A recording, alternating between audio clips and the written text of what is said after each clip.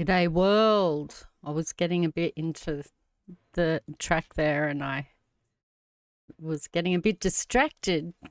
Almost forgot to change the scene over to say hello to you all. Happy Valentines. Happy Valentines on this Friday the 14th. Well, it certainly is here in Australia. 7 p.m. in Victoria. So it's definitely Valentine's and almost over, but I guess a lot of people would be going on dates about this time of the night. So I hope that they're all having fun and finding love on this here Valentine's Day. If not, you haven't got a Valentine, you want to come and hang out and chat, that's all right. Let's do that here, but nothing like sexy or nothing. We're just gonna hang out and chat. We're gonna talk about news, for God's sake. So, like, you know, we've got news here. Chatterino in the front. There we go. So we're gonna talk about a bit of that. I'm gonna try and shorten it. We did like 3 hours or something of news last week. That was insane. There was so much to talk about, and like, there's just still. I mean, there's so much more that I could talk about, but I'm going to try and really condense it. This week, I have hair in my mouth. Pets. Yeah, so, but we'll still cover, you know, do a good coverage of it. And it's going to be sort of more recent stuff, not so much stuff that happened during the week, because we're just going to condense it. So I guess we could get into it. And then later on, I'm going to play American Truck Simulator because they have a trucking event for Valentine's Day. So it's kind of like suitable. Maybe I'll play Fortnite.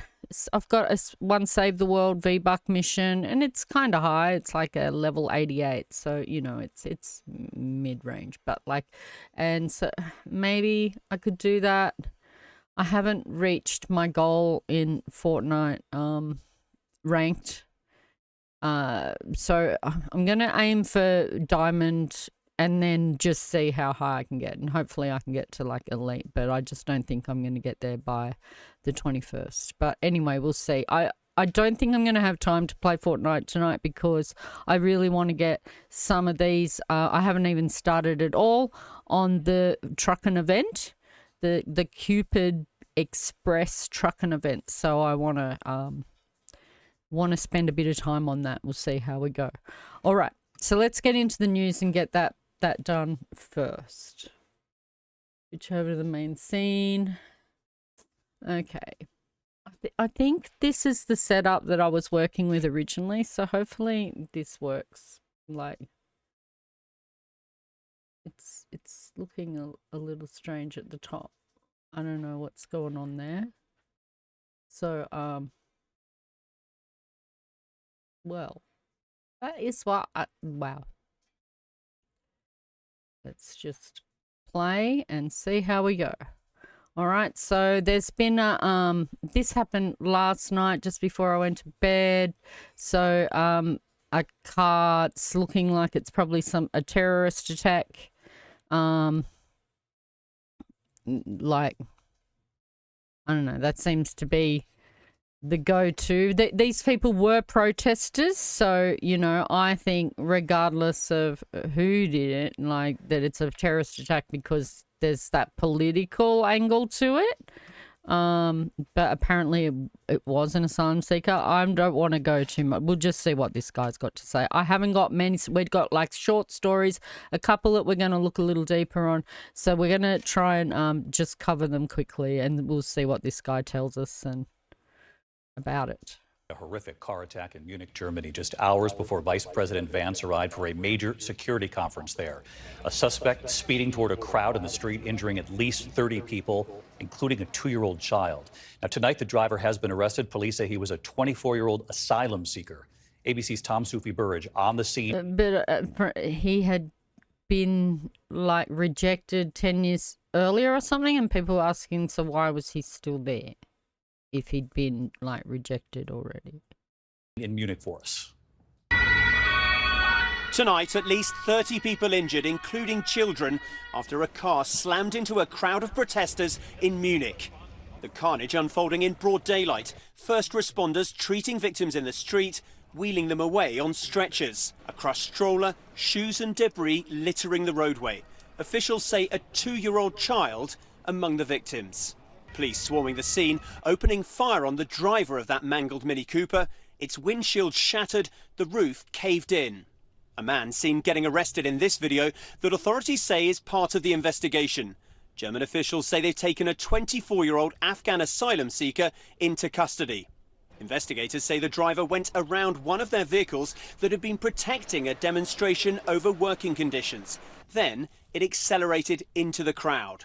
It happened less than a mile away and just hours before Vice President Vance arrived here for a major security conference. And it comes just 2 months after a car-ramming attack at a Christmas market in Magdeburg, Germany, that killed 6 and injured hundreds more. David, today's attack comes just days before national elections here in Germany. Immigration is set to be a key issue. Not. David? Tom Sufi-Burridge in Munich for us tonight. Tom, thank you. I don't have a Discord, no. All my socials are just like on my link tree is what everything that I connect to. No, I don't have any Discord. So yeah, okay. Pretty bad. And I was going to mention, I thought that there'd been another attack fairly recently. So they said it was like 2 months ago or something that there'd been a recent similar sort of thing happen. Obviously, I don't know what he'd be dirty about. Like, obviously, he's going to need to, you know, obviously they need to look at like social services or whatever it is that are making people disgruntled. Everybody needs to have a good look within and see how they can maybe improve things. All right, let's see. What do we got here? So this one just came out a couple of hours ago, 15 comments. So it's 2 hours ago. A gas explosion rocking a city in western Taiwan. Video showing floors of a shopping mall blown out, sending a shower of debris onto a busy street below. The blast in Taichung killing at least 4 people and injuring 26, according to fire officials. This woman describes hearing a loud explosion and vibration. She says she thought it was an earthquake. Surveillance footage shows the chaos inside as panicked shoppers tried to flee to safety. The city's mayor telling reporters search and rescue is a top priority. Firefighters inside going floor by floor looking for survivors and assessing damage. Authorities say the blast occurred in the mall's food court on the 12th floor. The mayor adding that part of the building was under renovation, but it's not clear if that work was connected. The official cause of the explosion now under investigation. Thanks for watching. Stay updated about breaking. Explosion is what they're telling us, but yeah, just amazing footage, and especially when they like do that sort of that drone footage. Video showing floors of a shopping mall blown out. That's sending incredible. A shower of debris. Okay, we'll give it the update for the information. Okay, so a little bit of so we're going to look a little bit more at the US in a moment. Not sort of too much. There is so much, you know, so we'll have a bit of talk about that. But this is one of the things. So apparently I haven't actually looked at this at all.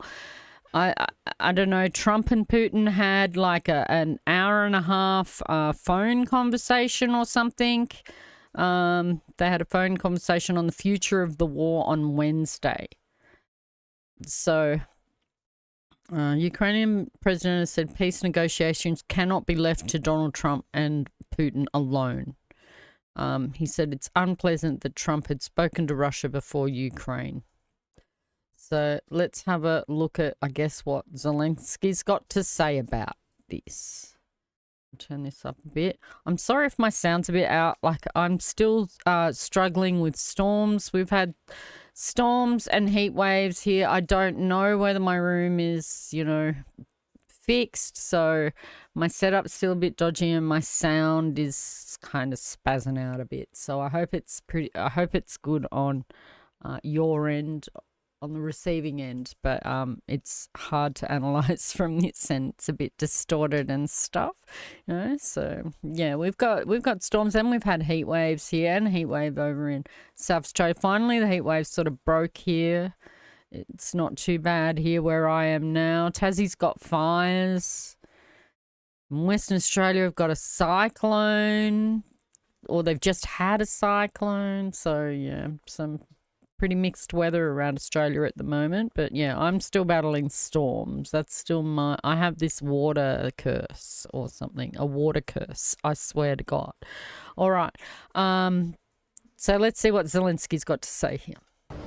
Головне, щоб все не йшло по плану It's Путіна. important that everything does not go according to Putin's plan, Коли він хоче зробити все, in which he wants to do everything to make his negotiations bilateral щоб перемовини у нього були двосторонні. Він зі Сполученими between Штатами him and the Америки. United І States of America. ми просто не зможемо We, as a sovereign акцептувати, country, як simply незалежна will not be able to accept any agreements without країна us. будь-які домовленості без нас. Я вважаю, що за I believe that столом Europeans must be at the table for the перемовин повинні talks бути і європейці, бо ми є частиною Європи. because we are part of Europe, and we will certainly be a member of the European Union. І ми будемо обов'язково членами Європейського Союзу. Я і сказав, що гарантії I told Donald Trump security guarantees are undoubtedly a priority for безпеки для нас, us, безумовно, це пріоритет. І гарантії без вас and we don't see guarantees without you. What are they? Let's talk. ми не бачимо. Які вони? Давайте говорити. Я знаю, що американці, I know that Americans, ви знаєте, да, не хочуть. you know, they don't want us to be in the NATO, to be honest. Ми були в НАТО, чесно. І це буде дуже складно. And it will be very difficult for us. Тому я не I сприймаю don't treat this phone call between Trump and Putin as a priority, цей дзвінок, що це був пріоритет, що він спочатку говорив or the fact з that Trump talked to Russia Росією. Хоча first. дійсно це But не in дуже any case, приємно у it is будь-якому unpleasant. випадку. So I guess we'll see. I guess we'll see. You know, it's all about, he was supposed to be the no war president, and I don't know, he talks it up a bit, and it can be quite scary. And so I don't know, they had a big talk. I'm not one that really is a believer in the whole Russiagate things. I don't think that Russia needed to talk to Trump originally to get the election the first time. When Russia did that all on their own. Like they'd got social media bots. I've talked about this before. They've got social media bots, and they have activated them, and they took advantage of the situation and this weakness in America and the fact there's no transparency and there's corruption. It's an oligarch, but with this fake democracy. And so, you know, I believe that Putin took advantage of that situation, didn't really need to talk to Trump to orchestrate anything. However, there has been sort of more recent stuff that's come up with other people around him, and certainly Musk, there's some allegations or some proof. I don't know. I haven't really looked into it too hard about Musk talking with Putin. So, and other people around Trump that have. And they're the people I believe that we need to worry about, you know, because they're the people that are pulling the strings. I just think that Trump, like I've always said, is sort of like just a figurehead that just wants to be popular. He's the one that wants to be admired at the top, and he's going to just get all his little cronies to do what what they want to do, and wield his power that way. So, but I guess the question remains is if something happens and Trump weakens and is replaced by one of these lower sycophants of his, whether that would be enough, their characters, whether they would be enough to placate the, you know, the rusted in Trump supporters, you know, because certainly none of them really have the charisma that Trump seems to hold. Perhaps Musk, but he's an unelected representative, whatever. Okay. So obviously there's been like an acknowledgement from Ukraine they're not going to get into NATO. They know that they will be part of Europe though, European Union. Maybe that will help. So yeah, interesting stuff going on there. Maybe he can talk his way into ending this. I don't believe that Zelensky's willing to give up any land, but maybe, I don't know. I don't know if that is something that's on the table. Or what the story is. Obviously, Trump thinks that he can make all these plans with aggressors, basically, and not talk to the people that are actually being impacted by these decisions. And he's shown that he's done the same with Israel, and that, you know, he doesn't really talk to the people that are being impacted at all, or even seemingly consider them. Okay, let's move on. This one's an interesting story. So, I saw a girl got bit by a fish the other day. Like a fish, like bit her on the head, like took her whole head. And so I didn't include it here. Frankly, it was a little bit traumatic, but like so it was probably might have breached Hoss. I don't know if this. I doubt this would. This is all over the news. So. And this is, again, brand new. I've tried to keep to pretty new stories, though there might be a couple of them in there that are not quite as new, like from earlier in the week. So this kayaker has been swallowed by a humpback whale in Chile. Are we going to see it? No way. Hey! And then it spat him out, which is what the fish did. It spat the girl out when... what? Is it coming again?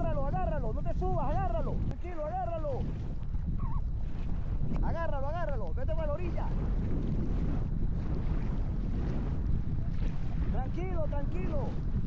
Ya voy. Agárrate de la cuerdita. Agárrate de mi cuerdita. Pensé que me había tragado. Tranquilo, agárrate de mi cuerdita. Agárrate de mi cuerdita de atrás. No me tumbes. Eso, tranquilo. Vamos. Sí, yo pensé que me había comido. Yes, I thought it had already eaten me and swallowed me. But of course I felt that maybe it was a killer whale, says Adrian Simancas, who is the man who was swallowed by the whale. That is a lovely poncho. I like his poncho. We had been talking about orcas shortly before, so he had it in his head. But when I got out, I understood that, of course, it was probably out of curiosity that the whale had approached me, or maybe to communicate something. Yes, at first when I thought I died, it was like, of course, a lot of terror. Oh my God. Yes, I was scared. Oh my gosh, that's so cute. Fue como claro, mucho terror. Because I thought, no, there was nothing I could do. And you're staring down death, he would have been so scared. You wouldn't know, it would happen so fast, you wouldn't really know what's kind of happening either at the same time. And when I got out and started to float there, I was really afraid that something would happen to my dad too, and that we wouldn't have reached the shore in time and I would get hypothermia. When I turned around, I don't see Adrian, my partner, my son, says Del Simancas, the father of Adrian. I don't see him and I don't see the boat, so I was surprised and worried. And then I see him come to the surface, and after the boat comes to the surface, and then I see a body part of a body of a whale. And I have it again, like, because it's an interesting story, right? So I got two, but I don't know that this one describes any. Oh yeah, it's the same thing. It's the same thing. But we want to look at this again. This is the moment a kayaker was briefly swallowed by a whale in Chile.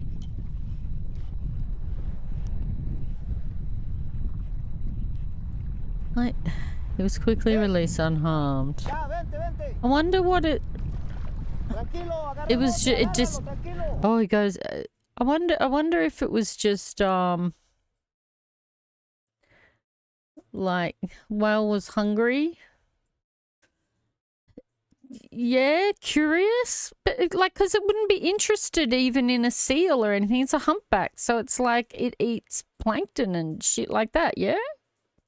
G'day, Potato Panda. It's nice to see you again.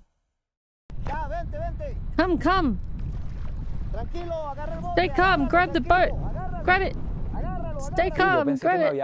And I thought that it had eaten me. Oh, wait. It's good. We've read this. When it came out, he understood that it was probably out of curiosity. Yeah. The whale had approached him, or maybe to communicate something. I couldn't see him. I couldn't see the boat. I was surprised. I was worried. And then I saw him emerge to the surface, and the boat emerged, and then the part of the body of the whale. We already did this translation before. That was pretty cool, though. That's pretty amazing. Imagine having an experience like that.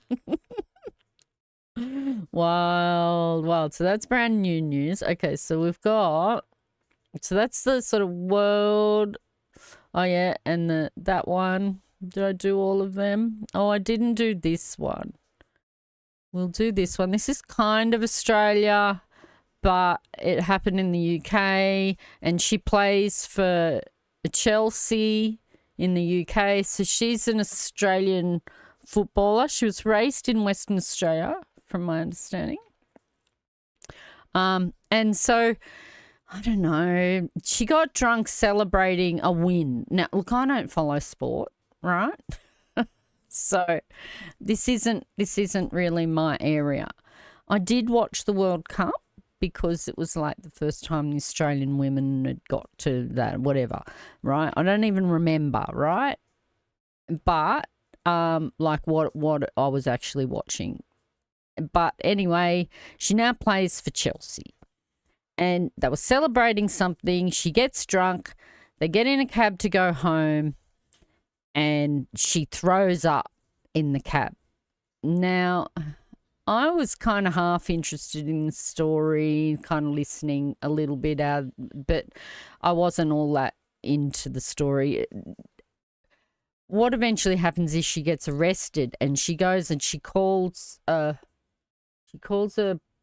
policeman. She ends up calling a policeman a stupid white bastard or something like that. I don't know. Something like that it was. But, you know, she gets charged with this racially aggravated harassment. But I've since learned a little bit more about the story of what happened within the taxi as well. So we'll see what this tells us, and then I'll add on that little bit of info if it's not included here. Because she has, so she got taken to court, or she, you know, challenged this charge of racially aggravated harassment, and she has been cleared. Yeah, let's bring you a little bit more on that breaking news we brought you. Chelsea striker Sam Kerr has been found not guilty of racially aggravated harassment. James Cole was in court for the decision. He joins us now. James, good to see you. Look, it was huge relief for Kerr then. What was her reaction when the judge announced the decision? Yeah, huge relief. You could see it on her face and her family's face. The jury was sent out to deliberate yesterday just after 3:30 p.m. They returned today just after 2 p.m. And delivered their not guilty verdict. This incident dated back to January 2023, an incident in which Kerr and her partner, Christy Lewis, were taken by a taxi driver to Twickenham police station. Now, the taxi driver alleged that the pair had failed to agree to pay clean-up costs after Kerr had been sick in the back of his taxi and a rear windscreen had subsequently been broken. Now, the court over the last 7 days was shown body camera footage from PC Stephen Lovell, which showed Kerr saying to Lovell, calling Lovell stupid and white. She accepted that was the case, but Kerr denied the charge, and she said she hadn't used whiteness as an insult. Her defence team also argued that the police had failed to investigate her claim seriously, that she felt she had been taken hostage in the back of the taxi. She's been found not guilty by the jury this afternoon, and in summation, the judge said, despite the verdict, her behaviour contributed significantly to the bringing of this allegation, and therefore that must be considered when costs are considered. We're waiting potentially to get a statement from either Kerr or her legal representatives here on the steps, but the breaking news this hour is that she has been found not guilty of racially aggravated harassment.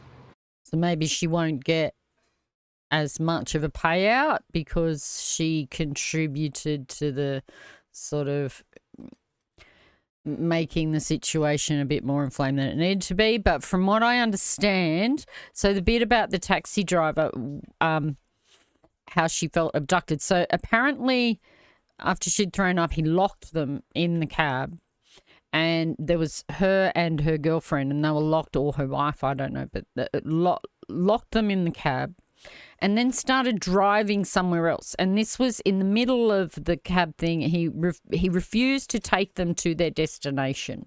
Sam Kerr was capable of paying for all this, and she wanted to go to the destination where they would pay for the cab fare and pay the extra fine that was required to clean the car. And so, but this taxi driver apparently drove them off somewhere else, right? With the car locked. The girls got scared. Now, I've had some additional information. Apparently there was now she grew up in Western Australia, and apparently there was an incident, or there had been maybe some sort of series of incidents which had involved girls getting abducted in taxis. So they were kind of on a heightened awareness in regard to that, and maybe were a bit reactive in that regard. But all of their concerns weren't addressed at the police station. So everything they said, like, can you please get the taxi driver's story? Can you ask why he didn't, Sam was able to prove that she could pay for all this, that money wasn't the issue. And that she was scared and things like that. But the police refused to look at the taxi driver's involvement at all. And so it escalated, and she's ended up calling the cop the racial slur, a white man, stupid and white. And then, that's ended her up in trouble. So you're actually amazed that they prosecuted her for racial discrimination. Usually they'd ignore it. I think she's, I don't know what her heritage is. She may be Indigenous. Where's a picture of her? There's no picture of her. But yeah, because it was a case of trying to pursue that like reverse racism thing, and it's failed. Basically the guy didn't listen to her. She's claiming that he sort of profiled her and didn't, and that's why he didn't believe her story about the taxi as well. So, I don't know. I don't know much about it, but I'm kind of glad she got cleared. I do think that it's a bit, because it is one of those cases that would have sort of been used to prove reverse racism, and there were other mitigating factors that were involved. She was being ignored. She was being racially profiled herself. She was triggered. So, anyway, she's won. It looks like, though, she'll get a reduced sort of payout, potentially. What's going on here? Okay. So we're going to have a little bit of a look at Australian news. Okay.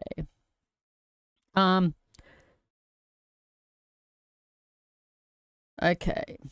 Let's have a look at this one. So this is absolutely revolting. This is disgusting. some nurses. We're probably going to see some of the video. I don't know how much of it they're going to show. Some nurses who were, I don't know, streaming. I don't know what they were fucking doing, right? Said the most horrendous things like, we won't help Israelis if they come in, like, to the hospital, and even got quite violent about their speech. I'm not sure about toss as to what I'm allowed to sort of say. Like, so we'll leave it to the news report to sort of do that for us. A show of solidarity. We offer our care to everyone from all walks of life, all races and all religions. New South Wales health workers devastated after a video of two nurses threatening Israeli patients went viral. We want to assure people of the Israeli and Jewish communities that you are safe when you come to New South Wales Health for healthcare. So far, the New South Wales Health Minister says there is no evidence patients have been harmed. Ahmed Rashad Nadir and Sarah Abu Lebdeh have been identified as the nurses in the video shared by Israeli social media personality Max Weifer. Both have had their... And you can go online and find those, like, full videos. I'm not going to play them because, like, look, they even, like, just blanked out her mouth as she said some horrific thing, you know. So if you want to go watch those, you can go watch them. This is part of a, like, people are going to use this, obviously, you know, and it is, we're being struck by a lot of anti-Semitism in Australia at the moment, but some of it is kind of being orchestrated. They found that some fellas were being paid from an external source to go and do these anti-Semitic attacks, and that they had, and they, you know, like graffiti and things like that. So there's been a serious uptake of those acts in Canada lately, really shocking. That's right. We've had a number, and see, the funny thing is, no one's actually ever been injured. It's been graffiti. There was a firebombing of a car, graffiti on cars. There was a child centre, like a childcare centre that was hit at night time. So no one's been injured, but they're always accompanied by, like, quite horrific, you know, quite, like, toxic statements and stuff, you know. There's ways that they obviously identify it. A few temples were firebombed, swastikas drawn on them. You remember a street was shot up in Montreal. You think, yeah, exactly. So it's pretty serious. But there is a lobby. I don't know what they're called. I don't know which group it is that are in the ear of the Australian government, and they're harassing them to change hate speech laws. And we had some hate speech laws that were recently introduced or something, and they're lobbying them to make them quite specific. And we're going to play a thing in a minute from this other creator, who I guess is going to sort of show us the other side of the story, because we haven't just had anti-Semitic attacks. It's just that's the one that's very vocal in the media, right? And it's there. I'm not saying it doesn't exist, but there's also those Islamic, like, attacks on the Islamic community, and or even supporters of Palestine, and those are not really reported very much in the media. Nursing registration suspended and won't be able to practice anywhere in Australia. Prime Minister, with anti-Semitism getting worse, not better, what has our country become under your government? Anti-Semitism is a scourge. It's opposed by anyone who is decent. What we saw in the videos that were there yesterday are abhorrent. Both nurses are Australian citizens. Abu Lebdeh was born in Australia. Nadir became a citizen in 2020 after fleeing Afghanistan as a 12-year-old. The opposition leader is pushing for fresh national debate over stripping citizenship, though he acknowledges that's a constitutional challenge. I don't think that is necessary. Well, he couldn't be any less unbothered if he tried, Lord Albanese. Oh, I'm pretty angry with the Australian government at the moment, but, like, that's kind of his demeanour anyway. I think he feels like he's stuck between a rock and a hard place as well, like, because our opposition leaders are kind of Trump trumpet, and there's also Murdoch. Yeah, that's kind of him, though. He's not a very exciting, like he doesn't get you, like he doesn't excite the public, that's for sure. You know, he doesn't get the public.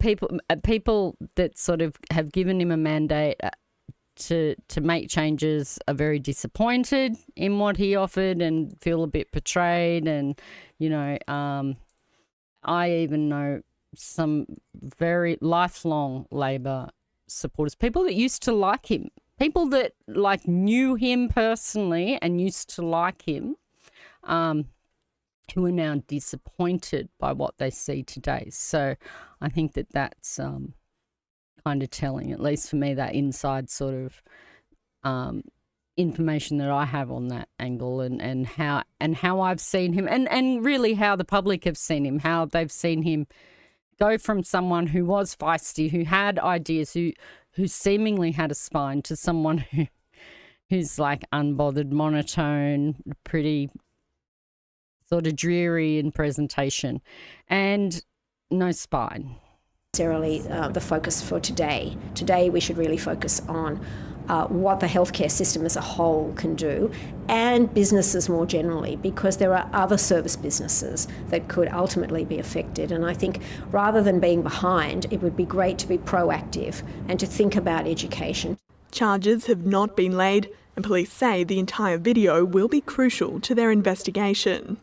We've interviewed staff at the hospital, we've taken CCTV, and overnight we've had a development that we've been able to speak with the influencer in Israel, who's agreed to supply us with a statement and an unedited version of the video. Nadir has apologised through his lawyer. My client wishes to apologise sincerely for the comments he has made towards that individual and to the community at large. Abu Lebdeh's family say she is sorry and suffering a major panic attack. New South Wales nurses say they have faced abuse from patients since the video emerged, rallying today to demonstrate there should be no hate in healthcare. Sophie Bennett, SBS World News. That sort of behaviour and that sort of thing doesn't help anybody's cause, right? So absolutely disgusting. So if people want to go and see what they actually said in the conversation with this Israel, it is on YouTube. You can see it, but I'm not going to play it here. You don't really take sorry under threat of unemployment. Well, they've been fired and they will never work again as nurses. That's already been decided. You don't take it. I mean, it's like, yeah, caught with your hand in the cookie jar. How dumb. What did they think was going to happen, you know? And it doesn't help the cause. And we have a serious issue in Australia.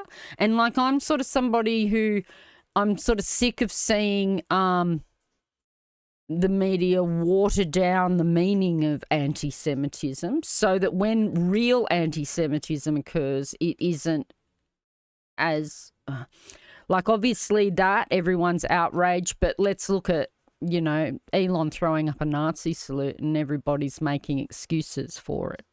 Yeah. And so in the case of, obviously, university protesters protesting against what's happening in Gaza and Palestine as a whole, you know, that is always construed as anti-Semitism, and that's not. Protesting against a government's policy and the way a government is treating another people. Like, we used to protest against the war in Iraq, for example, and things like that. So that should be allowed. And you start watering down the meaning of language when you apply these terms to other things, so that when something really happens, it's then not seen as serious. This was absolutely disgusting. And so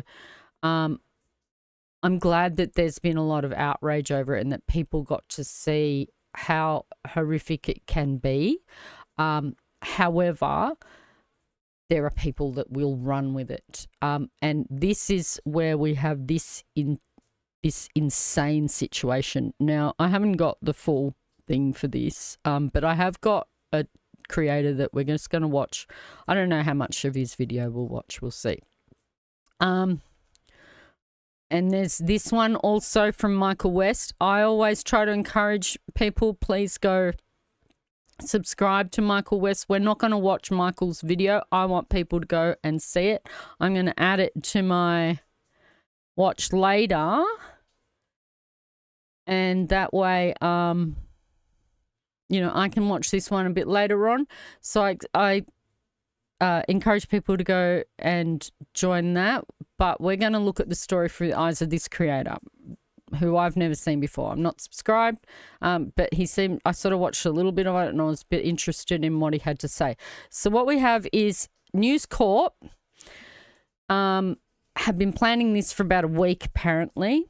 They planned a story featuring an undercover Jewish man using a covert recording eyewear, and CCTV footage showed it did not go as planned. They sent the undercover Jewish man to a popular Egyptian cafe this week, and it backfired when the staff called the police following an altercation with Daily Telegraph journalists. So this guy knows more about it. I didn't know about this. Today I've been quite busy today, and apparently this news came out today. So I don't know how much of this I'll bother watching. Maybe the whole thing. It was kind of interesting what I started seeing. So let's have a watch and see what this guy's got to say. In the past 48 hours, Sydney has been gripped by a controversy that has sent shockwaves throughout the community. The video that we saw was absolutely chilling and horrific. Videos surfacing online of 2 New South Wales health workers allegedly bragging about killing Israeli patients. It needed law enforcement. A viral video surfaced featuring 2 health workers making remarks to an Israeli content creator. The result? A full-blown media storm, an aggressive campaign backed by Australian mainstream outlets, and even a statement from the Prime Minister himself. So, let's take a look at just how far this situation escalated. While we don't condone the words said, and that we deem them unacceptable, the pair have since come out to apologise for their actions, with the male nurse issuing an apology through his lawyers. So, let's be absolutely clear. What was said may have been inappropriate and unacceptable, but the real question is, does this principle of accountability apply equally across the board? The things that they said, you can't apologise, really. Like, you can apologise, but they can't really ever take back what they said. It was pretty bad. The centre of attention is this individual, Max Weifner, an Israeli content creator who has built his platform around so-called exposing anti-Semitism through online chat roulettes. But let's not be fooled. This isn't about justice. It's about manipulation. This is the same man who, in a widely circulated video, was seen mocking a Palestinian with an exploding pager. An unmistakable reference to an attack that seems pretty awful as well. So, and that's apparently the creator they were talking to, these 2 nurses. Claimed 12 lives in what So he himself seems quite an inflammatory character. It's called a terrifying violation of international law, which claimed the lives of 12 people, including 2 children, and which left this child physically scarred. Meanwhile, right here in Sydney, in the inner west, attempts to manufacture controversy were exposed. A man wearing a Star David hat entered a well-known cafe, recognized for its large mural depicting Palestinian resistance. The chef of this restaurant later tweeted that the man was lurking and intimidating waitresses. However, to his dismay, no reaction occurred. What makes this even more concerning is that he wasn't alone. He was accompanied by a team of Australian journalists hoping to find a story, including this reporter from the Daily Telegraph. It was shameful baiting in what was clearly... And this baiting has been reported widely, so it's all over. It's new news. It's all over. People can double check it and check it out and see that this did happen. This Daily Telegraph came and tried to manufacture a story and tried to bait these people into a reaction that they were then going to obviously broadcast and try to inflame what is already a really tense, horrible situation, you know. A manufactured narrative. What do you mean the wrong restaurant? Wrong restaurant. What we have witnessed from Australian media is that they are adamant and seem focused on pushing a one-side story. While Australian media is focused on these two nurses, they were conveniently ignoring the string of offences committed against Palestinians and pro-Palestinian voices. Where was the media frenzy when an Australian man had a petrol bomb strapped to his car simply for waving a Palestinian flag? Where was the Prime Minister's condemnation when a woman in Sydney attempted to run over a local imam, an actual attempt on his life, while posting disturbing cryptic messages online? Where was the public outrage when IDF soldiers were freely allowed to travel to and within Australia? The double standards don't stop there. Israel routinely obstructs Palestinian medical services, often causing deaths that could have been prevented. The IDF has been documented targeting ambulances, bombing hospitals, and leaving entire medical facilities in ruins. Mass graves have been discovered outside the same hospitals. And yet, silence. Where is the outcry? Where is the accountability?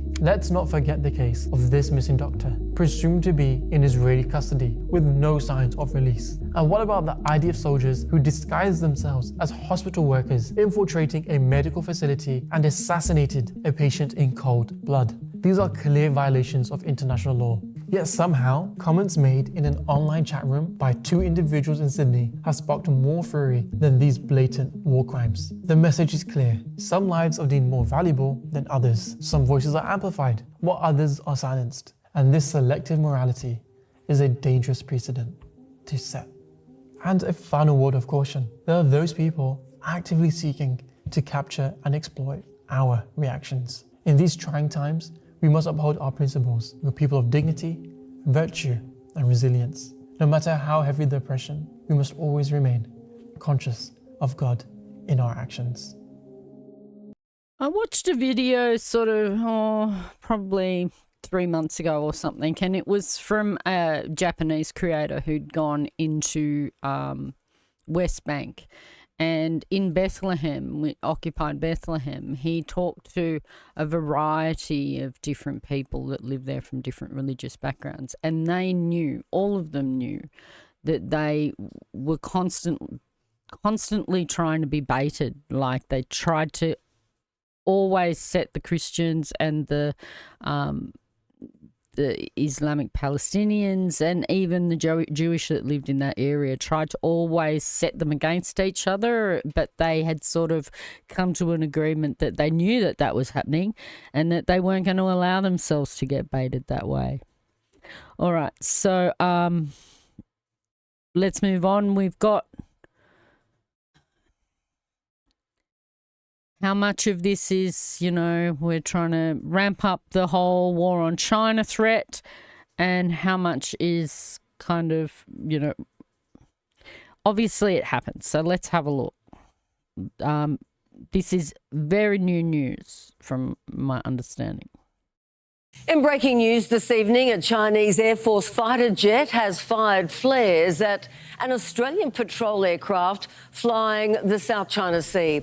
Let's go live now to our political reporter, Lucy Gray. Wait. So this requires some understanding of the geography a little bit for this dispute, for understanding this dispute a little bit. Okay. This is Australia, this is the South China Sea, and this is China. Okay? And so Australian boats, I don't know if this is part, I think this might be part of the South China Sea as well. So Australian vessels were in, and planes were flying in the South China Sea doing regular patrols, right? And then this happens, which is apparently this is a regular thing that they do. But as you can see, it's a fair distance, but it's part of our national security, I guess. It's international waters, right? Don't forget the artificial islands with limited at best actual claims. And we've talked about this also before, where so they call it like soft power, and it's one of the things that, like, we talked about it last week with USAID. and how they're removing US aid from Africa, but that's kind of like a soft power infiltration of Africa. It's doing something good for a place, right? So that your influence is spread that way, because there's minerals and resources and things that they want. Yeah. And so the same thing like what you're talking about, there's these artificial islands, and it might not be so much artificial islands, but if you don't pay attention to people on smaller islands, which during our Conservative government, they weren't paying attention to the people out here. And these people are part of the responsibility of Australia, even though they are, Solomon Islands, I do believe they're independent, but they are part of our region and they're part of our regional responsibility, right? So all these islands out here, they can't really survive very well in a modern world without some assistance. If there's like a natural disaster, or I think even when there's riots and things, we kind of send people over to help. Police over. If there's a natural disaster, we send emergency crew over to help.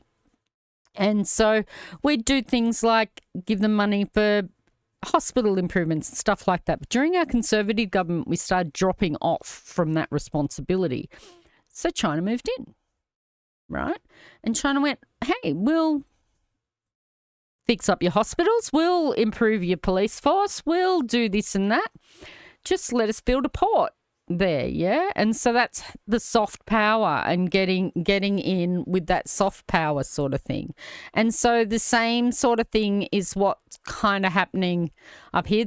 A lot of these countries, like the Philippines, they don't want it, obviously, where they come and they take over a little island and maybe start building out on it, and they make an agreement with someone and start building out on it. Yes, because then they want to claim, 200 miles or something off the coast of some like little island like down in here or something. And then they go, that's China.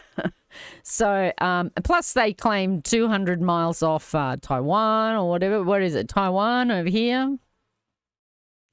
You know, and it is called the South China Sea. But as we can see, China's up here and these are all here. And everyone's, you know, the Gulf of Mexico and the Gulf of America. You know, it just doesn't really matter what it's called.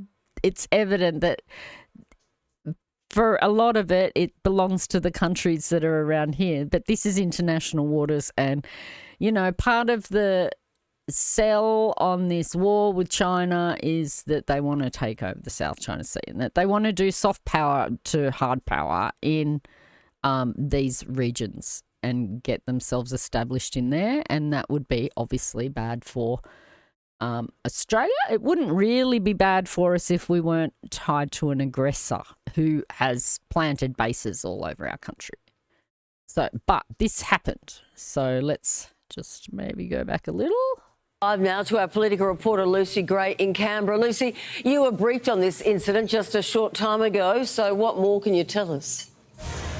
Sandra, the flares were released in front and above of an Australian aircraft conducting a routine patrol in the South China Sea on Tuesday at 1 p.m. They flew dangerously close, just 30 metres from the RAF plane, which was carrying about a dozen crew. No one was injured, nor has any damage been done to the aircraft, but this has been described by Defence as unsafe and unprofessional, and the incident has been raised with Beijing. This isn't the first time the Chinese military has fired flares at an Australian aircraft. There was a similar incident in 2024. Navy divers were also exposed to sonar pulses from a Chinese warship in 2023. Here's the right, so they've been sort of ramping it up with these kind of attacks that can be like sort of explained away. They're not really attacks, but they're kind of unprofessional and not really, you know, not really the way things are done. And so it looks like they're kind of sort of trying to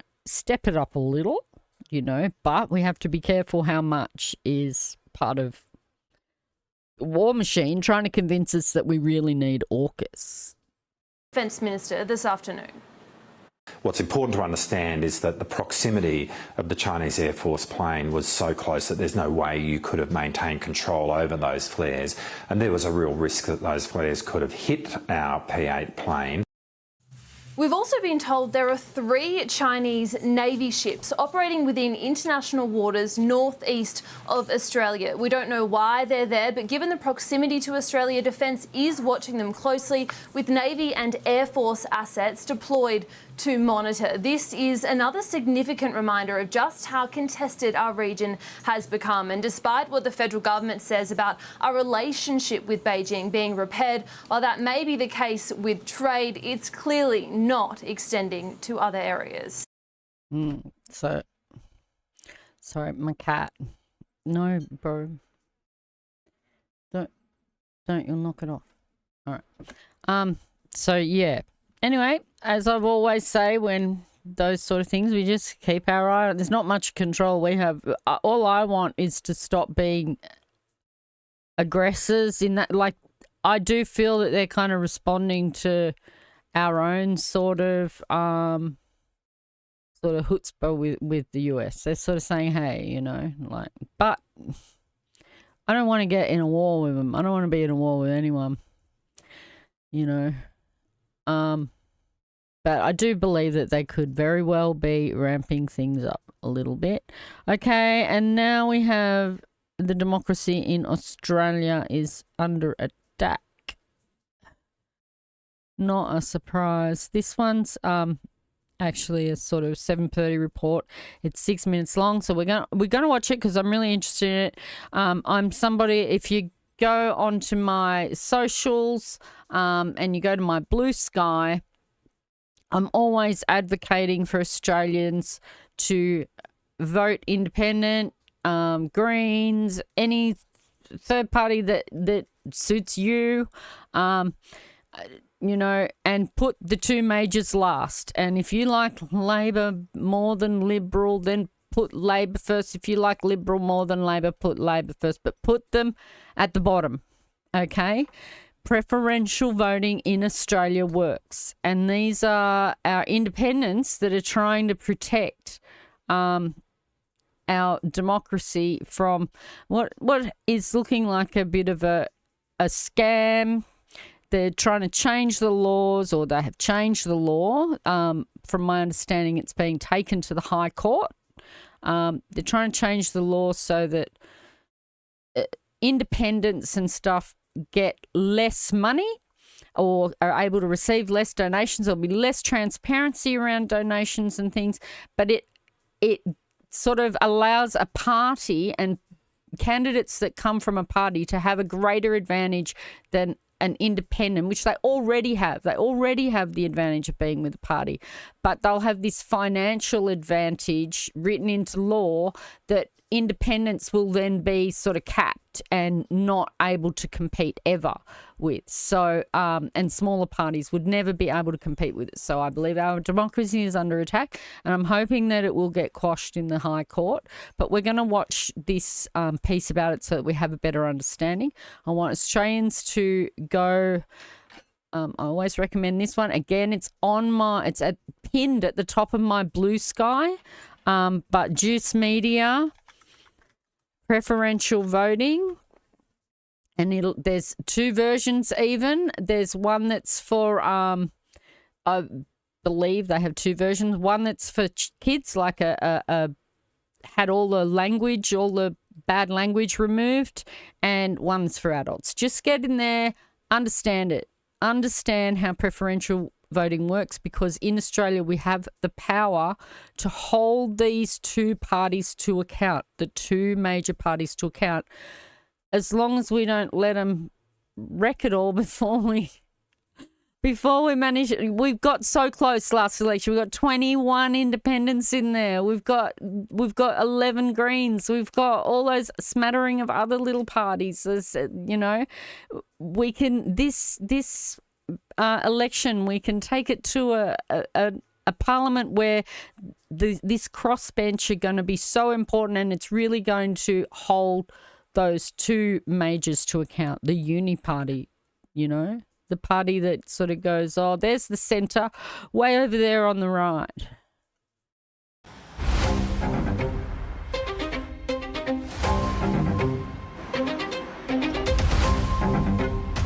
Quick quiz question.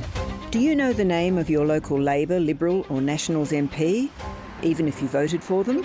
The question is that the remaining stages of the bill be agreed to and if it's an independent, check out when they're next in town and go and talk to them. Go and meet them. I know mine, and she knows me personally. She knows my name. So go down there and meet them and talk to them and tell them what you want.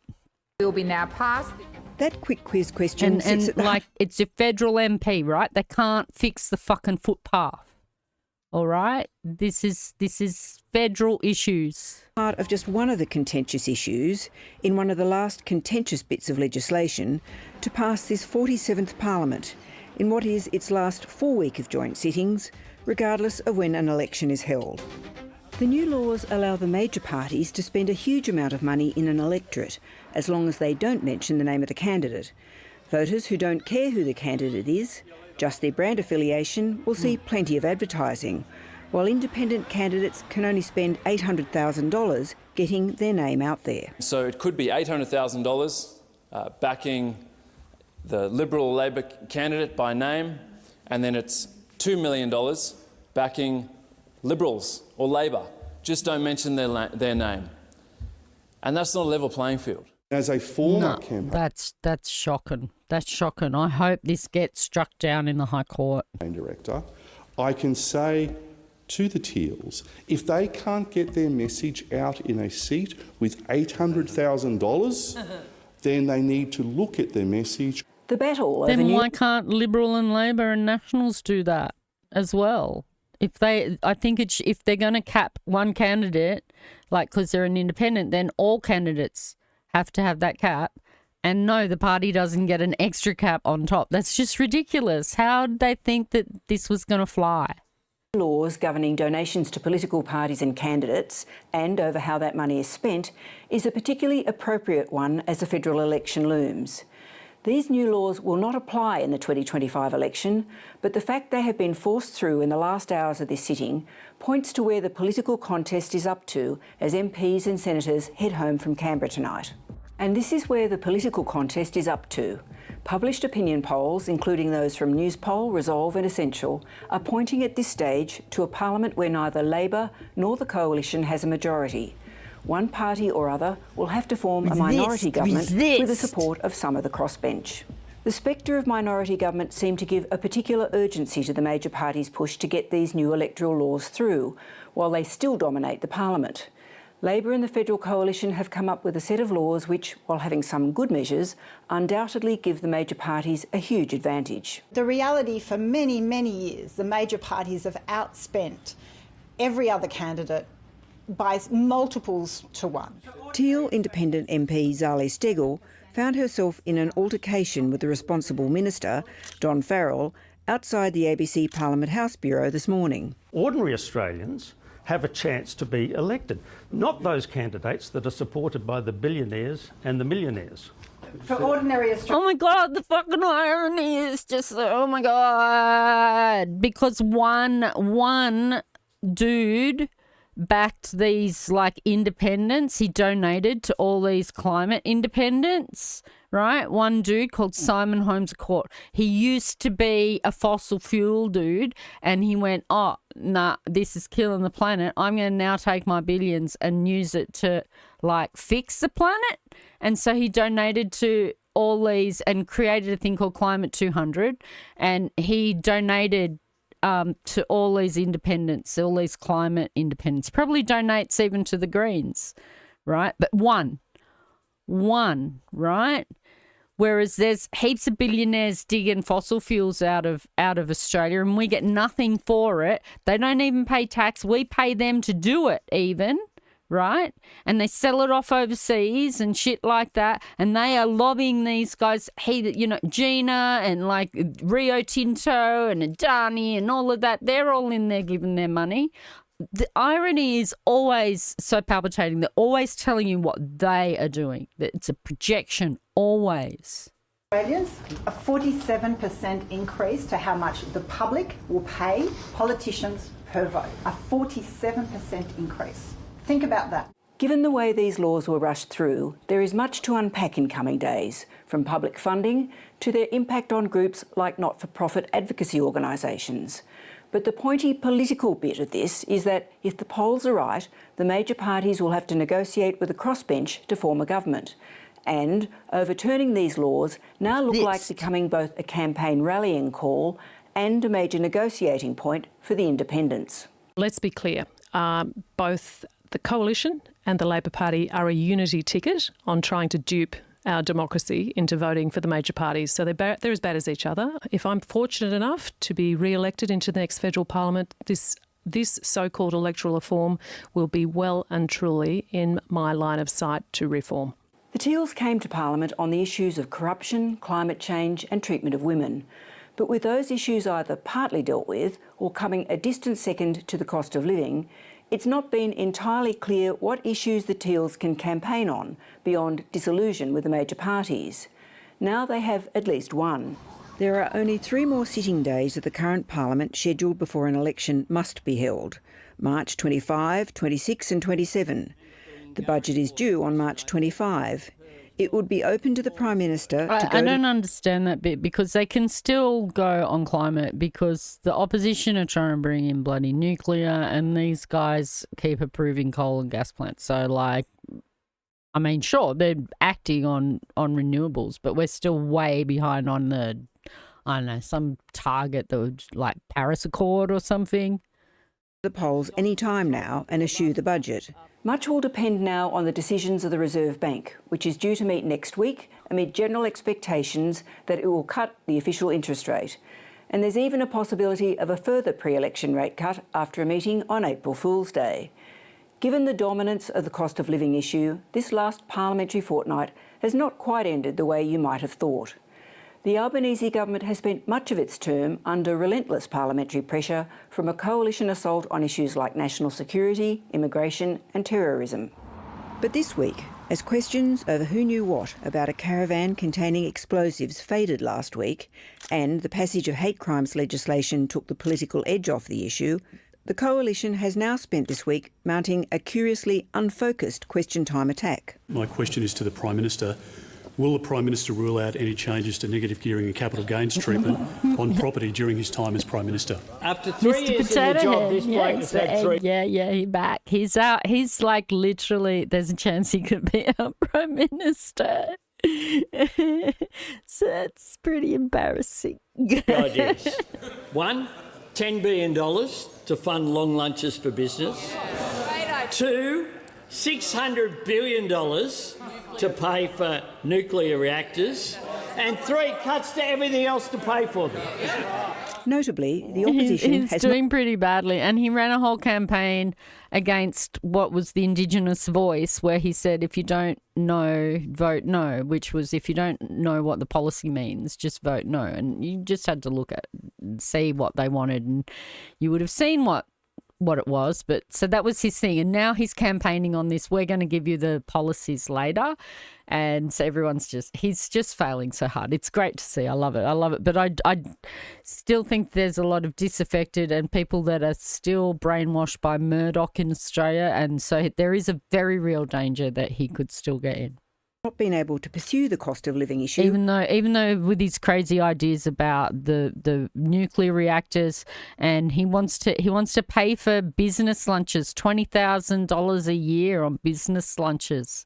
Like for anyone, we just go out, won't be able to pay for alcohol, but like, you know, or strip clubs. But yeah, like just wacky ideas like that, you know, like your Conservative putz who was polling very well before Trump's inauguration by 40 points is now almost neck and neck with a party that is universally hated.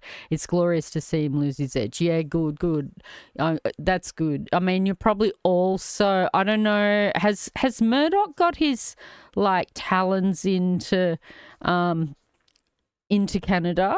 I mean, I'm sure that, I mean, we all consume internationally these days with YouTube and things like that. You know, we can access all of each other's media anyway. So we have a news station called Sky News Australia, and it's not Sky News the UK. It's totally different. It is exactly like Fox News. It's an Australian program, and they broadcast it all over Australia. In fact, it's become one of our only regional things, which is really bad. It's Murdoch, and it's absolutely atrocious, just like Fox News. But it's also while today I guess its intended audience is across Australia, but one of its main audiences is in fact the US. So that the US conservatives have another country that they can point to and go, look at their media is saying the same thing, right? And that's actually who their market is, because we're only 28 million people. We're nothing. We're a drop in the ocean even compared to the population of America. So our media is like really suffering. It's really fading, and we're actually at risk of losing the ABC because of I don't know if I've got a story on it, because it's kind of not resolved yet. I think we mentioned it last week about a journalist that got fired for posting her political opinion. Well, that's gone to court, and now it's kind of destroying the reputation of the ABC. And these guys, especially if these guys get power this year, this will be the end of the ABC. Will not survive another term. They have been sabotaging it for quite a while, and now it's in such a disgraceful situation that I don't know if they're going to be able to repair it, like bring it back from that. And so we're probably going to lose our national broadcaster, which is going to be very, very sad. You have one newspaper by National Post, but your media is generally left. And to be frank, so similar, there's almost no difference. The large station, CTV, Global City are not so much journalists, but repeaters. I call it like opinion type people. Like I don't think that Fox News and Sky News are like Sky News Australia are news. They're just opinion, like commentators, like what I do, but they're just like inflame things and do it with misinfo. If you want actual journalism, you'd use the Globe and Mail newspaper, and that's about it. It's bleak here for quality. National Post is very centre-right and I believe a Murdoch baby. Right, yes. By a repeater, you mean that they get news from Associated Press, Canadian Press, which are dry, direct news, and they just take from it. Maybe in a way that's kind of good. Like, I like stuff sometimes that it has no opinion and just tells me what's happening, and I think that's been part of the problem, where news has become conflated with opinion commentary, and now people have trouble differentiating between that, between what is journalism and opinion and editorials basically, and what's actually a news report and what's happened, and yeah. Anyway, we gave Albo a mandate at the last election to do a royal commission into media diversity because, 20 years or something ago, the government, and it might have been the Labor government, removed. So we used to have laws against one person or one company owning lots of different types of media, or, so if you owned a TV station, you couldn't own a newspaper. But they took that law away, and Murdoch just went crazy with it, right? And so it just became we don't have much media diversity. So all of our media is pretty much right wing or centre right. So you got the right wing, which is all the Murdoch stuff, and then you probably got centre right, which should be like Channel 10 and stuff like just the commercial stations that kind of lean that way. Some of them are some of the stations and media are run by like old Liberal Party or Liberal National Party members and things like that. So it's all leans pretty right. ABC used to just let it be what the presenters did, and it leant pretty much left.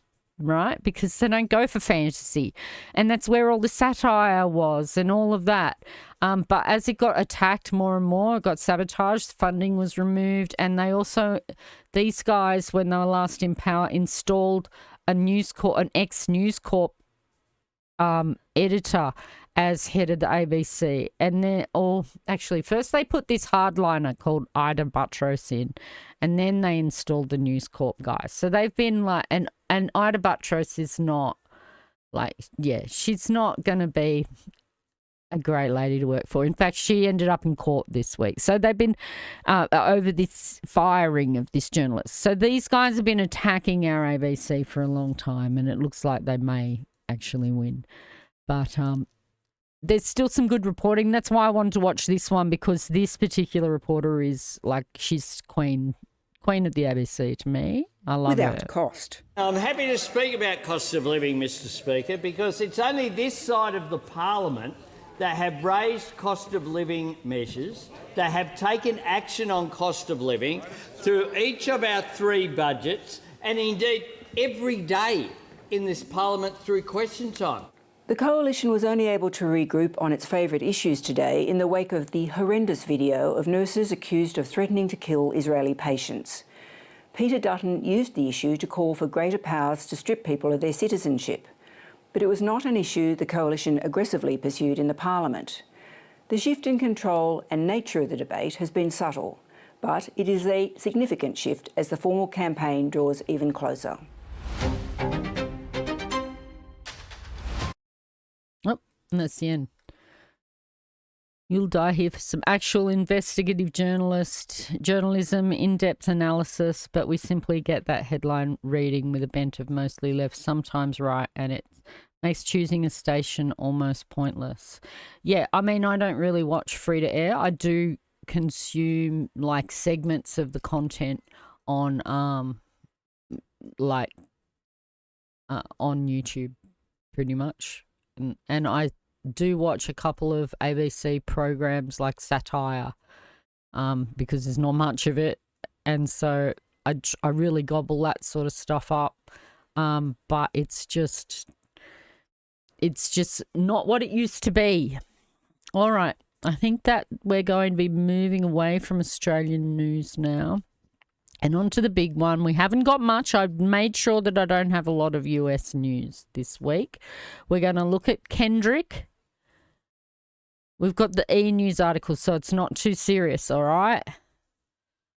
So it's going to get more serious, you know? Like, so Trumpy came here. It cost millions of dollars. He left before halftime. Cost the taxpayer millions of dollars for him to attend the Super Bowl. I don't even know what they play at the Super Bowl. That's how sporty I am. Kendrick Lamar's 2025 Super Bowl halftime. I made that joke at my course the other day because I was doing like a responsible alcohol survey, and they were like, "So who can't you sell alcohol to?" And I was like, "A minor." Okay. Sorry, I won't do that again. When I watched the Stupid Bowl this week, he used the performance to use the washroom and get snapped. That's not fair. He did like a whole diss, and everyone thinks he just dissed Drake, but he didn't. He performance has the was crowd saying going stuff. wild. He was The saying rapper stuff kicked about off his America. high energy set with a message from Samuel L. Look, Jackson, Uncle Sam giving was his black best man. Uncle Sam impression. Salutations! It's your Among the many songs he performed throughout the set, And then he they made sure a to include flag out of black guys that were dressed in like prison uniforms. It was a statement, man. It was a statement. Look, I actually don't really know any Kendrick Lamar songs. I only know that Not Like Us, and I don't even know it. Like, I've heard it only a couple of times. his Only major because of all the hullabaloo about it. I don't even 2017 hit Hump. And of course, Kendrick had to perform his hit song Not Like Us, which is allegedly a diss track at Drake. But before he started, he had a couple of things to say about those lawsuits. I want to make a move. Yeah, that's so. There was even a cameo is from that one of what he was Kendrick's talking super about? fans, See, I Serena didn't even Williams, know. showing off And her then this dance is moves. Selena. Kendrick wraps the performance with one of his signature tracks, sounding off for all the West Coast. Pretty rad. So, like, I always seek out the halftime show after the Super Bowls happen because I have no idea what they actually play. I think it's like football or something, right? And so I always go after the show and seek out the halftime show because that's the one with all the like symbolism, you know? And usually it's all really like devils and stuff, like Illuminati symbolism, yeah?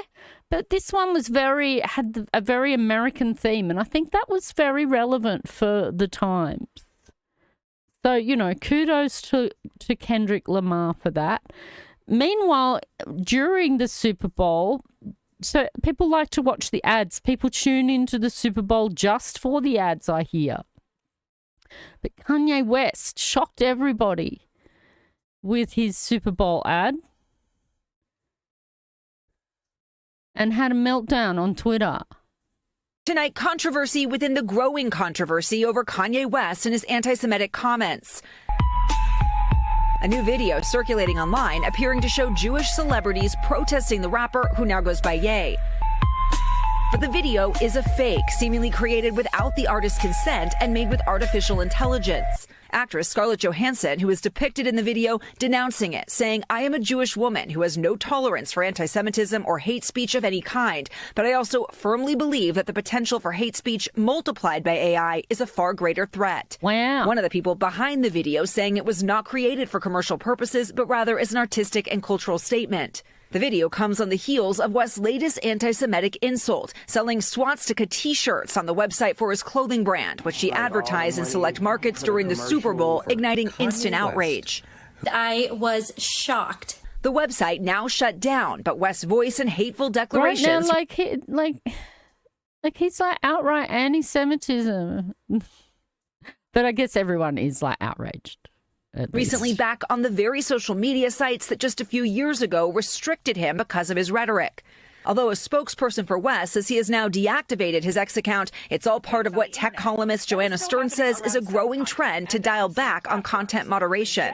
What we're seeing from both Meta and X is this move to more of a free speech, embracing that people can say what they want and that is on the community to come out and say that is not right, or that is not right, or that is not truthful. With much of the speech online protected by the law, many now calling for common sense decency. Actor David Schwimmer posting, "I don't know what's worse, the fact that West identifies as a Nazi or the fact that there is not sufficient outrage to remove and ban him from all social media at this point." From AI to hate speech, tonight the controversies igniting renewed discussions about what is or should be allowed online. Liz Kreutz, NBC News. Thanks for watching. Stay updated about breaking news and top stories on the NBC News app or follow us on social. I mean, it's true that free speech, at least everybody's who they are and you get to know who they are, I guess. I don't know.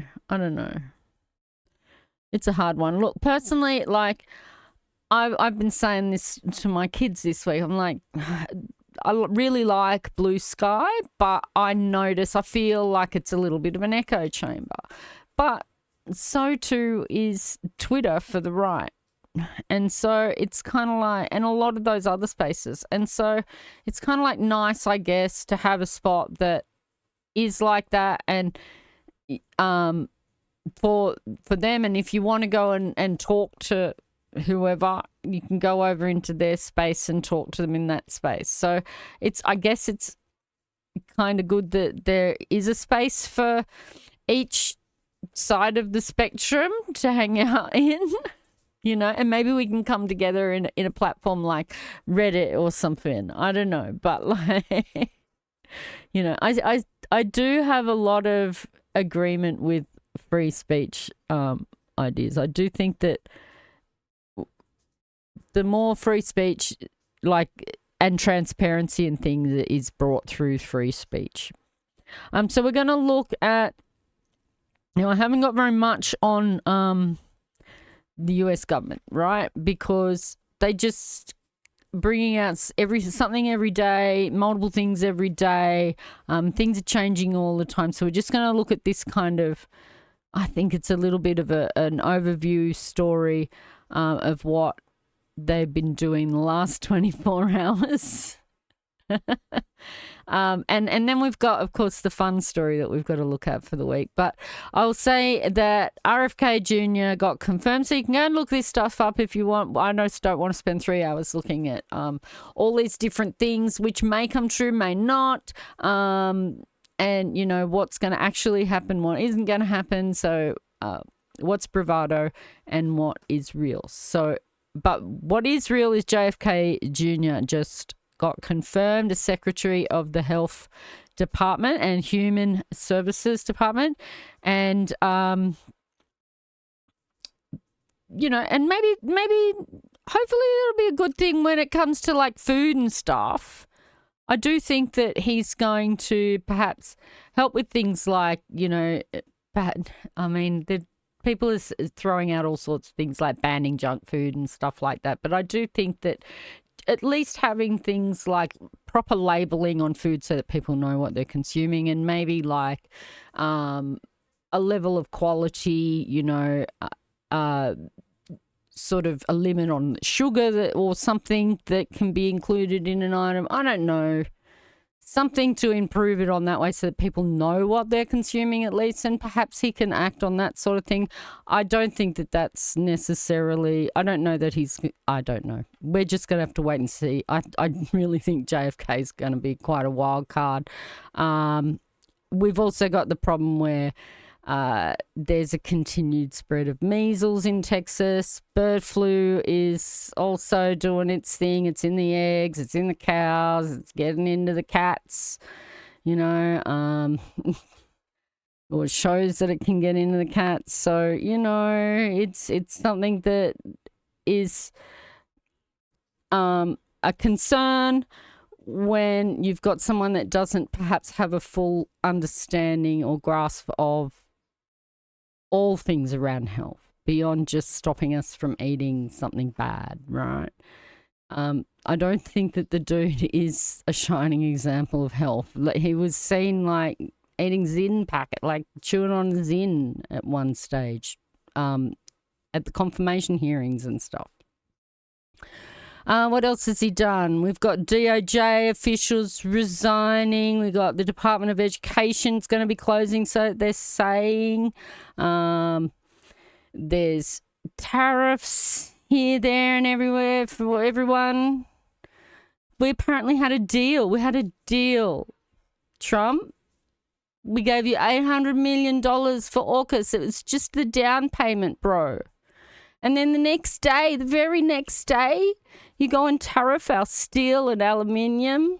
Come on, man. I thought we were buddies. And then, you know, he's brought back the plastic straws. But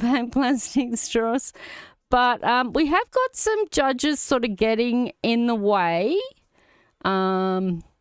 You know, from Trump, blocking Trump from withholding funds for federal aid for healthcare. And there was also a department that was involved in investigating in corruption, OSC or something they're called. So that he's been sort of blocked, but whether or not those blocks are going to be adhered to is another question. I think that he's really got to the stage where he's like, figured out, even if the court says he can't do something, who's going to stop him? So there's a very high possibility that, you know, he just ignores it all. We looked at Israel earlier on something. I know we've been looking at anti-Semitism, but we still have a tentative ceasefire in Gaza and some awful threats. I think we might have spoken about them last week. Some awful threats from Trump, you know, implying God knows what he wants to have happen. in Gaza. Egypt have got involved with a plan that's not going to move the Palestinian people, from my understanding, but I still think that that's a kind of real wait-and-see situation. This weekend there's supposed to be some hostages being transferred. Trump sort of said all of them had to. I don't know if that still needs to be the case, 'cause it's kind of the ceasefire and stuff. So there's been a lot going on. So we're only going to look at sort of this overview story. I don't know, maybe this is just about the firings and just purging the US government. He's really pulling it all apart. I don't think it's a great move, in isolating the country and then like pulling apart like this, just so like dramatically. You're going to find a lot of people out of work and systems collapsing left, right and centre. And then you've also weakened the country, externally and with allies and things like that. Maybe that's part of his plan. I don't know. Like I said earlier, I've never been a Russiagate person, but certainly he might have been convinced to it over the years that that Biden was in power, and his people that are around him going and talking to Putin. And we've got Muskie and whatever he's doing right with that. So let's have a look at this story. It's a minute 30. And then we're going to look at the fun parts of I can't wait to talk about. So all of our actions are maximally transparent. As U.S. President Donald Trump and Tesla CEO Elon Musk accelerate their purge of America's federal bureaucracy, mass firings at multiple U.S. government agencies have begun. That's according to union sources and employees who spoke to Reuters. In the past 48 hours, termination emails have been sent to scores of government workers at agencies including the Education Department, Small Business Administration, and the Consumer Financial Protection Bureau, consisting mostly of recently hired employees still on probation. How soon do you want the Department of Education to be closed? Oh, I'd like it to be closed immediately. Look, the Department of Education's a big con job. The firings. And so then what, like, I don't know, like, does that mean like all the schools closed down? Then what do you do with the kids and the parents that are working? And come as Trump has tasked Musk and members of the Department of Government Efficiency, or DOGE, to undertake a massive downsizing of the 2.3 million strong civilian federal workforce and the potential shuttering of entire government agencies. So did he just isn't it, aren't you supposed to like create jobs? Isn't that like your job is as a president is sort of go, oh, I created 1 million jobs, whereas he's like taking out 2.5 million jobs on like the first 3 weeks? The unprecedented cost-cutting initiative has sown panic among federal workers in the U.S. Capitol and sparked public protests. Maryland Senator Angela Alsobrooks. We looked at a story from Congo, I believe, last week, and some embassies got sort of overrun, and some representatives that were there, they had trouble getting evacuations from Congo because the aid wasn't there, the funding wasn't there for US aid, and it was they did eventually manage to get out, but they aren't being reimbursed the funds that they spent, and it could have been a bit of a Benghazi situation from my understanding. Anyone who's wondering, these jobs are not Republican jobs or Democratic jobs, they're American jobs. Trump has pressed ahead despite a barrage of lawsuits from labor unions and Democratic attorneys general. According to White House Press Secretary Caroline Leavitt, about 75,000 workers have signed up for the buyout so far, which is equal to 3% of the civilian workforce. And will he pay them? It's supposed to pay them till September. So, okay. So, here we are. What is this? Is this some ad? Why is it giving me this? Shush your mouth, says Elon's son. This is an ad. Is to restore democracy. Prices from one year to the next are the same. And they're... Why the fuck did he bring the kid anyway? He's trying, like, a human shield, or like... He was in a room with reporters. Is it to make him look like more of a family man? He's got 12 children to 5 different women who he never sees. He only sees this one kid. Like, he's...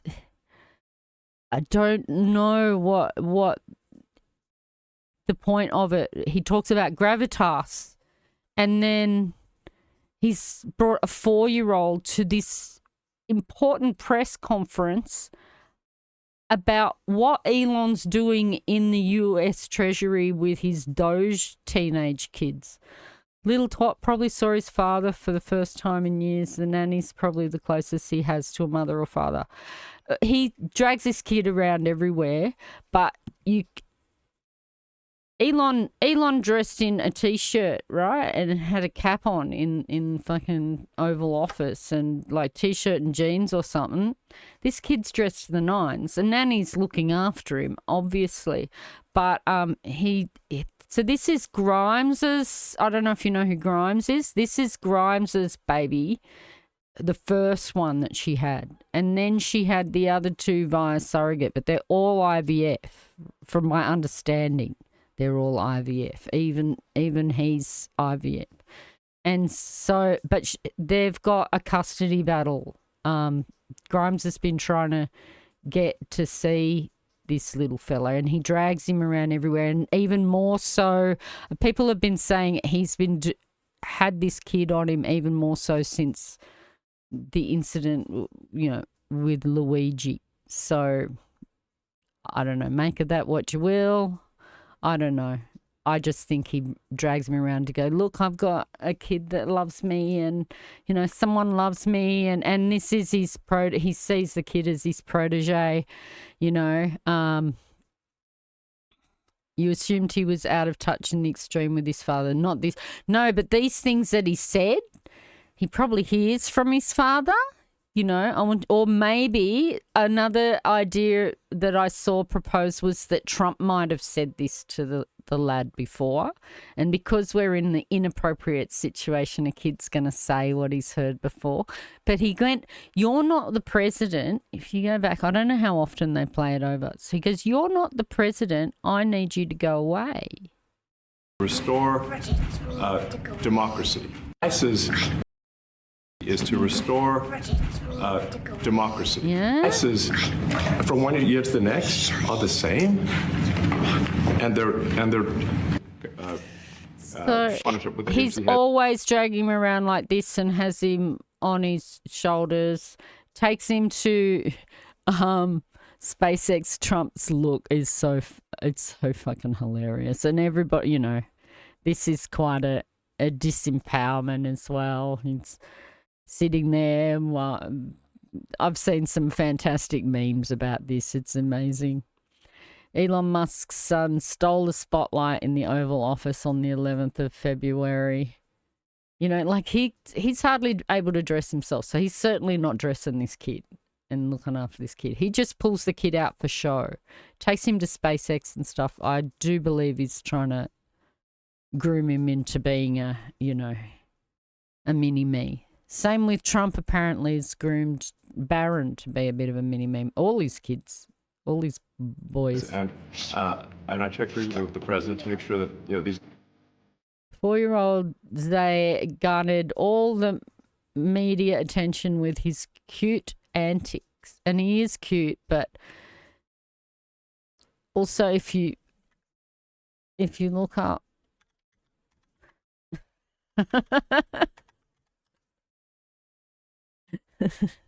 I don't know. When he was young, maybe.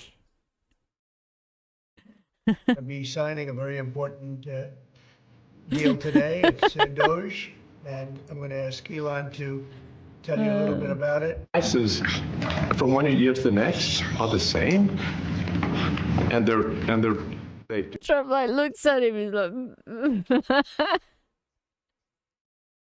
But he couldn't say anything, and people are saying that's because Musk sort of owns Trump.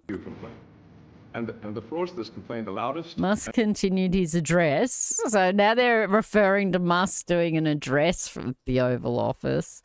Donald Trump ignored X's behaviour. Part of the presidency is to restore. Another video of X is now going viral, claiming that he told Trump is to restore that he's not the president and he needs to go away. He did. Democracy is to restore democracy. Okay, we'd have to. If you sorry. There's a story, right? So apparently he's had a heap of neck surgery, like he injured his neck, but someone was showing,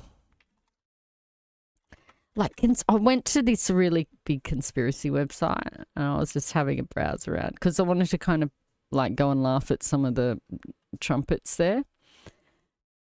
We don't want to show too much here. What the hell? Why are we not seeing his neck scar?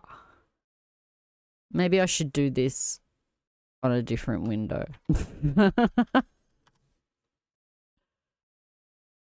It's not showing it. And I don't really want to look at pictures of Elon Musk, but apparently he's had a surgery. But if you look at this, it looks weird when he talks sometimes. We'll see if there's some spots. And you look under his shirt, but he has a huge scar here. But people were saying that he has a latex mask. And then if you think about that thing with like Adrian Dittman and how everyone thought Adrian Dittman was Elon Musk. So there's someone that's capable of imitating his voice quite effectively. And then there's this whole thing going on around. He's got like a whole scar that goes right around his neck. Now, he's had several neck and back surgeries apparently. But in the conspiracy places, they're talking about a latex mask that's this person wears. You can see, like, sometimes it pops up. This is not the full video, so it's not going to really give us what I'm looking for. But, yeah. The poor kid, too, being dragged to something like this. Grimes got upset. I think they're going to talk about that in a sec. With Grimes, their kid. Grimes got upset about it. She didn't like it. I would too. Put the kid on show like that. And he picked his nose and rubbed it on the Resolute desk, and it's sort of like,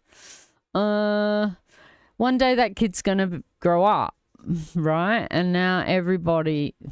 That's another reason why he shouldn't have brought him to this really important conference the whole world's looking at, because that kid's going to grow up one day. And there's this video that he didn't consent to, and he's like behaving like a little brat, and, you know, yeah. Anyway. This is going to be our last video, and then we're going to play some American Truck Simulator for the Cupid's, what is it? Cupid's Express event. I was going to watch the interview or something, like he'd done an interview, but it was half an hour long, and I feel like even today something that's a month old is so out of date these days.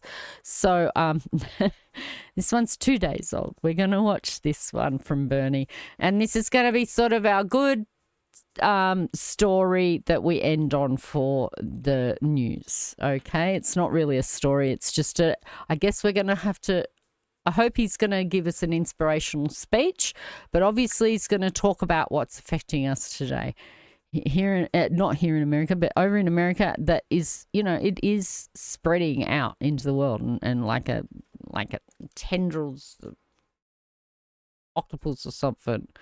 And we've got to nip it in the bud. And Bernie's a great speaker. It's unfortunate he's too old to actually have run and represented after they took him out, but let's listen to what he's got to say. And I might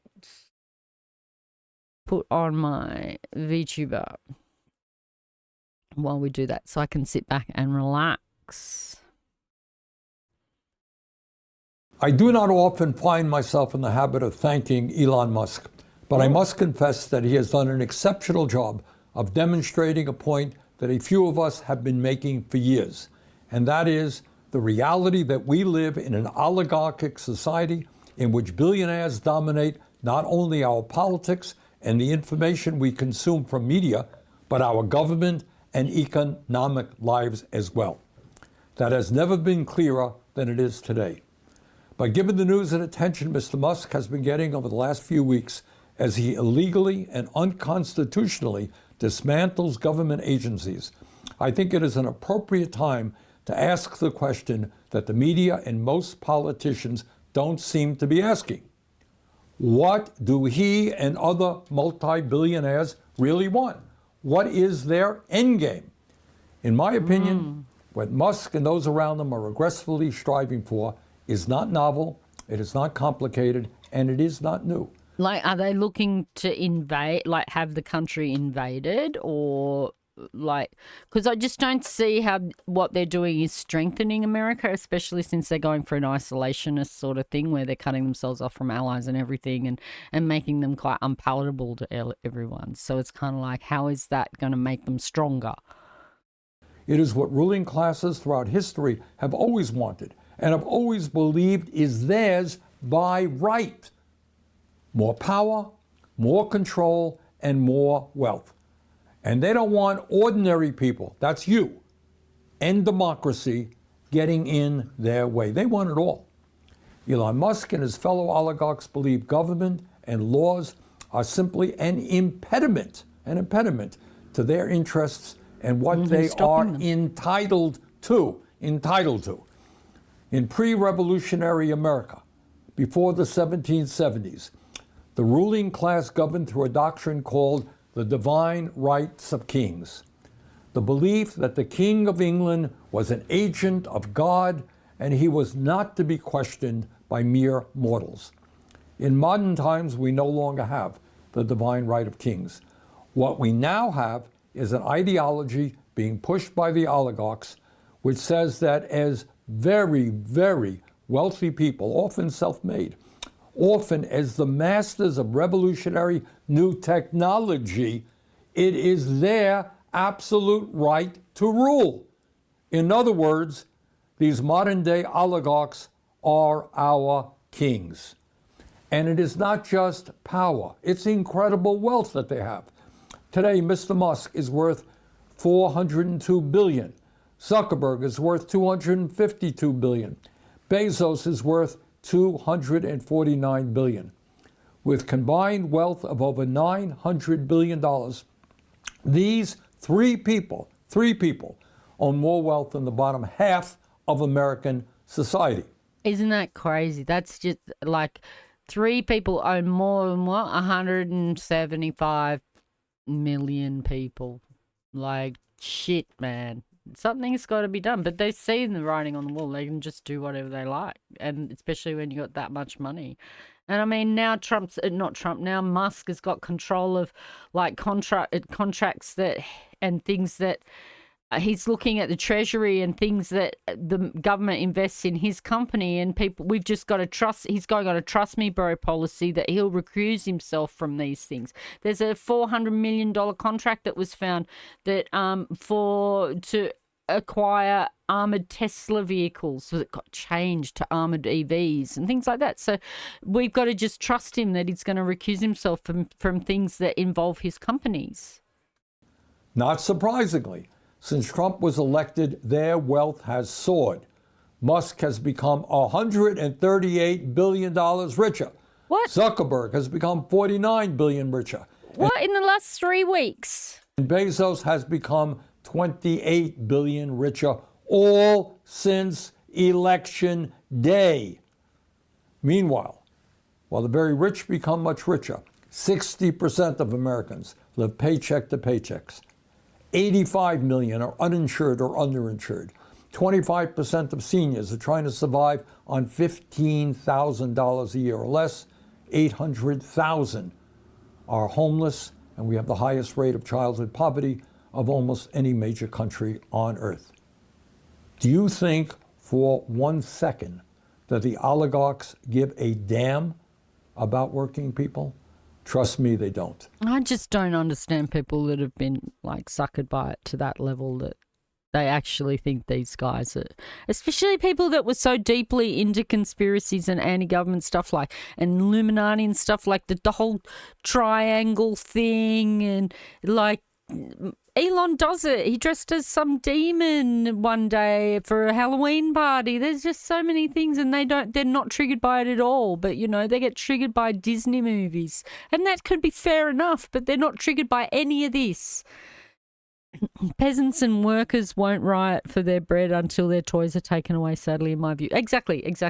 But that may come sooner than later. That's what I'm saying. Like if he's setting up a sort of collapse situation where millions of people start losing jobs, then it's going to become, you know, that's when toys get taken away, you know, when even their bread starts getting taken away, you know. All right. We'll just finish this one and then we get into the fun. You're going to go after the Bernie vid, but it's been fun so far. Thank you so much for joining me.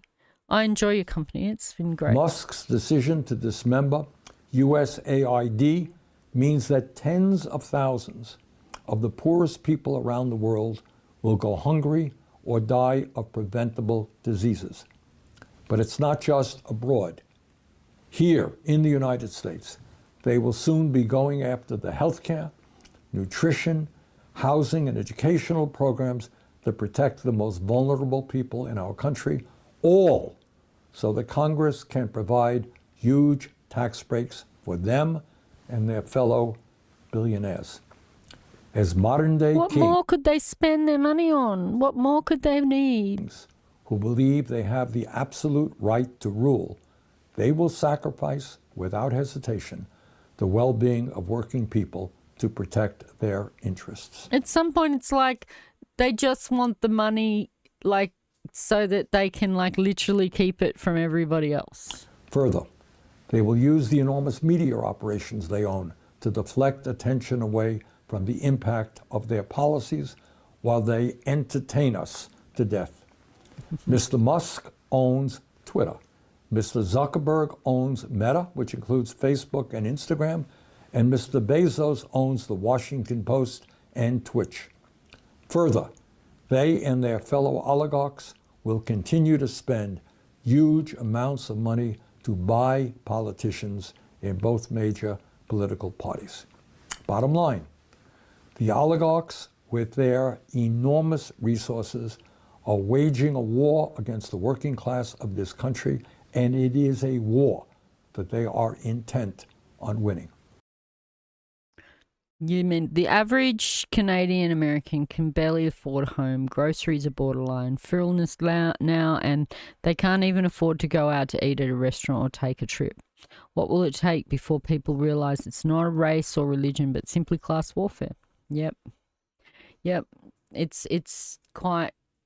I think it's incredible too. I don't understand it either. And, you know, the impacts on vulnerable people, and often vulnerable people support these oligarchs. I don't understand that. I don't understand people that vote against their best interests, you know, and that's exactly right. It is class warfare, and pretty much always has been. It always has been. You know, it's always been about the power struggle. Now, I'm not going to kid you. The problems this country faces right now are extremely serious. The economy is rigged. Our campaign finance system is corrupt. And we are struggling to control climate change, an existential threat to our planet, among many, many other important issues. But this is what I do know. The worst fear that the ruling class in this country has is that Americans, black, white, Latino, urban and rural, gay and straight, young and old, that all of us will come together to demand a government that represents all of the people in our country, not just the wealthy few. I sure hope they do band together, because they're like the front line in battle for the rest of the world.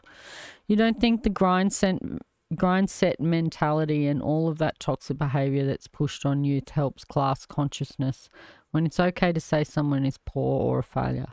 But they will get upset over race issues and stuff. Classic diversion politics, and people eat it up. That's right, and not a lot of people spend the time like to analyse it enough. You know, if they don't have an understanding, you know, and it does take a certain people to even be interested in politics in the first place. We have a quote here that comes from Phil DeFranco. I don't know if I can figure out. I might have put it up before. Whether that works. Yeah. You may not fuck with politics, but politics will fuck with you. And that's what a lot of people will find, because there's this disinterest in it, the apathy and stuff like that. And all they really hear is kind of like the reactionary alarmist stories, so that, you know, that are designed, like you say, to divide, you know, and so that people get upset over things that divide us rather than looking at who the real problem is, you know. And people disengage with politics. And so, and again, it's not like politics is fun. So, you know, like Bernie says, they're going to entertain us to death. You know, people get the government they deserve. Yeah. But I don't think it's right that these are effectively abusers. Like I've experienced abuse, and it's interesting how they capture you, and I see the tactics of my abuser being used by these people, like by Trump and stuff, and by certain like churches, like Scientology use the same tactics, and I think Mormons, I think they might have been talking about it last week, or LDS Church, or one of them, I think it's LDS Church, uses similar tactics, and they're like quite textbook narcissist, basically, but it's on a big organization kind of level, you know. So and politics just isn't interesting, and people are turned off by, like, people are traumatized and by their upbringing. Like, I think a lot of the world's pretty traumatized, you know, just in general. And yeah, so trying to engage with this sort of thing is just even more traumatizing, but then it just comes and bites you in the ass because no one's fought back, you know. And it's hard to get especially when, so I saw this debate as well, like people that were talking about, oh, we need to have like a strike, you know, if we shut the country down, we're the workers, we have the power, we have to strike all together, all on one day. But there's people that can't go one day, you know. There are people that can't not go to work for one day. There are people that just are incapable of making it and following through on a strike. It has been effective in other countries to have a strike. Certainly once something becomes inevitable, like once the inevitable comes, then you have to deal with it, and you can do almost anything, really. It has happened in history to have a strike and sort of have that be effective action. But I think that they've put, it's kind of like what you spoke about with the grind set mentality. I think it's just they've put everybody in, they've squeezed everybody to the point that they don't have any room to even fight, I guess. Yeah. You have 4 civics classes here, but they do very little to prepare youth. It simply explains how it works, not the effects of it. Yeah, I don't know what we have here. Like, I homeschooled my kids, so I don't know what our modern one has got in it in regards to all of that. I try to give my kids a lot of like 2 sides of the story type stuff, and I give them a lot of like current affairs and all this sort of shit. Basically, I do with them, but not to this level. But I certainly try to explore and give both sides of the story when I'd explain things to them, and try to explain things like unions and how people have power and what a constitution's for and all that sort of stuff, you know. And I don't know that is really taught these days. I know that Trump's trying to remove it. Let's finish Bernie's inspirational speech. Oligarchs' nightmare is that we will not allow ourselves to be divided up by race, religion, sexual orientation, or country of origin, and will together have the courage to take them on. Will this struggle be easy? Absolutely not. Okay. And one of the reasons for that is that the ruling class of this country will constantly remind you that they have all the power. They control the government. They own the media. You want to take us... They overwhelm us with just like this huge long list of things that they do, and we got to fight them on all these different angles, and they like thin us out, and so it's like pretty hard. On good luck, they will say. There is nothing you can do about it. But our job right now, in these very difficult times, is to not forget the great struggles and sacrifices that millions of people have waged over the several centuries to create a more democratic, just, and humane society. That's right. Every right that we have today was fought for by somebody in the past. Civics, women's rights, they had all that went down in the 60s with Martin Luther King, and then you had like wars over slavery, everything, getting children out of the mines, getting a 5-day work week or whatever it is, 40 hours. I'm pretty sure it used to be 35, but whatever. And like everything. In Australia, we have minimum wage. I wouldn't say America has, but even though I think it's like $2 an hour or something pathetic. Everything that we have, we fought for, and that's the only way we're going to like get any more or get back what we've lost even. Think about it.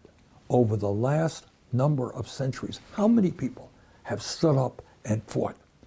And when they were doing that, you know what their contemporaries said? They said, hey, you want to overthrow the King of England to create a new nation and self-rule? Forget about it. Impossible. Can't be done. You want to establish universal suffrage, the right of all people to vote? Impossible. Can't happen. You want to end slavery and segregation? Impossible. You want to grant workers the right to form unions and end child labor? Can't be done. Impossible. You want to give women control over their own bodies? Who are you kidding? Impossible. Can't be done. Well, he said it with more flair, but yeah, that's you want to pass legislation to establish Social Security, Medicare, Medicaid, a minimum wage, clean air and water standards?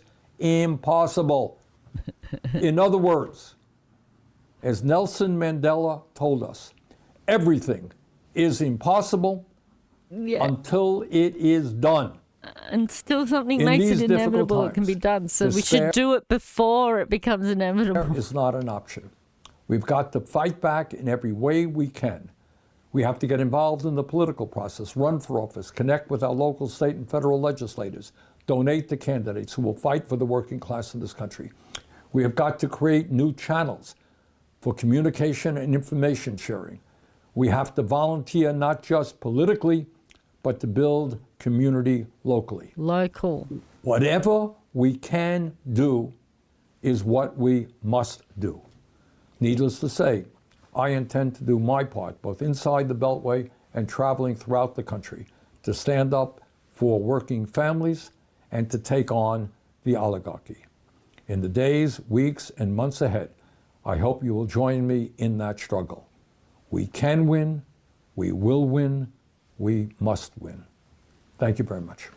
Oh, thanks, Bernie. Thank you for the inspirational speech.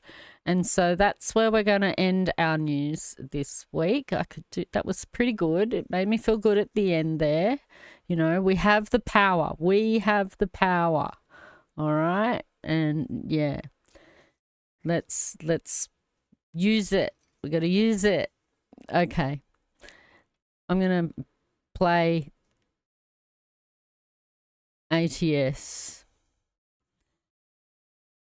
We have this event, Cupid's Express, and that's what I'm going to play. But first I'm going to take a break. I'm going to pour myself a drink, right? I'm having this. It's not sarsaparilla. I haven't got any sarsaparilla. I think they might make sarsaparilla.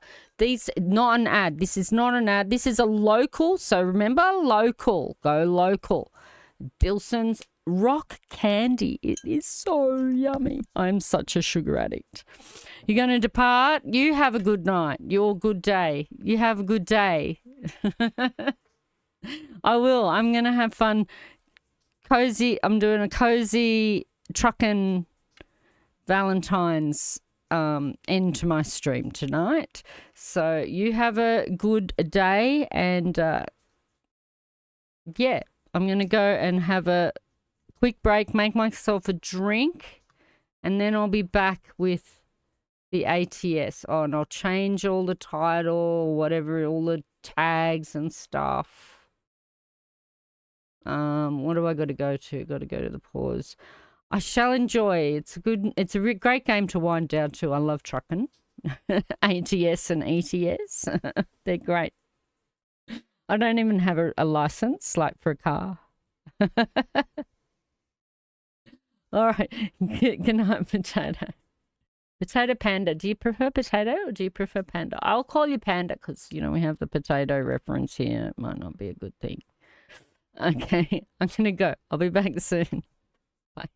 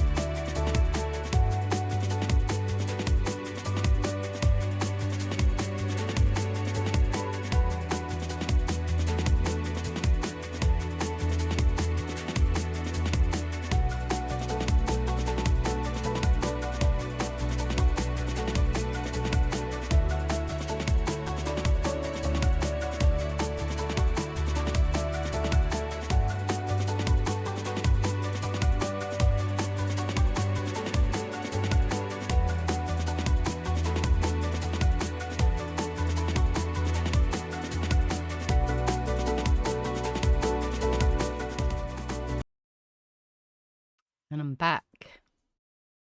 Waiting for it to load. Here it comes. I'm back with my rock candy soda. If anyone from Bilson's is watching and wants to sponsor me. Superior soda flavors. This is not an ad. But it could be. It could be Bilson's. It could be. Shop local.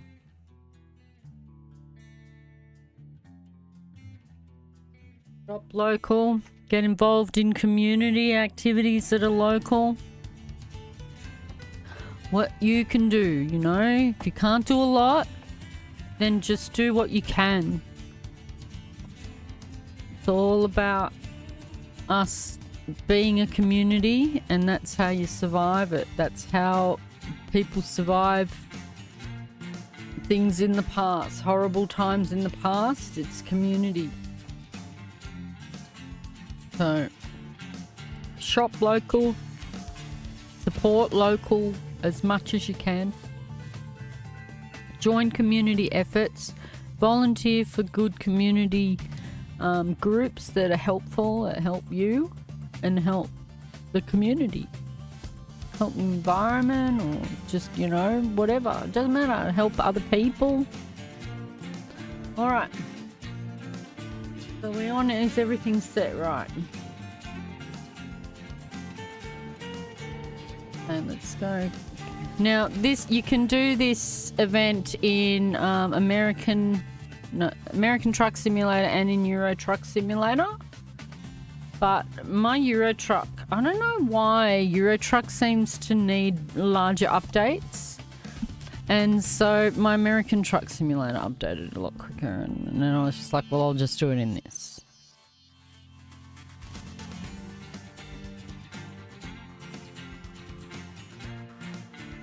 We'll do the event. So I think it might tell us in there, in the main lobby, what we have to do.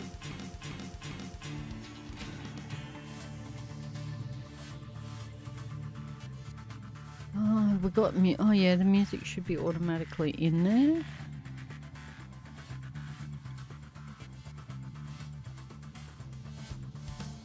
Game change detected to prevent. I've got to pick a quick travel destination. I'm never prepared for this sort of thing. Where would I pick? Where have I been? Where haven't I been? Oh, I can see where I've been. Not very well though. We've done a lot of Kansas and Oklahoma and look where I am. I'm way up here. That's pretty cool. Like,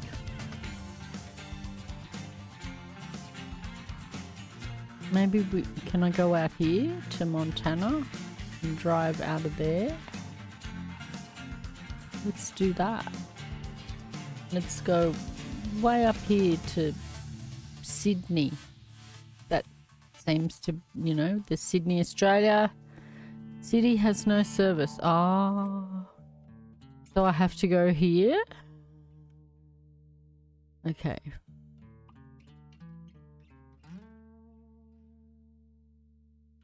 I've received some sort of alert.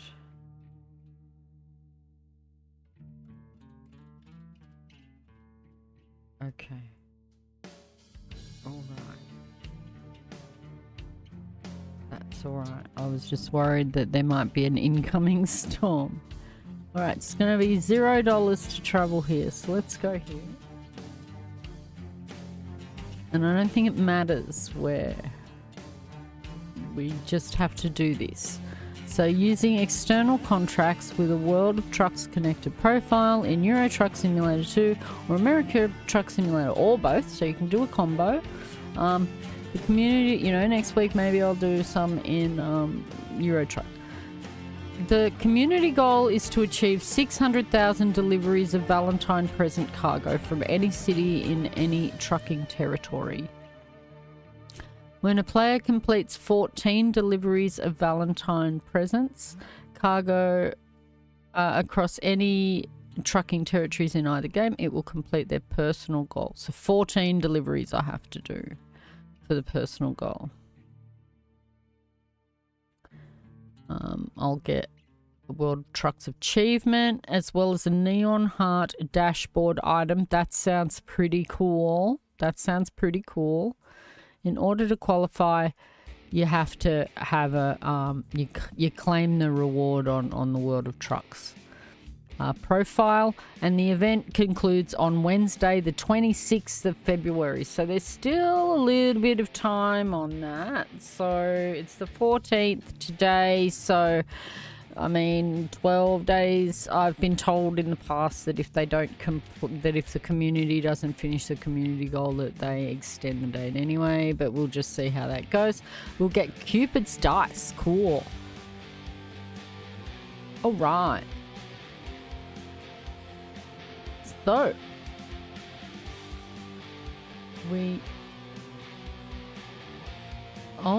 all my Christmas stuff that it looks like there's some other stuff as well from maybe Halloween or something. It's all made it into my inventory. Okay, things that I hadn't claimed from last time. All right, so I'm pretty sure my truck's all up to scratch. And look, it's even dressed appropriately. Wow, cool. I was worried it was going to have like Christmas decorations all over it. That must be my Euro truck, so I'll have to do something about that if I do use Euro truck. But excellent, excellent. We're dressed for the occasion. All right, let's get some music involved. Our music player. Okay. You can turn it up just a slight bit more, because I notice it's not very loud in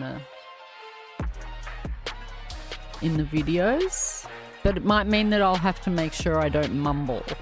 Sometimes I sort of get a bit too relaxed and start mumbling, and then maybe what I say won't be very clear. All right.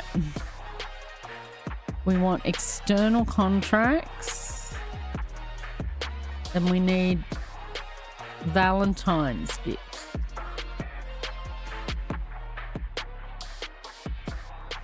Okay. Was there ones over here? Where are we? We're in Helena. Okay, Valentine's gifts we can take there. Or there. The same place. They're all going to... Is this... There's only that? Maybe that'll give us... We can do slow rides. Let's do that. Okay, let's get the one that gives us the mostest money. 10,000, 9,000, 10, 2, 10, 3. Let's go for that one. I'm not going to look any deeper. This looks like a good place to start. Hopefully my character's not tired. I'll deal with that along the way, I guess.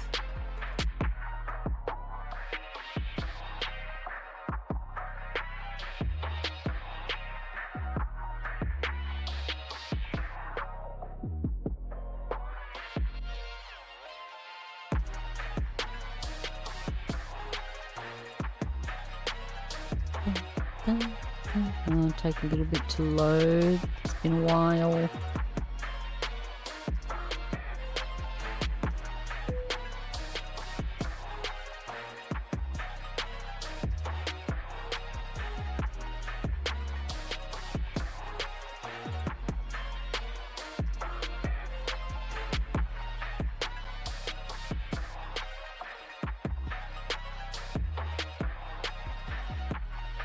Okay. Do I need to repair? Let's just check.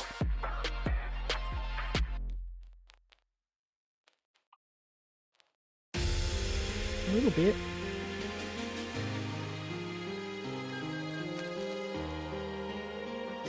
Okay.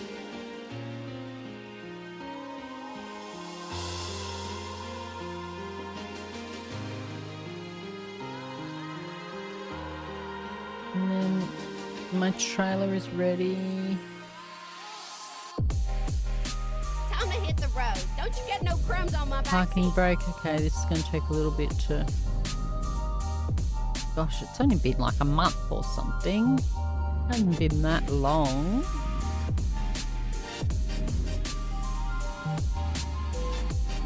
Turn right.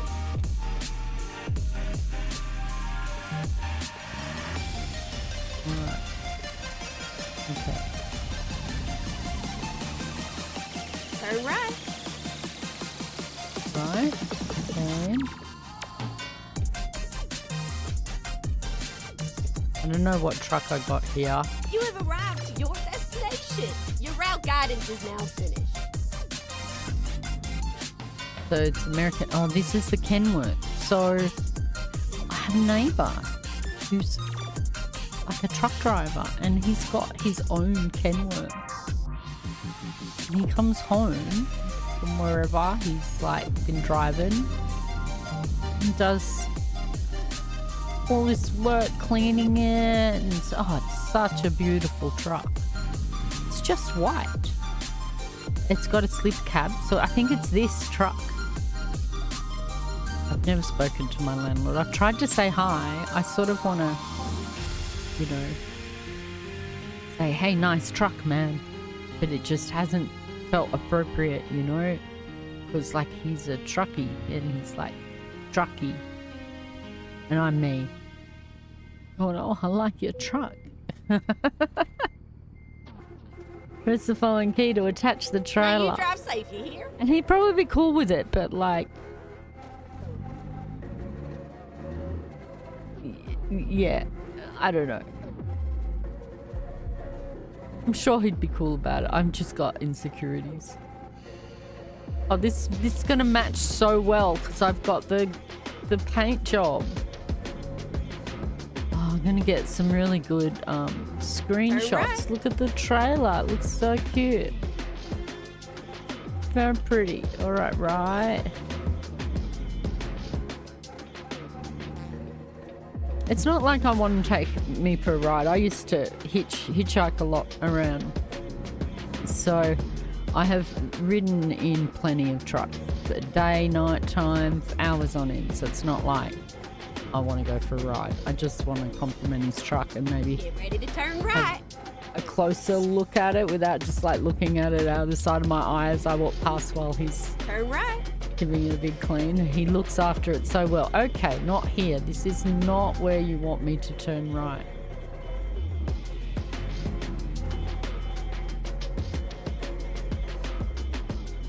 Granny, you have to be a bit more specific.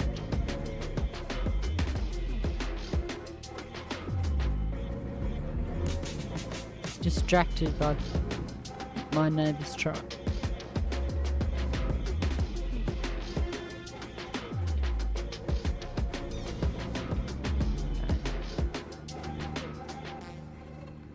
Oh, get ready to turn left. When, Granny? Turn left. No, I would have driven up a huge hill.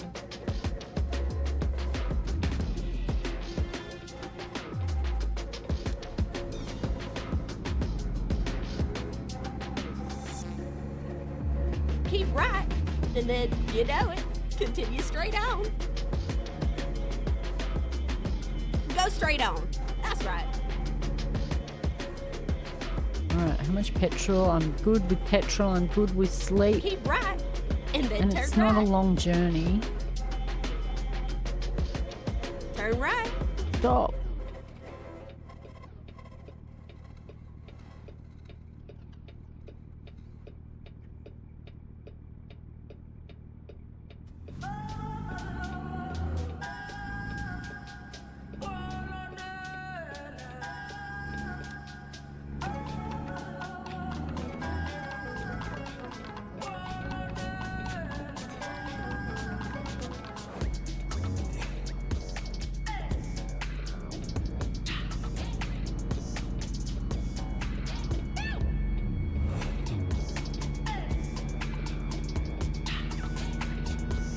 This is a bit of a hill. Okay, so I don't remember when I left off with this truck, because I did. It seems like I did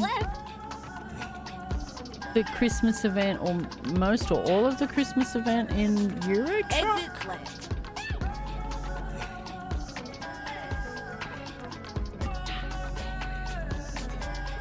The truck feels,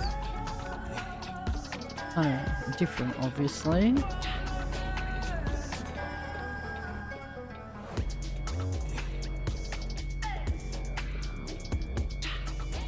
I know I upgraded a truck. I bought a really nice one. I'm pretty sure this one is also very nice.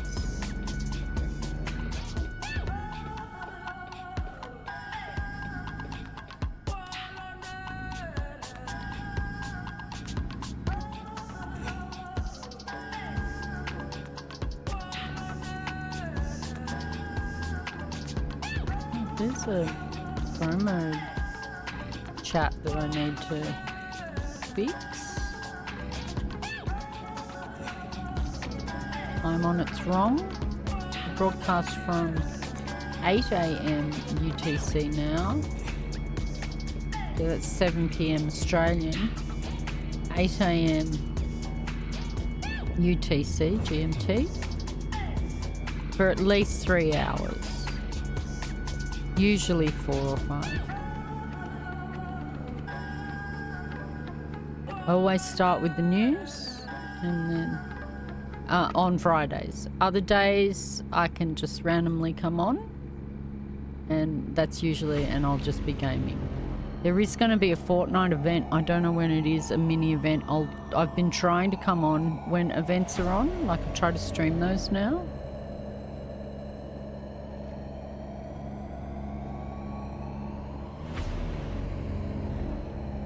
But they do always happen at just ridiculous times. Like 6 a.m, which means I gotta sort of get up early on a Sunday morning sort of thing they do. It's like that's the day I'm allowed to sleep in.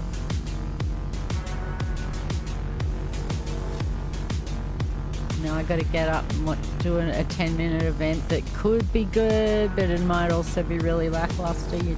It's such a toss-up.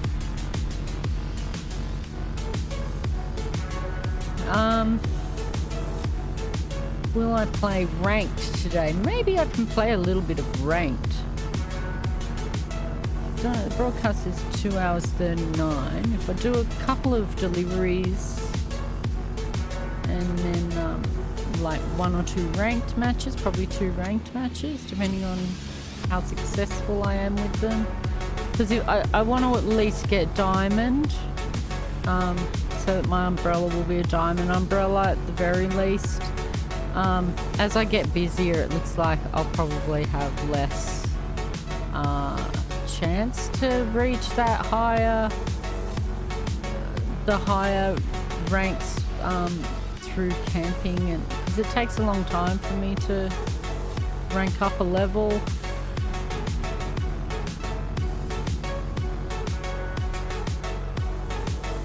Or rank up like to a different medal sort of thing, like different colour medal.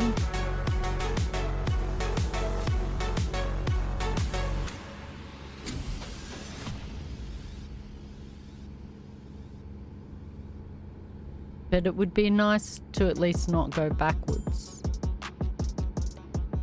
So I want to at least try. Oh, okay. I want to at least try and get to diamond, and then I'll see how far I can climb. So I got to diamond 1 last season.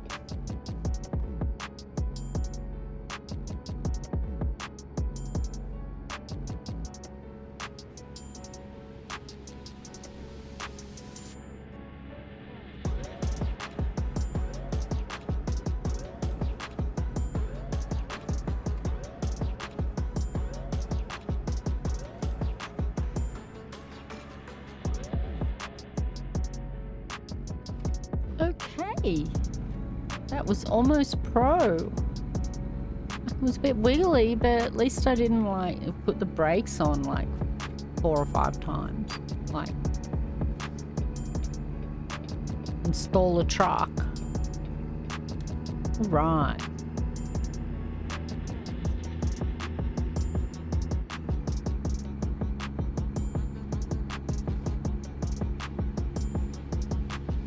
So depending on how long it takes me to do, maybe 4 journeys, I'll go and play a couple of Fortnite ranked, wear my Valentines outfits that I've got. Oh, well, I'm pretty much just wearing Heartbreaker because she's like the stealth one, the stealth skin.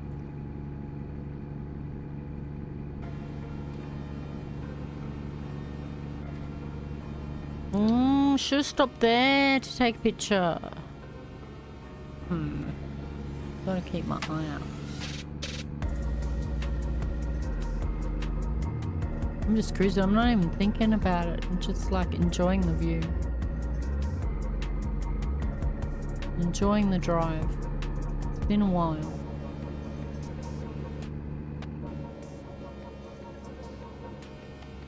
I feel like I'm driving in the devil's chariot. Watch your speed. Sorry, Granny. To put the brakes on a bit was like cops. Cops will get me. Come on, slow down. My truck is not slowing down. Alright, there we go. Caught it on the cruise control at 43. Oh, I could have gone up there and that would have slowed me down. That would have been cool.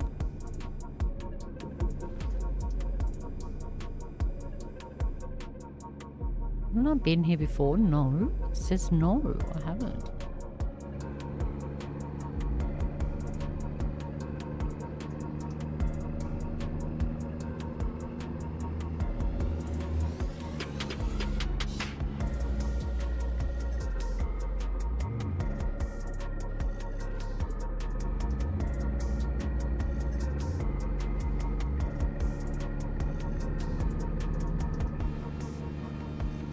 Oh, what else did I see? I saw a thing where they were I don't know how serious this is. I don't know if you can go to like where the president's heads are on the mountain. And they were talking about Trump putting his head sculpture on the mountain too with the other presidents. I wonder if you can drive there in this. And see that statue. Not a statue. Sculpture? Sculpture. Which other people like apparently when they chipped it out they left all the rubble, like, and it just was quite environmentally Keep right, and then destructive. I don't know what it's called. Exit right. Because I'm streaming and so it's just like left my brain. Keep right, and then turn right.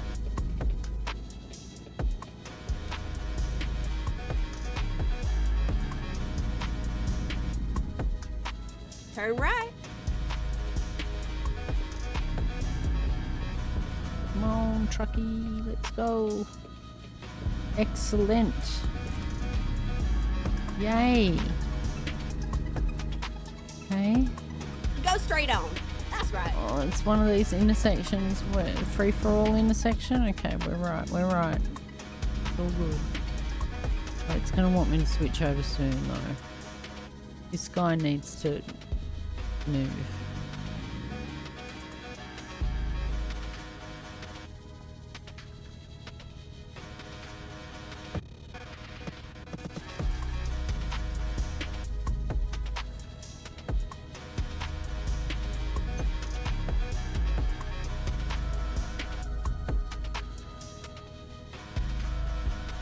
That is some good rock candy soda syrup.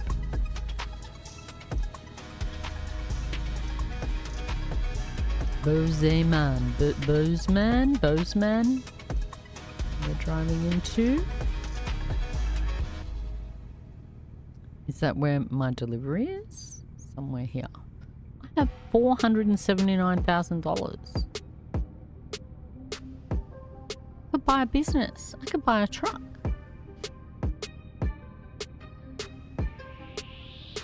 Why can't I move forward though? Okay.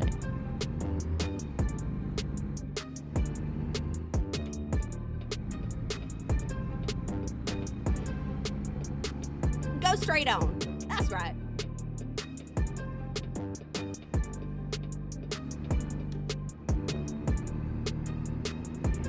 Oh Lord, watch your speed. What? Oh my god. That's right. We have to crawl along. Keep right, and then turn right. Turn Seems right. like Americans travel very slow speed on their roads, and that's probably a good thing. Much slower than we generally travel. I think we've toned ours down a lot, but I guess this is sort of showing a bigger city, and you wouldn't travel very fast in a city.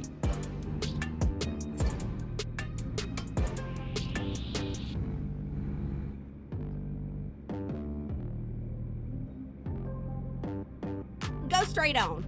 That's right.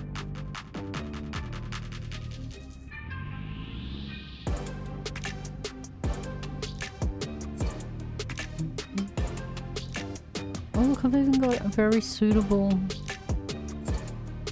steering wheel. Happy Valentine's Day, that's right. Happy Valentine's Day to anyone that's waking up and I don't know. It's that day. Some people, a lovely day, a day of love. For others, maybe not so much. Personally, I'm like about it. I don't care.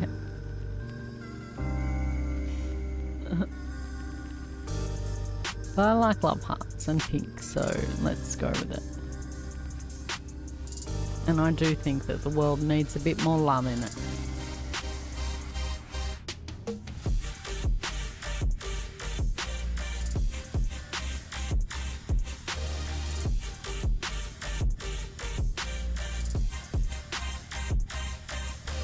Wow, these traffic lights have taken quite their time to change.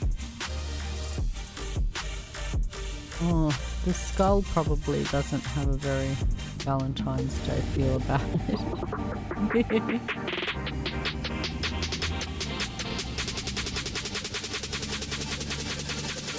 Got quite an eclectic mix in this truck. We've got a bobblehead dog, a skull.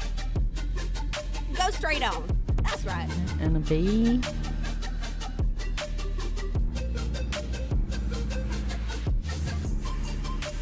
45 seems a bit more reasonable, but now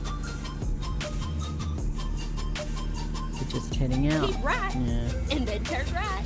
Oh, yeah, we're here. Oh, okay.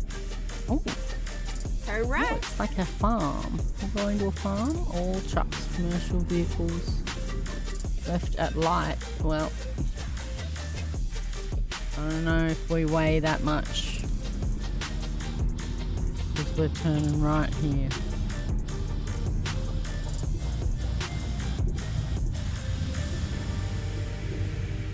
And now Valentine gifts to this farm. Gonna sell them here? What's finished. The plan? Ugh. Okay. Okay. So where do you need? Oh, I haven't played for a while, have I?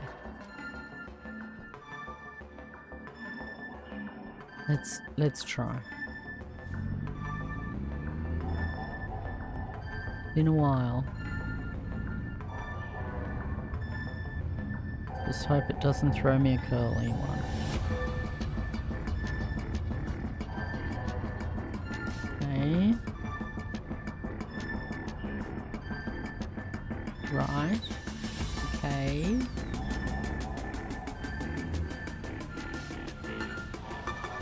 This may be harder than I was planning for, but let's give it a try.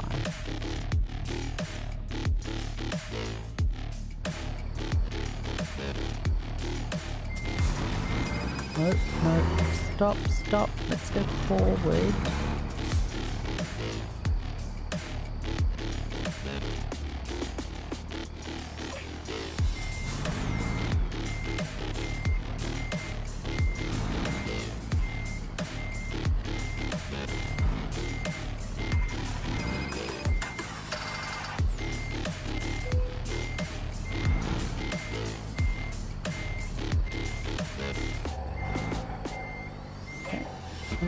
Straighten up.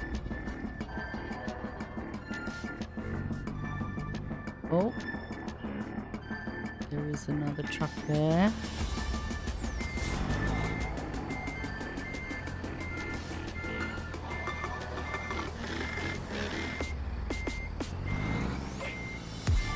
Ah, too much.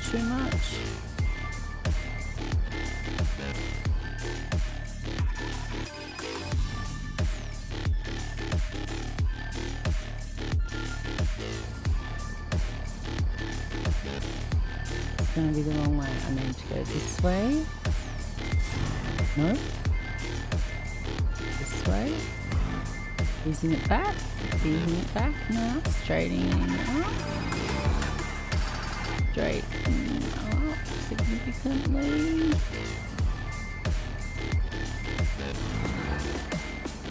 Oh.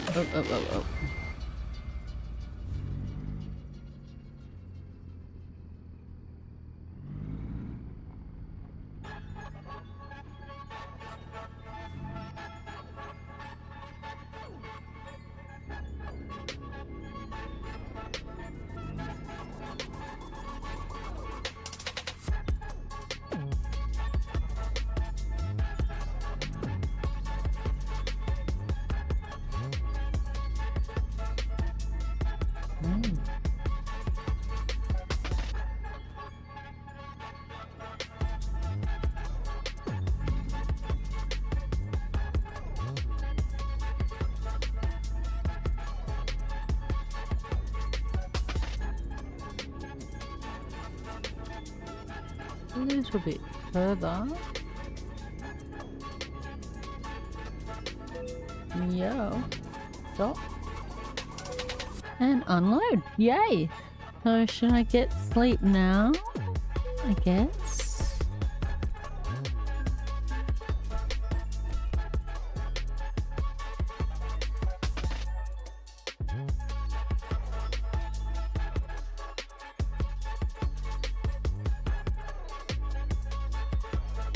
Have a look at the map situation. Oh. I could go out. Oh, I need to have a trailer. I want to go out there. Somewhere. I guess I could just go take some pictures there. And maybe head out here to sleep. And go up here and take some pictures with it. Like maybe grab a trailer somewhere after I sleep. Can I sleep in here? I could sleep here. I want to go check out whatever this is. Can I turn around once I do it though? Would it let me? Guess all I can do is go there and see what it is.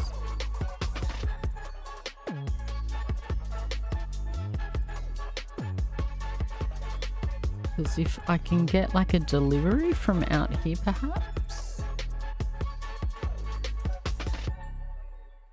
Let's see what's in external contracts.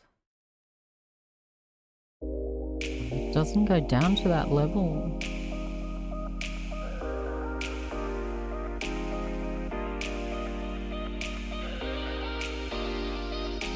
Doesn't let you really see from where you would pick it up. Here's the red one.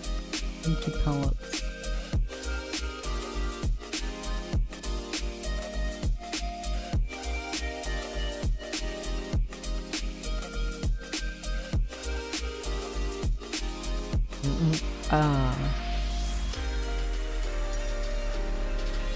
That's like several days, that trip.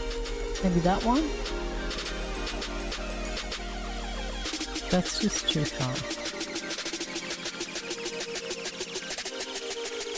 But where would I pick it up from?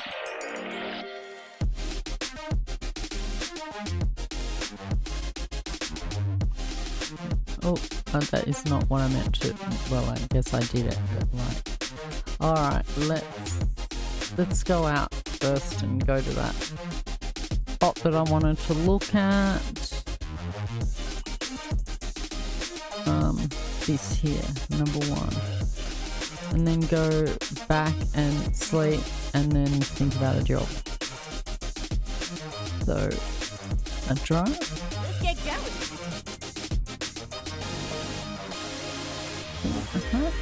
Oh, that's not what I meant to do. No. I'm looking for my light. Ah, here we go. That's high beam. Turn that off. Can't tell.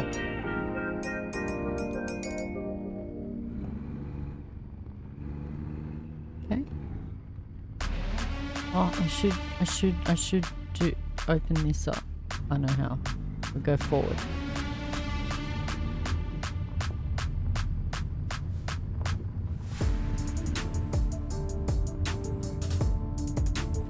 Bit of a sight to see around here. The pumpkins. And a scarecrow. Rerouting.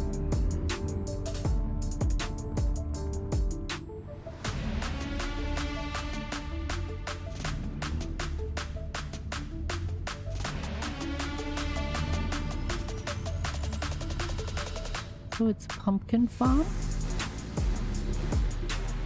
Ma.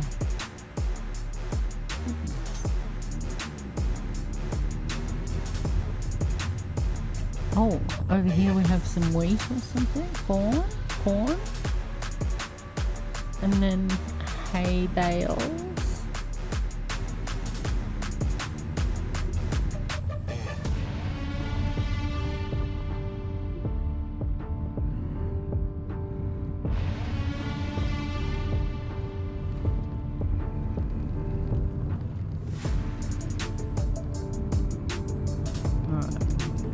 Couple of detours before we continue the actual event.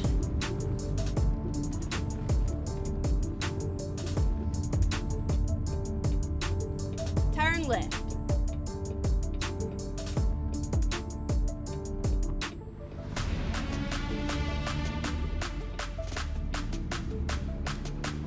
Got out before all that traffic. What is that? The bat.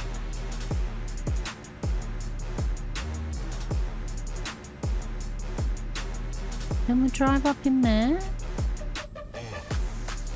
Go straight on. That's right.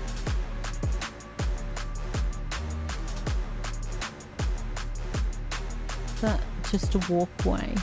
Not a drive? Not. What was that? Pretty. Wanted to go up there.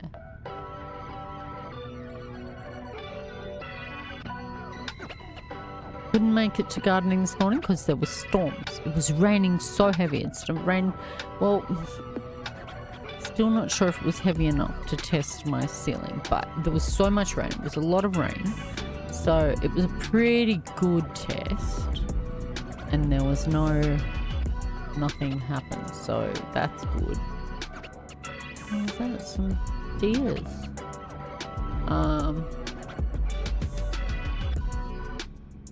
But I shall have to wait a little longer, I guess, to see. So there was no gardening, unfortunately, but I did do a lot of gardening in my own garden for once this week. So I've had this sort of permaculture thing happening and just sort of going out there, pulling out weeds around it here and there and sort of supporting what came up. And I've got a huge strawberry patch and marigolds and tomatoes, and that's probably about it. Basil, some things like that. And so, but there was a couple of spinach that I'd kind of put the seeds in, I don't know, a couple of weeks ago. They had popped up. Straight up. That's right. And we have this gigantic rosemary bush, and truly was a bush. It was quite large. So I managed, and it got quite woody and old. So I pulled that, had to pull it all out, but it's freed up this whole area of my garden. So I transplanted out the spinach, put those all out nicely, some parsley and stuff. Put a few more seeds in, so some chamomile and I think some other sort of spinach, different type of spinach, silverbeet or something. Put those in. Hopefully those will take. But yeah, that took a lot of effort to get the rosemary bush out. So I'm sort of glad that I did sort of some type of gardening this week, even though I couldn't do the community gardening project. And I was also busy with appointments, but yeah, I was going to try and do both, but that just didn't happen. I've been a lot more active. I've been going, still swimming and sauna, that thing. I'm thinking about actually maybe utilising the gym for a little bit before I cancel it, and move to just using the park for the winter.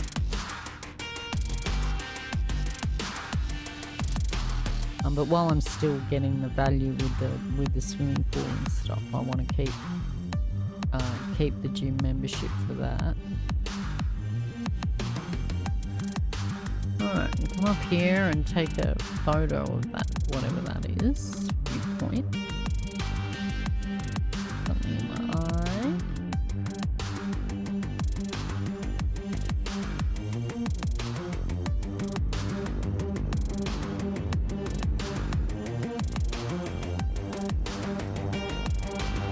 Oh, Jesus, take the wheel. Where in the goddamn hell you I driving? didn't mean, You're speeding. Why'd you speed? Go straight up. Sorry. That's right. Is this where we're stopping here? In front of this church? Or this? No, not the church. Not this cool building here. Bank Regional. We're going to stop in front of this one with the flags, of course. This is where it ends, sugar. Mr. Fix-It, Main Street, here with the flags. Let's pause and go out to photo mode so that we can see exactly what it is.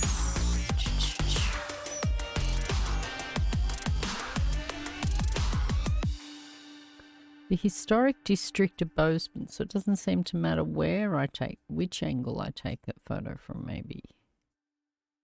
Here, there, on the other side. Pawn shop. Maybe I should get it with the pawn shop in it. Okay. Space photo settings, ZC roll. Oh, okay.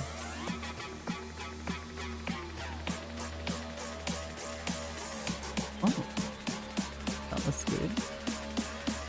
Maybe we should just do that. Oh, but I need to have the thing. I would rather get the pawn shop in it.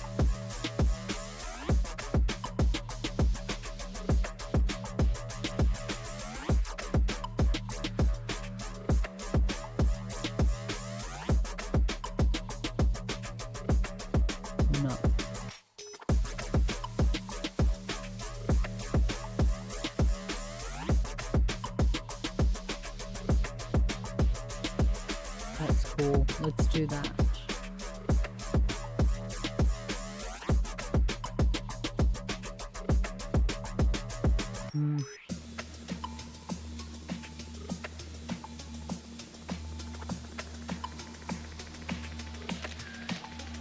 Awesome.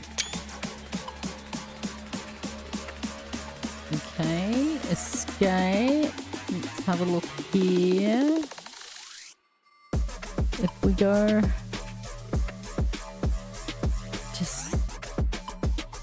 Let's go back here and sleep and then get a job. Time to get the job done.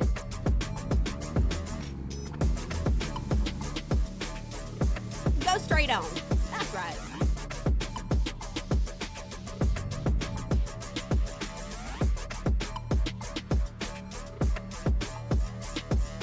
It looks like a pretty little town. Just a pretty, I don't know, is that brutalist? It's not really brutalist. But it's a pretty sort of blocky building. Oh, look at the little park. I would have preferred to have had a picture of this, of the park with the deer.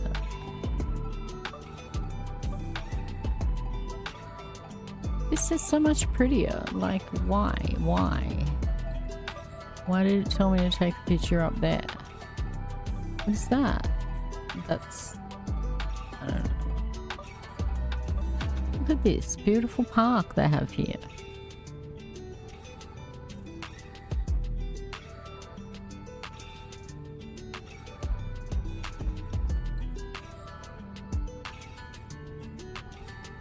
I'm getting all the red lights tonight. Okay, do I have to switch lanes? Doesn't seem like it.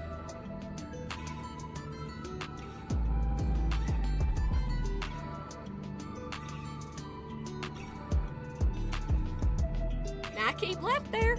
Left?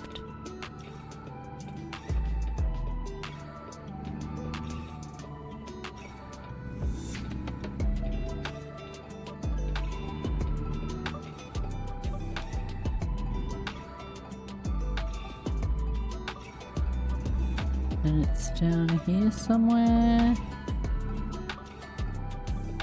Keep left. And then turn left.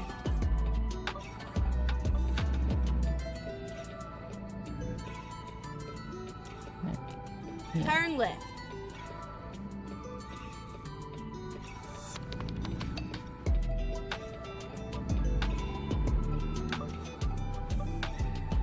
Let me see. So I've also went and did, I spoke about it earlier, I went and did a course. It was only a day course. I've done a huge bar course before on how to do cocktails and how to do like table service and all that. So like host, waitressing and things like that. But I'm not really interested in that aspect. I like the bar work. And I love making cocktails and stuff, but I don't drink very much these days, certainly, but,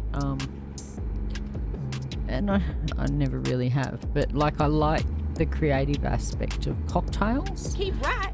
But and then these days right. they have sort of ready-made drinks, so it's kind of taken a bit of the fun out of it, but I went and did sort of like was a responsible service of alcohol. Keep left.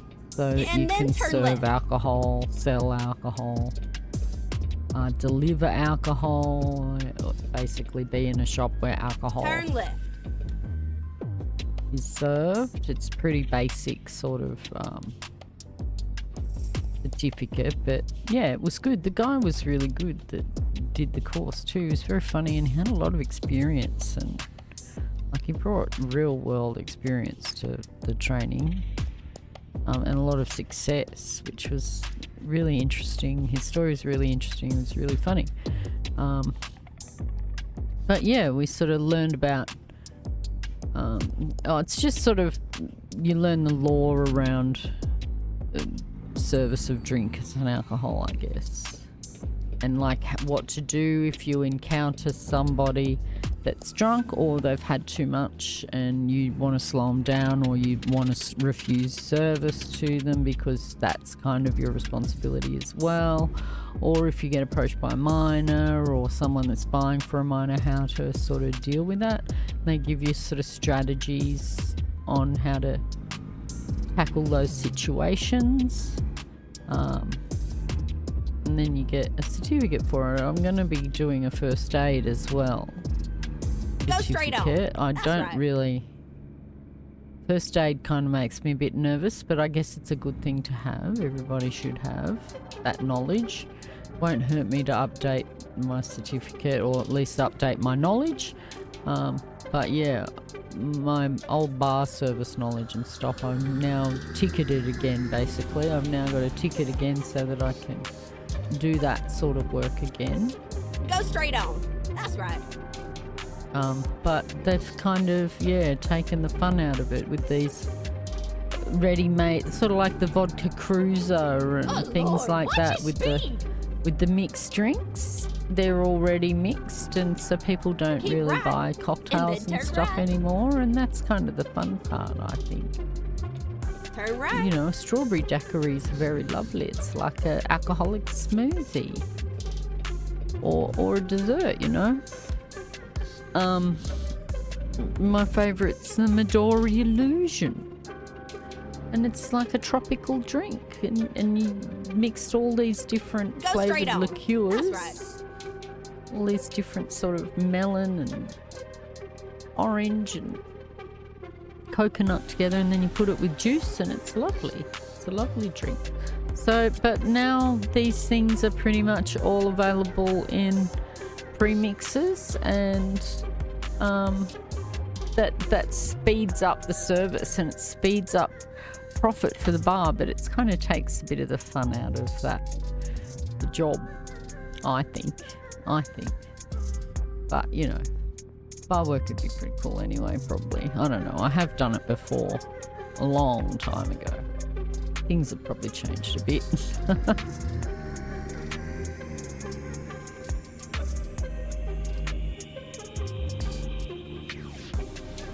Keep your kids reading over the summer. Aussiemum High School. Wow.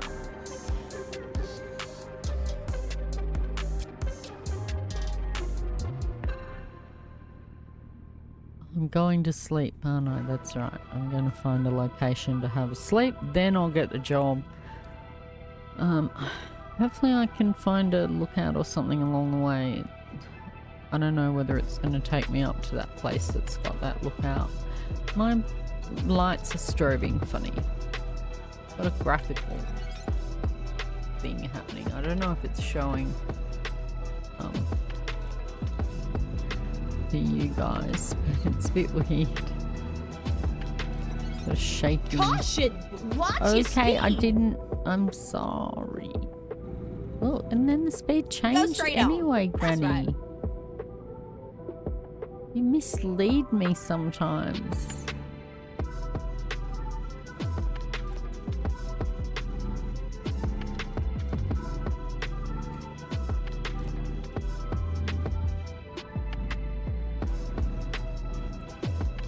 So, a bit of a busy week. I've got some other stuff too. I can remember we've had, you know, a fair few storms come through, so that's kind of been a bit disruptive. Keep right, and then turn right.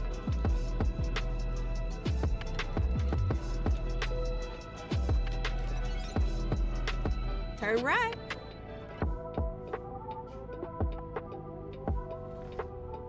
So I just have to be on alert through the whole time. So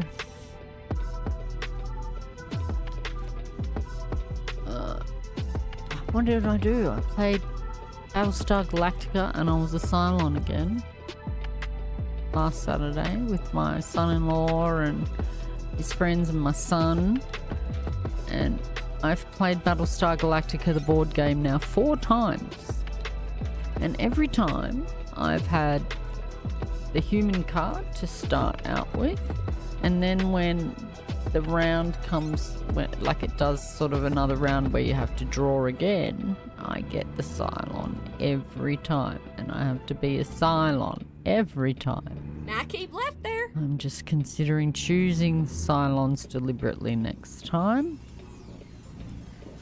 Just get it out of the way.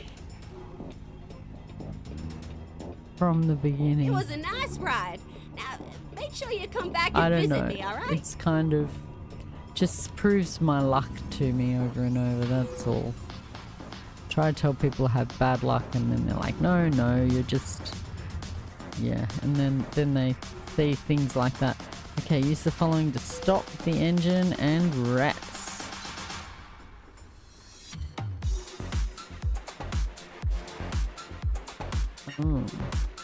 3:30 in the morning.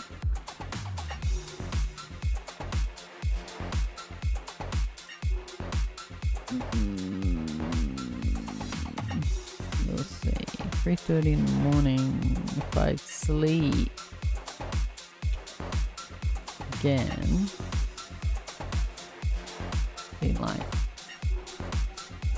1 o'clock in the afternoon. Okay, whatever. And it's raining.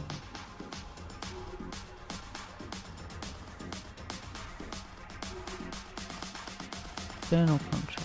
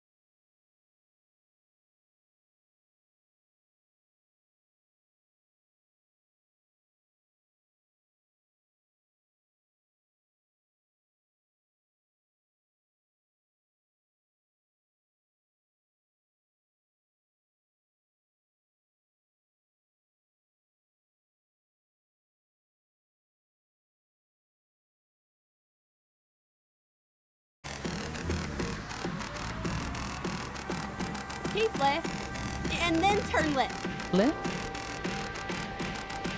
What's okay? Way over here. Turn left. There is a left. Can't make it through in time.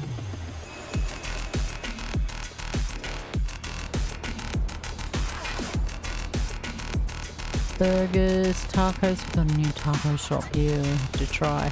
Retro Arcade Street Food Festival. Cool. Bozeman sounds like a pretty cool town. Yeah, I don't know, it's got like a Mexican, but you can get hamburgers there too. It's got like a Mexican thing happening. You can buy tacos and burritos. So, it's going to be a new one to try. Free delivery.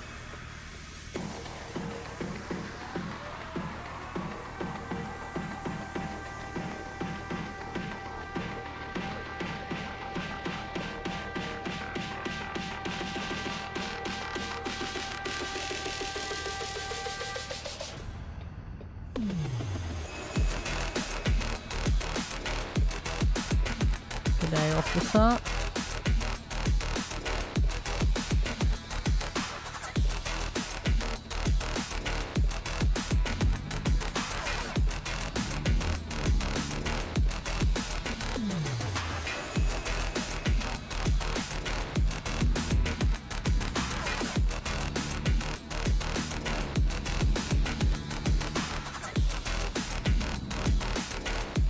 I'm gonna get to where are we going to pick it up?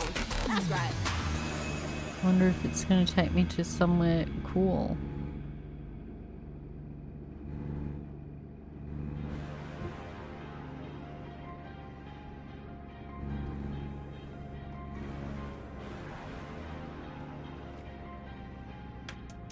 It's the university in there. Go in and drive around in the university. This town looks really cool. Like they've done really good with it. It doesn't look like you can drive around there.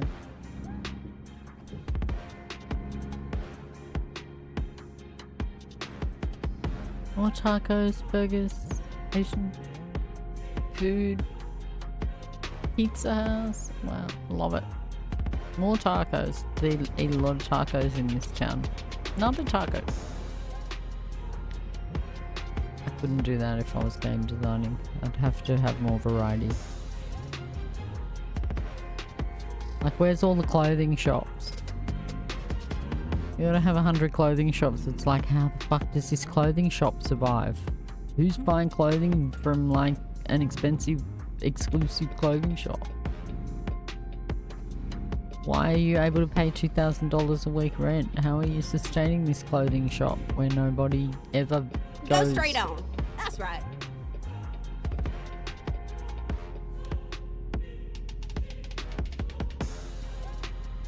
There should be a whole heap of those, and a hairdresser, and oh look, you can rent boats. That's pretty cool. I like that. Okay, there's a burger shop there, but like, yeah. Oh, what? Wait, Bozeman High School. So this, did we drive around it or something? Or did we go? We went up there and then came back.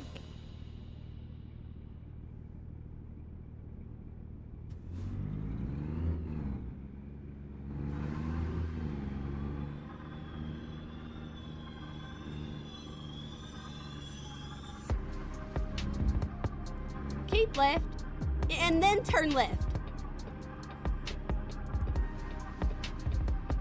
Turn left.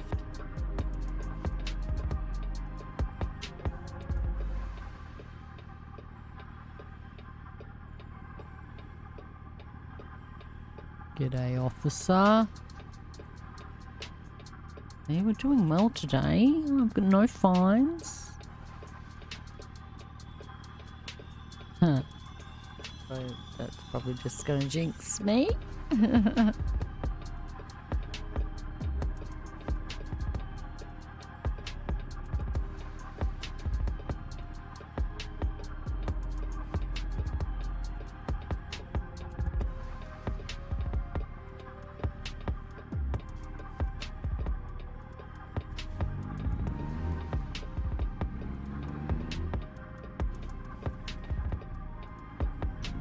Now let me see, I don't think I've got anything specific that I have to do on the weekend, though I do want to mow my lawn, as long as it's not raining on it. So maybe I could come and stream some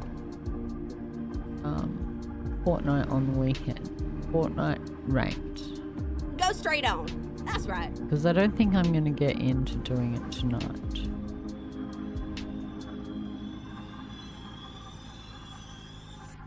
Maybe I could do one game.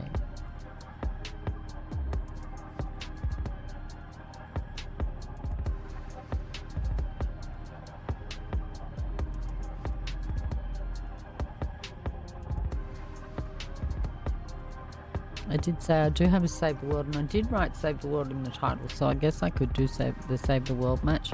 Last week, that Save the World match, like, Save the World's funny, I sometimes get, like, physically ill playing it. I don't know why, it's different to BR, I never get physically ill playing BR, but last week it sort of triggered me, and so I had to make a quick exit the stream when I finished. If that seemed a bit hasty, that's why. I wanted to end that stream anyway, but like, so I could do that, but because I do have one of those missions. I'm really keen to play ranked though.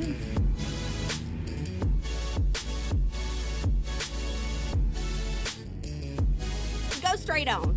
That's right.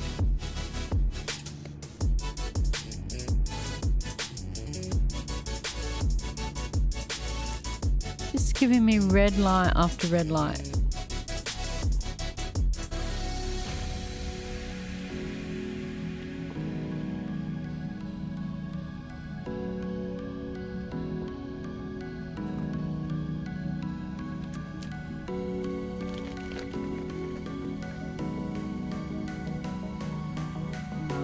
We talked about these one day with me. No, we didn't. I was talking about it with my friend. What's your favourite lolly? Banana's pretty good.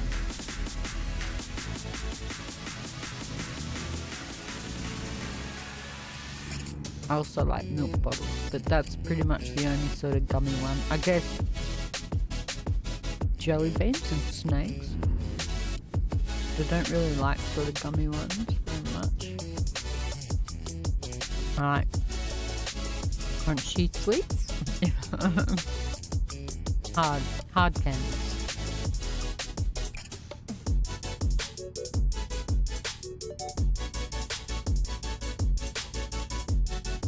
And sherbet.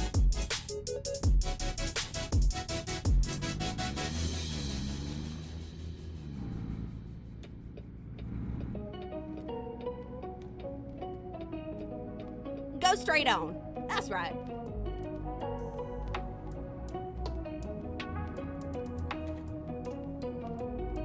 I'm going to get, no, I'm not going to get to go to the place with the lookout.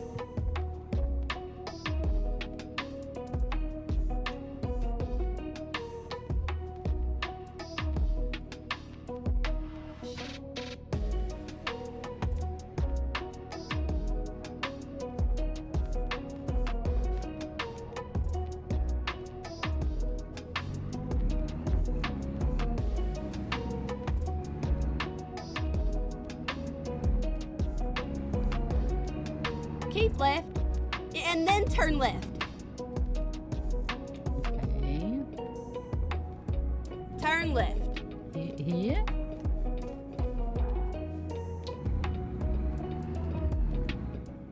Okay. Oh. Oh. Flowers. The nursery. We're going to get some, like, roses or something. Oh, wow. How pretty. Oh, I'm gonna... Okay, when I pick up... I've got to remember. When I pick up the truck, I take the picture here amongst these roses. All these flowers. Finally, we're here. You took your damn time. It's beautiful. All right, where is it?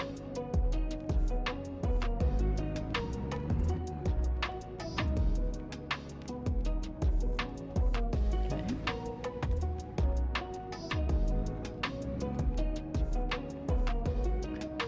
there. And there's a road that goes out that way. But I kind of want to drive back through the farm. But maybe there's more like... I can always come back.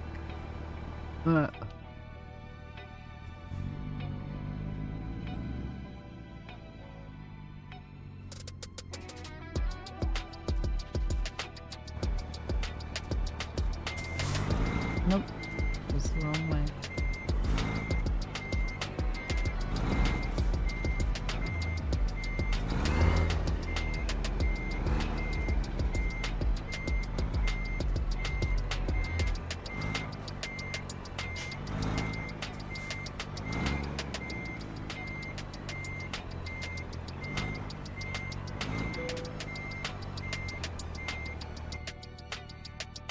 Okay, here we go. So I feel like maybe we may be able to see some of the flower farm fields this way. Finding a new route. Wait, this is just a rock place? Oh wait, up here, up here. Okay.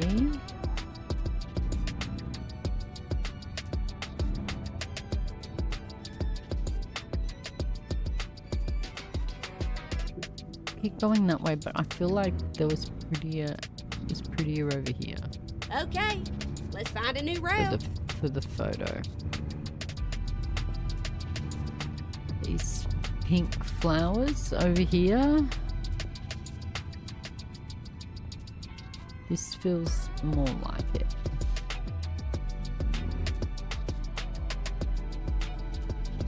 All this here, I love it. And these people. So straighten the truck up and now give it a bit of a... Okay.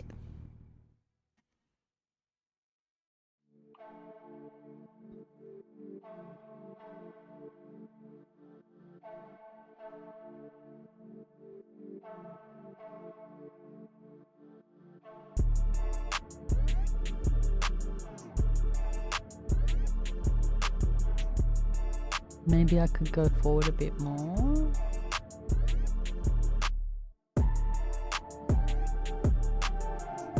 That's nice. That's nice.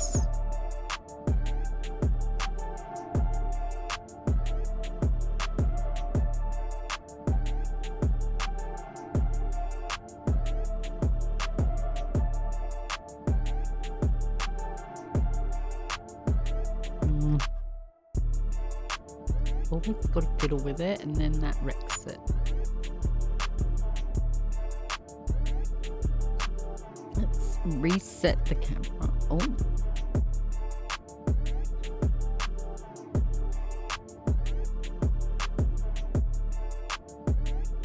Okay. We've got all the flowers. I like that. I like that. You can see the truck. Make it a little more central maybe.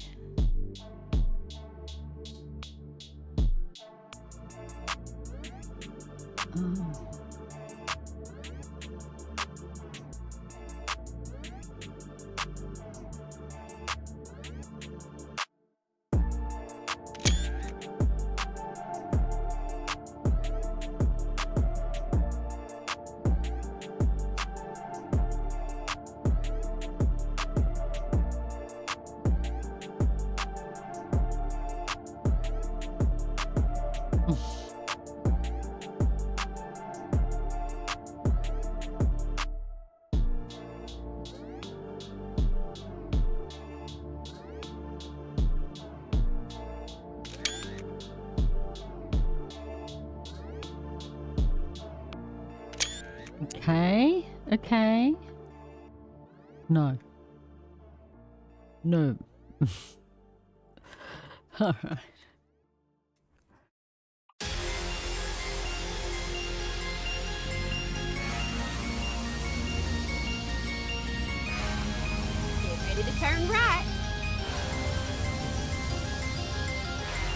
Turn right. Yeah, I think I was supposed to come out down there, so we'll go into the parking lot. Recomputing.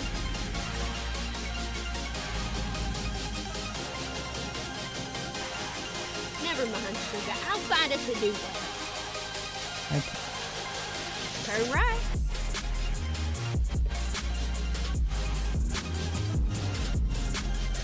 And off we go. If we see some landscape places along the way, maybe we can take a photo then as well. Go straight on. That's right. Come on, truck.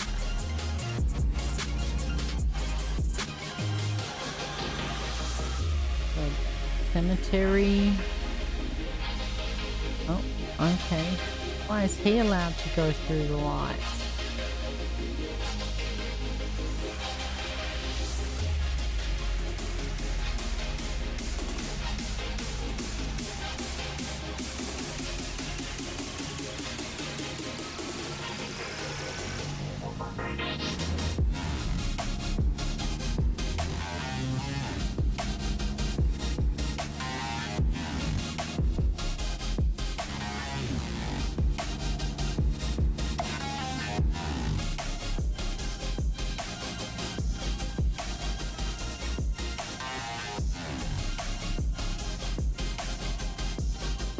Straight on. That's right.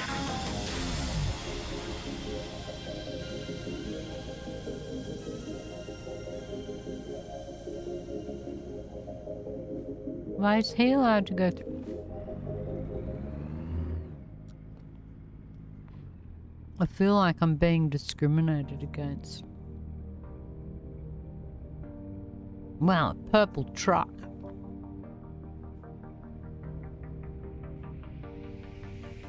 Oh.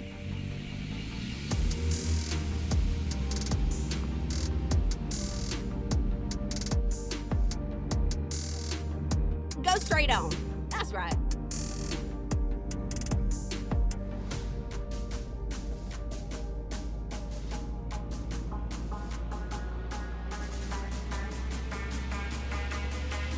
Keep right, and then turn right. Yellowstone? Is that like Yellowstone? Turn right. Yellowstone National Park? Is that where we're going?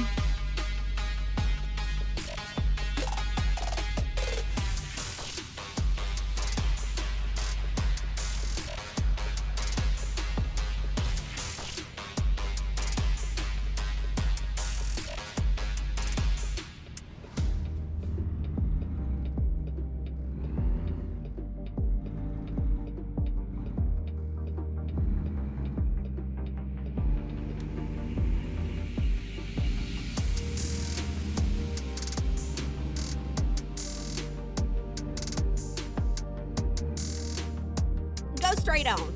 That's right.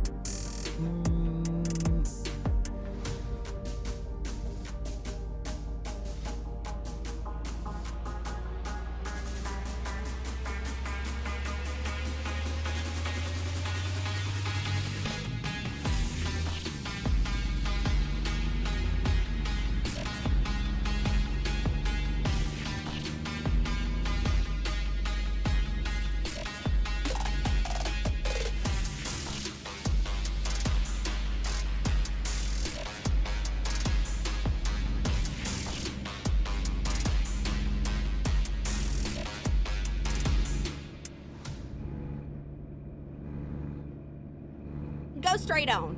That's right.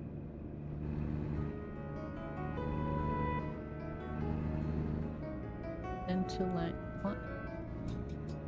Way station in a mile. Everything's looking good. Oh, wait a minute. I may need to change lanes up here, so let's get Go that straight out of the on. way. That's right. Early. Keep left, and then turn left.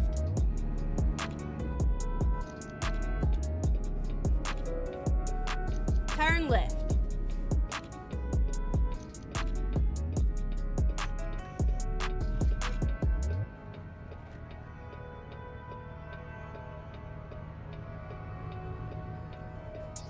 Okay.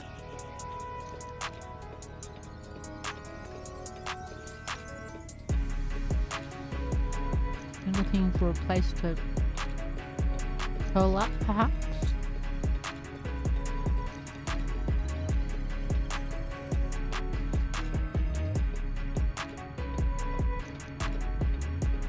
That's Asriel. He's very precious.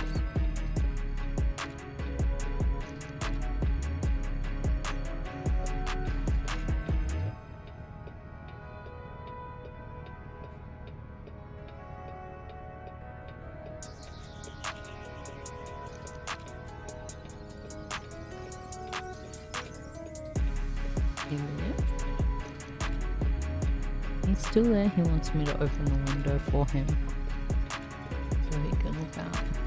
You need to turn though, ass.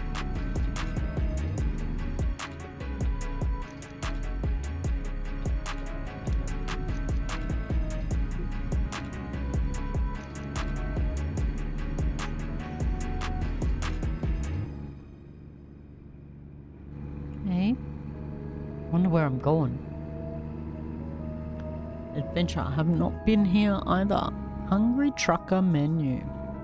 I'm talking about trucky breakfast the other day with my friend. It's not like they used to be. I remember my mum and dad and me, we'd drive up to Go straight on. see relatives in Queensland. We'd go on these huge long road trips at Christmas time to go visit them. And we'd get like a truckie's breakfast and share it between the three of us. You'd get sausages and eggs and bacon and like meat patties and chips and so much stuff. And so they're not like they used to be. That's everything. And shitification everywhere. Keep an eye out for somewhere to fall over in this. This is pretty. Like a little lookout or something. What is that? Not break through that potentially.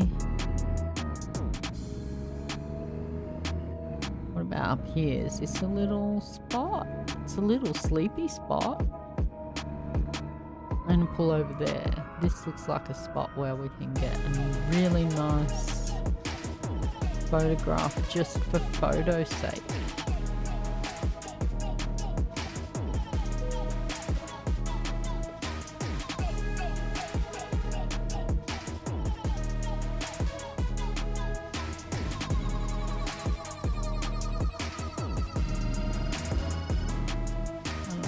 Trying to think how I want to position the truck.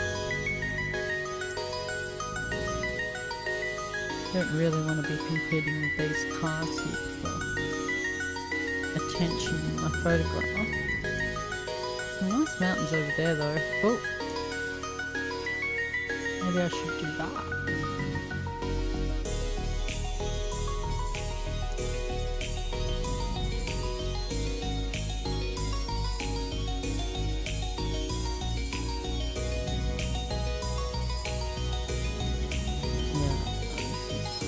Too tight. Go back.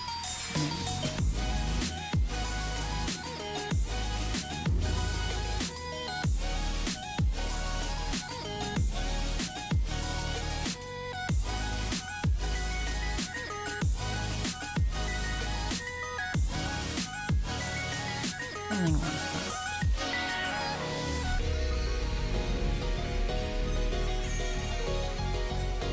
Let's see what we get. Having a look at the photo thing here. Wow.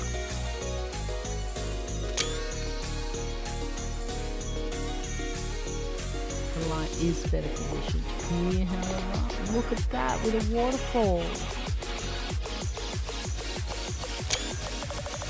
How good is that? That's so pretty. I wish I knew how to take a video of it.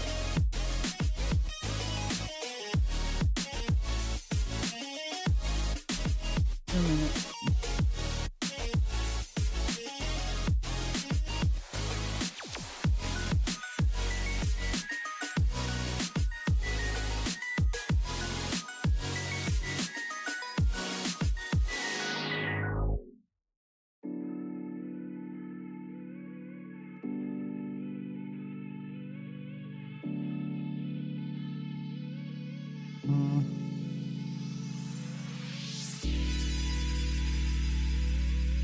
That looks awesome.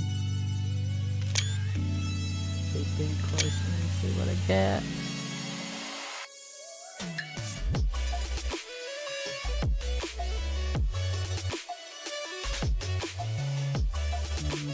Can't see the waterfall as well now.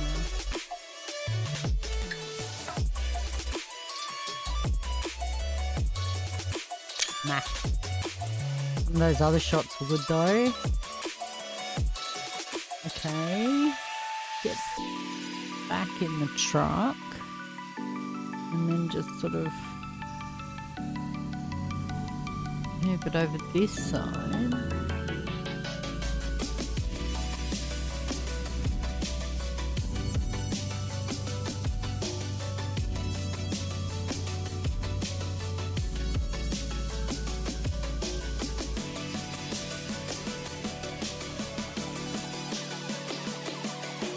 Definitely only going to get 2 trips in tonight.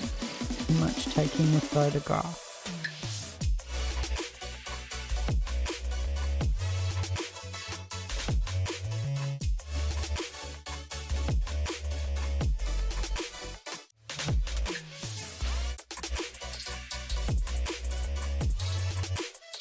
That looks pretty nice.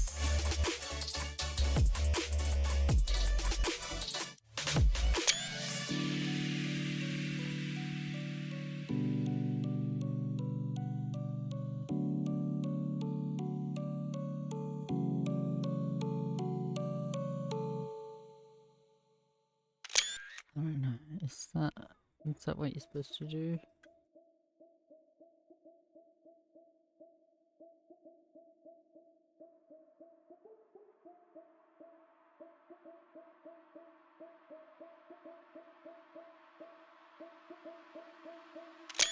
Nice. Okay. I'm pleased with that. I think that we can go back to delivering the gift.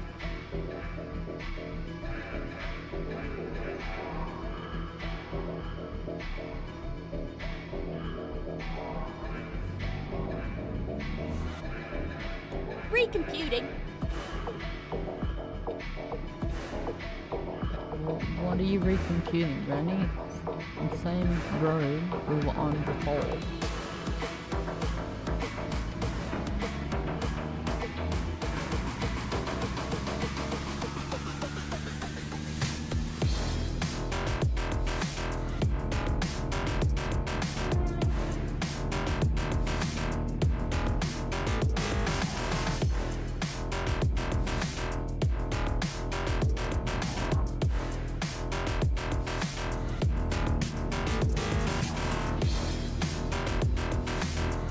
Oh, it's going to be a twisty road. I wonder how long this goes.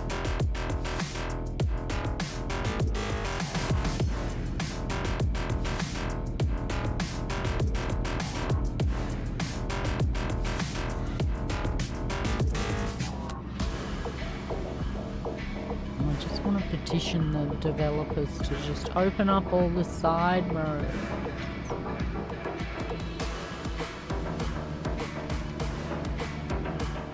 Look at that. I don't even think we can take pictures.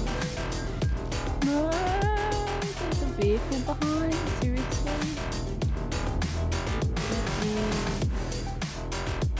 Look at this beautiful waterfall.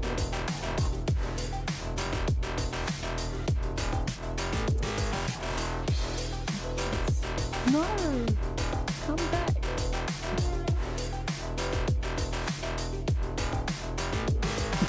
Ditch the trailer and how do I get out here?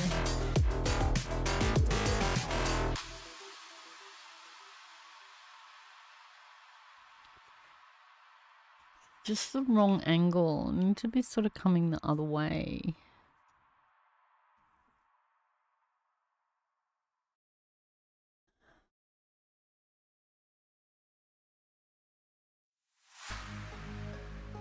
That's awesome.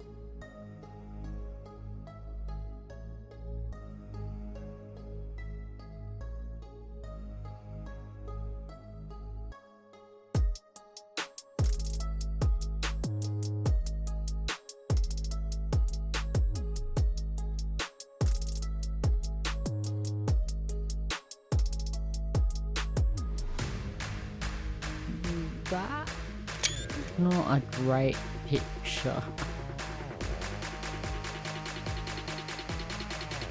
Would be better going the other way. Safe, okay?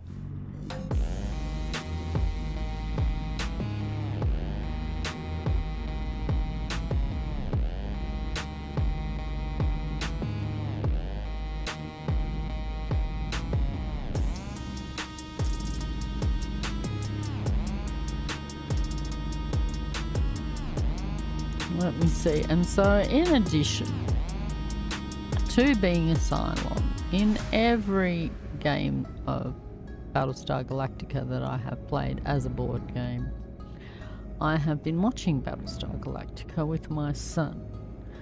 So we began watching that, and it's pretty cool because it's one of the only sci-fis that I haven't seen dribs and drabs of, and so I'm pretty much starting quite fresh and new, so it's like basically a new show for me. This is very cool. And you know, we don't get, I don't know, we get a lot of sci-fi, but I'm hungry, always hungry for more, so it's really good to have something traditional. I'm really enjoying it too. A bit of traditional TV. But it's sort of creeping into that time when TV started getting that higher budget. But it hadn't quite got there yet.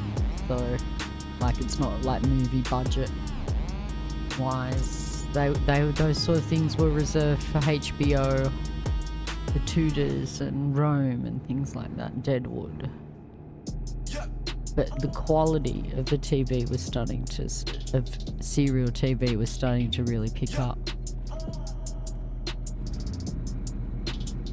But it's still got that touch of what a traditional TV series was like. So that's quite cool to have something new for me and fresh that I've not really experienced, which I really enjoy. And there's quite a fair bit of it. It's 4 seasons, couple of movies, mini-series.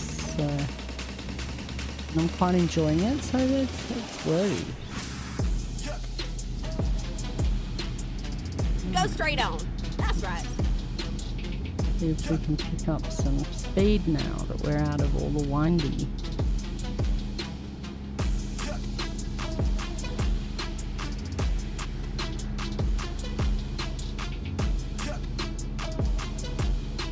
Maybe I can take a look at this over the weekend too. I need to buy a new garage somewhere, that's for sure. Keep right and then turn right. I think the plan was to buy a garage in California. I don't know if I did.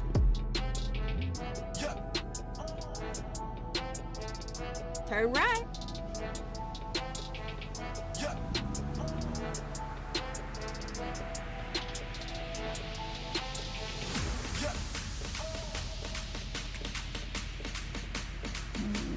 One more banana left. One more. None more in the packet. Oh my.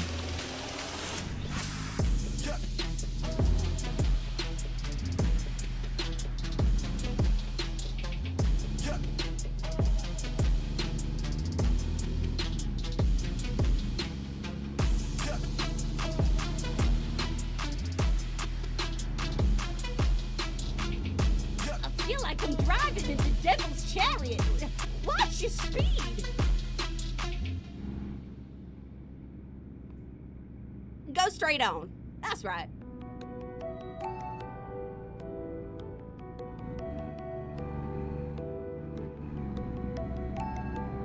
Alright. Now we can get some pace up.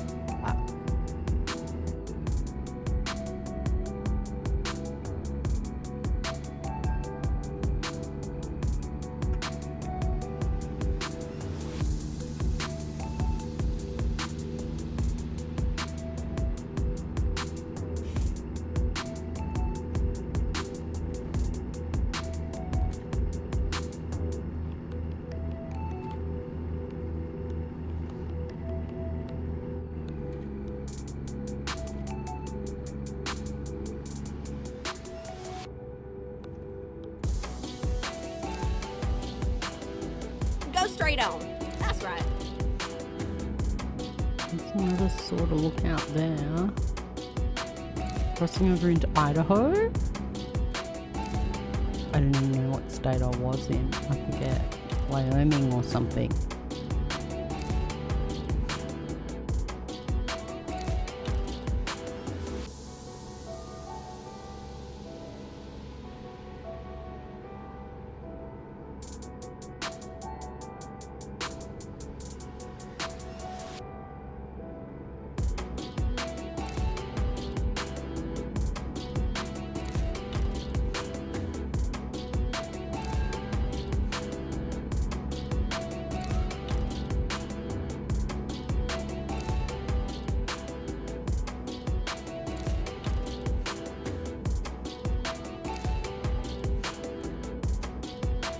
I got myself some Watch your speed.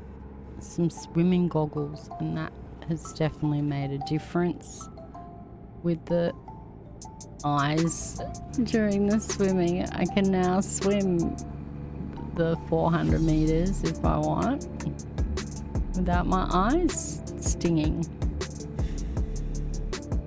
or grating out of my head, and it just felt so bad when I go swimming. So now I've got those and I can concentrate on doing a few more laps. So I sort of do like 200 meters and then get out, get into the sauna, read a bit of my magazine. Because I've gone, the Guardian gave me like an offer for 12 copies of their magazine, their weekly magazine, for $12. So I like snapped that up, and then I'll just cancel it at the end. And so I read my magazine in the sauna, and then when I can't handle it anymore, try to aim for at least 2 pages. Get out, get back into the pool, swim another 100, get out, go into the sauna. That's been working. That's been allowing me to reach the distance that I'm looking for in the pool, as well as, you know, getting a lot of relaxation time and fortitude time in the sauna, all in the middle of the heat wave. There's some national park that we're in. Didn't give us any planned lookout. That's a bummer. Should mark the little lookouts, the little extra lookouts that it puts. Are we going to be able to pass? Please pull in.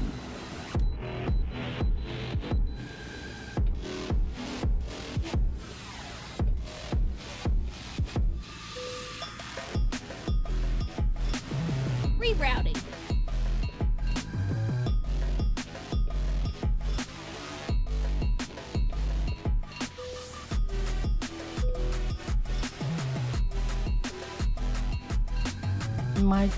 What's wrong with my vehicle? Damaged it? Must have had a big crash in it last time.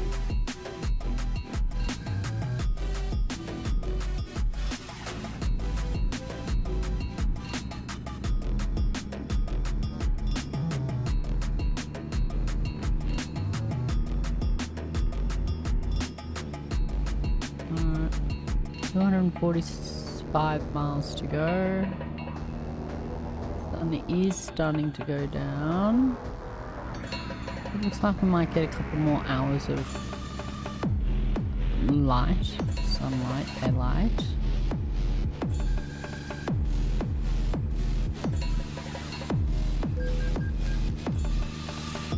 Why? What do you mean?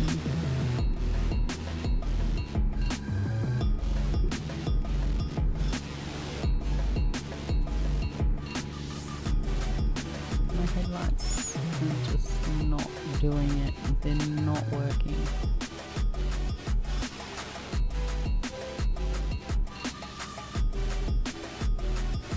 There, that's high beam.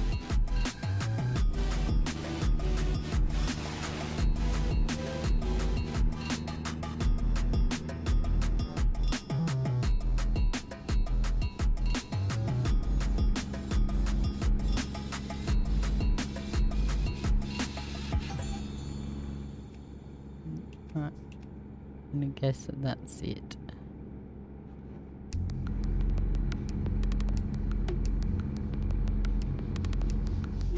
Oh.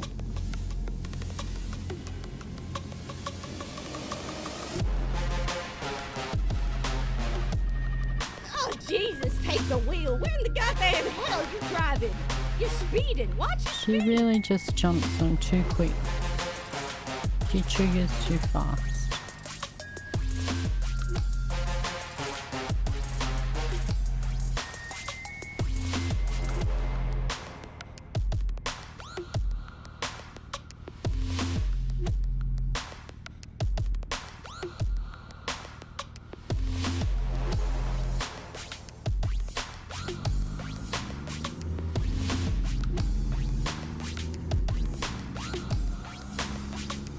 keep right, and then turn right. Turn right. Yep.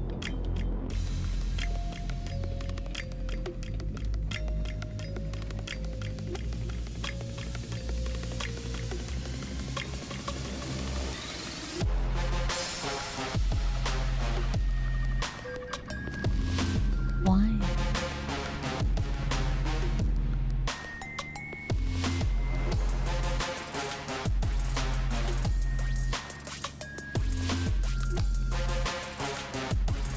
Fine, I'll just leave my high beams on then.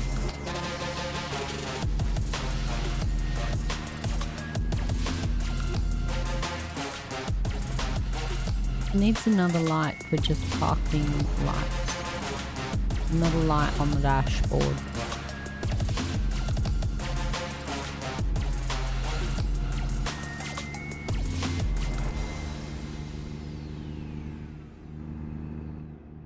Oh man, we can't go down there.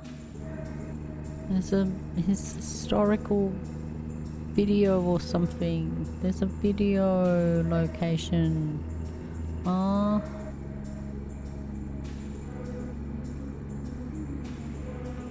Bro.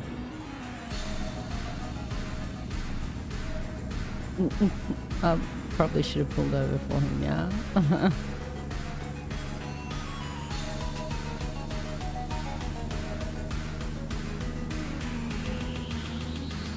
My truck. I'm gonna have to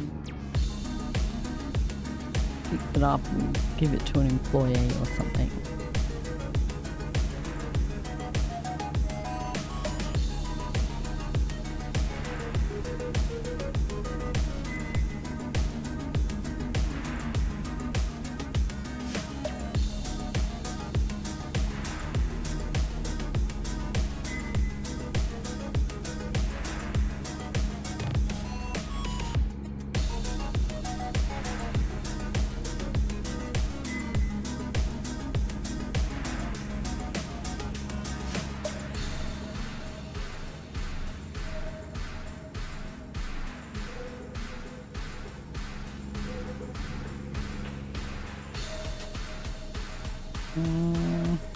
I don't need to sleep yet.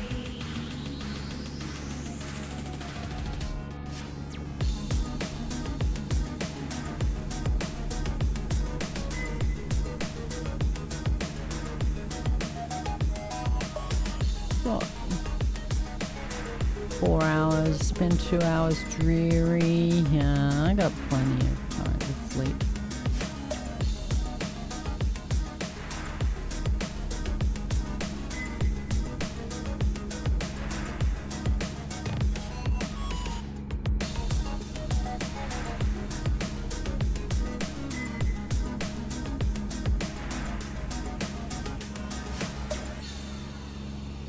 Keep right, and then exit right.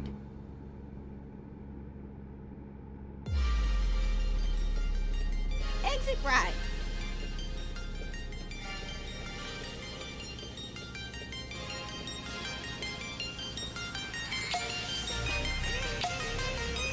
Okay.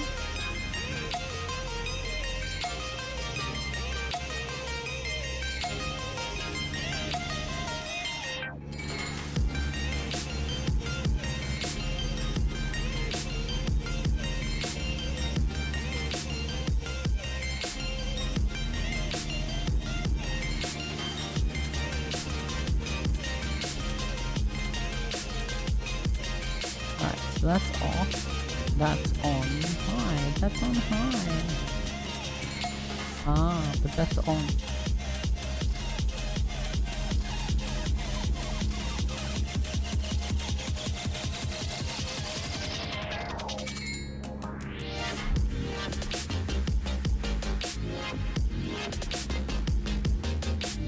So nothing changes on the dash.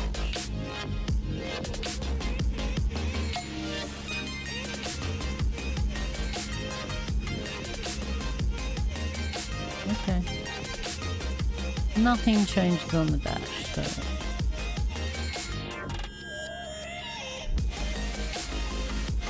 No indication.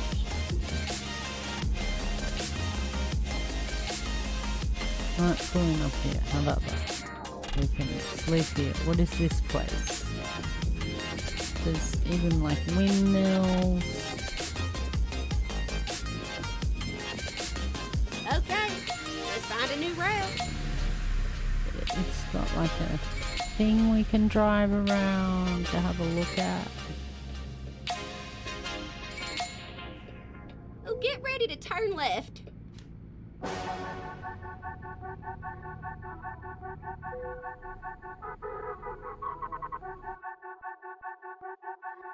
Alright, great. 7 o'clock in the morning now.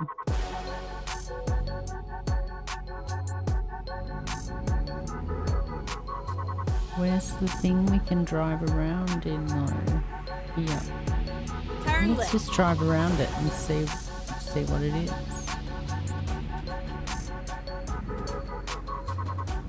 Finding a new route.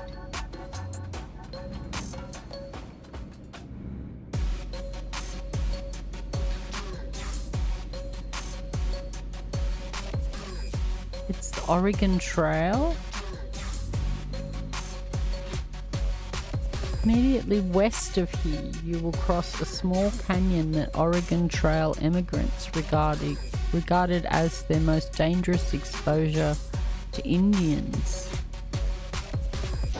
And that is probably readable if you've got better eyesight than me, or maybe better resolution as well.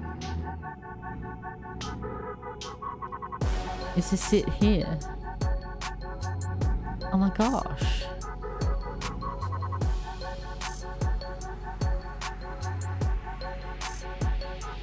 Oh my gosh. So let's stop. Photo time.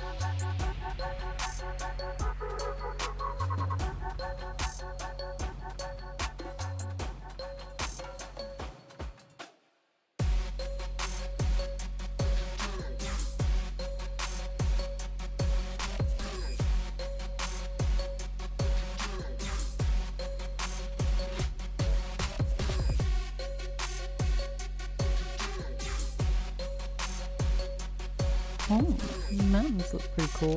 It's not really making me excited. Well, I mean, it's pretty cool.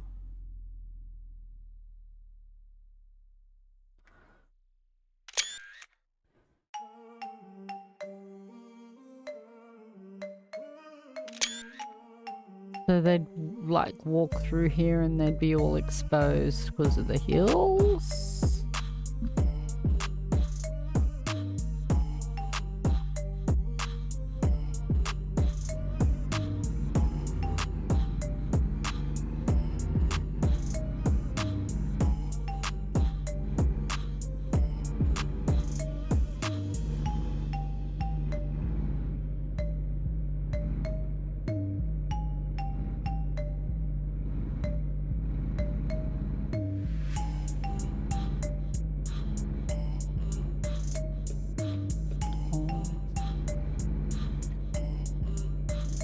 Well, that was pretty cool.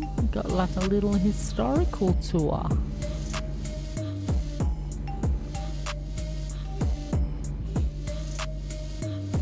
Oh, get ready to turn left.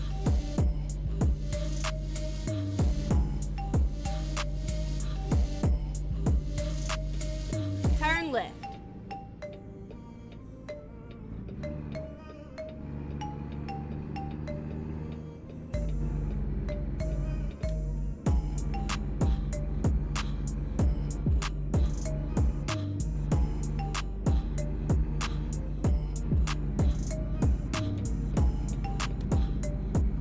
and we're back on the road.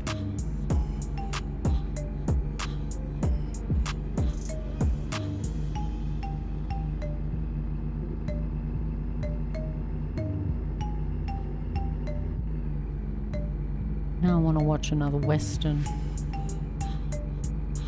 What? There's something over there too? Another tourist spot over there? I love this. I love that. I love that they're gonna like put little sleepy spots and then like make a little tourist drive. That's very cool.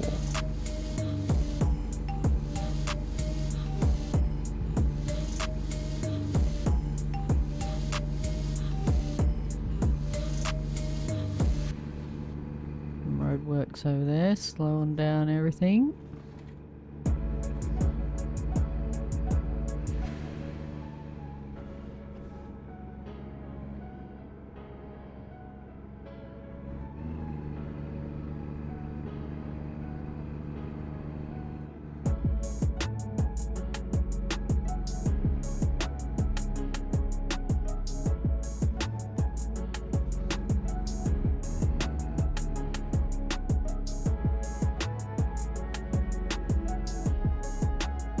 Spraying the irrigation, the mister things. That was cool. Twin Falls. What's it? Twin things? Okay, let's not crash into this guy.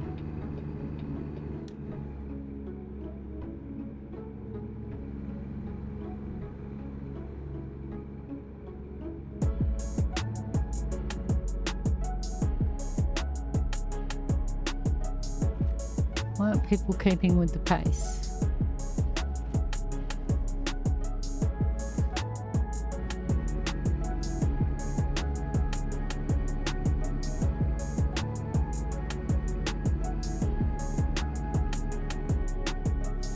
No, okay.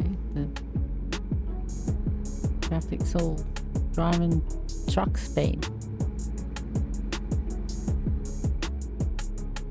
Everyone's stuck behind a truck, that's why.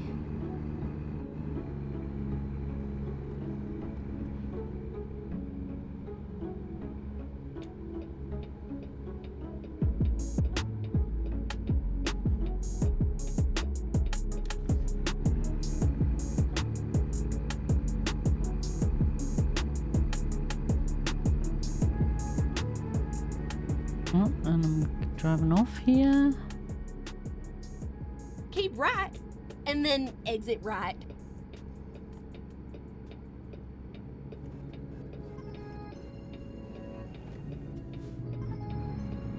Exit right.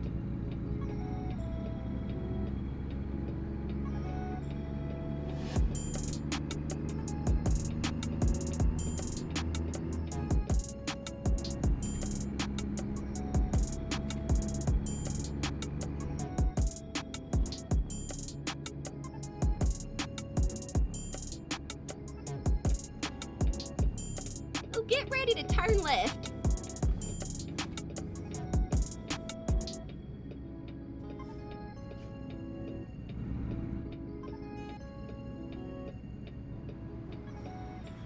Turn left.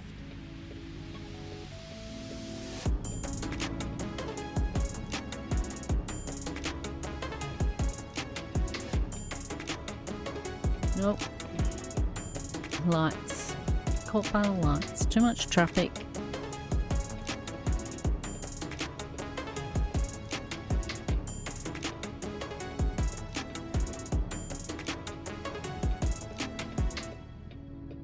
Alright, so 79 miles from my destination, so we'll finish up there and then I'll go do my Save the World mission, and I think we'll leave the stream. Already at 4 hours 17. How? I've been playing this for an hour and a half. Doesn't feel like it. This one was a little longer journey though, I feel. How to stop.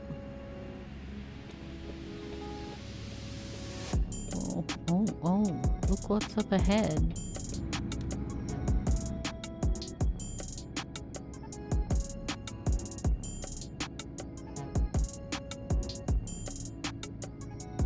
Right here. This is exciting. Is this it?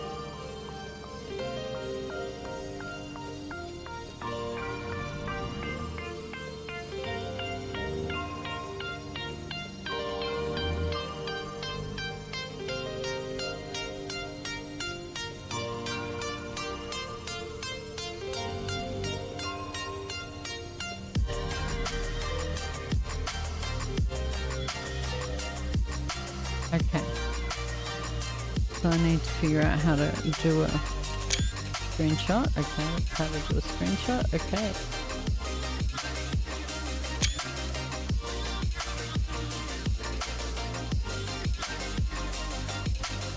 Kerr Memorial Bridge. That's great. Someone's got a...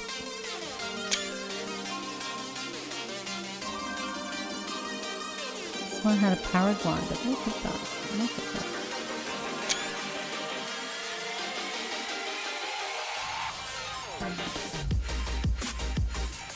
Hershon Falls. The College of Southern Idaho. 4 miles east of here. This is something. Oh, wow. Wow. This is pretty good. It's one of the better viewpoints I've activated, I gotta admit. Wow. All the waterfalls off up there. And are they like beaver dams? Oh wow, this would be incredible to see.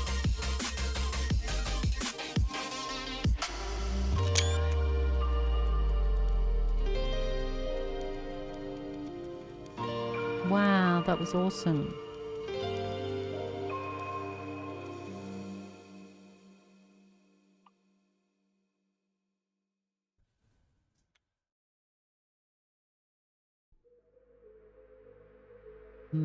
We can't see it.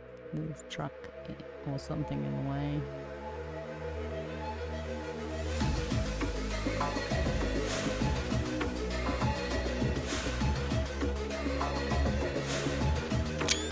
Be both. Okay. I'm done with photos, I feel. So there's another photo point up here.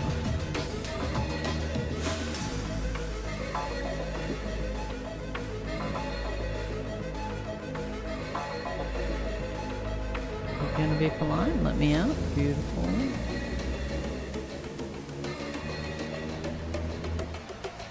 So I'm supposed to like stop the truck and take a photo up here.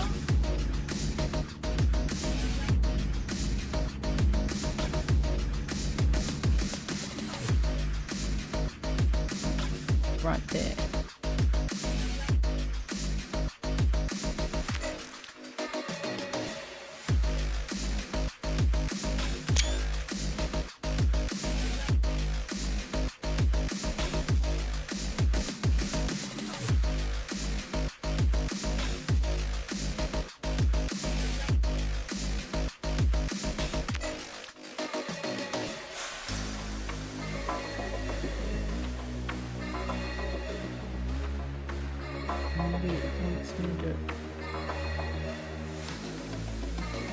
Maybe I'm not quite in the right spot.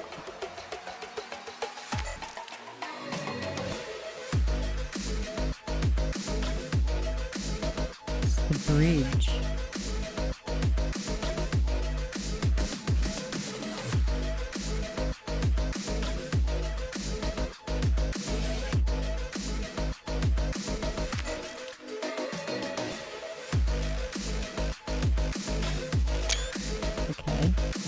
The bridge, then maybe if I go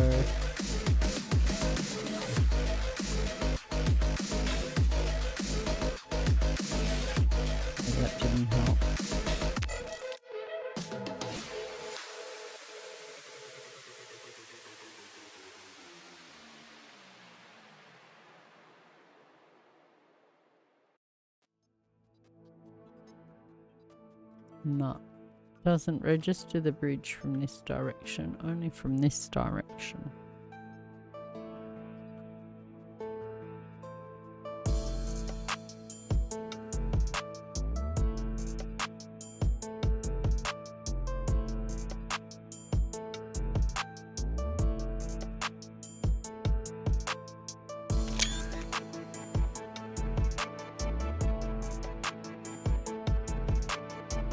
I do feel like this is probably the better sort of photo. Let me come up.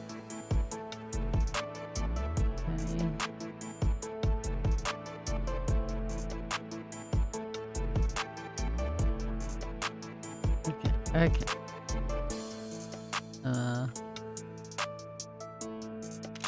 Whatever. Let's go. Let's drop this off. I'm pretty sure I got at least one good photo tonight. Somewhere. I don't know whether it was there or elsewhere, but I'm pretty sure I did. Oh. Stop.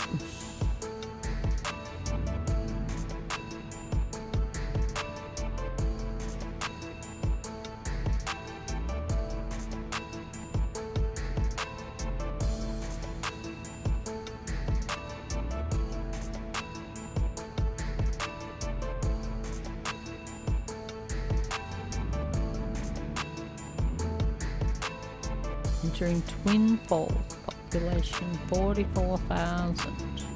Go straight on. That's right.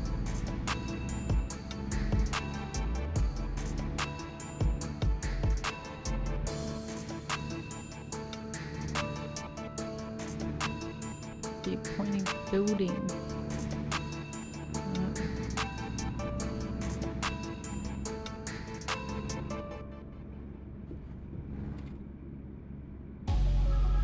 Keep right and then turn right. 555 divorce. $100 down. Turn right. America. You should have never changed.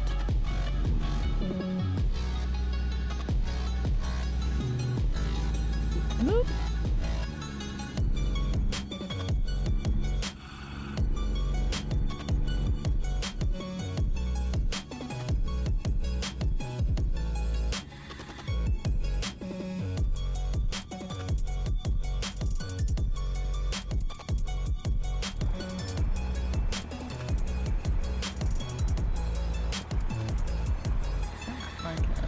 Motel.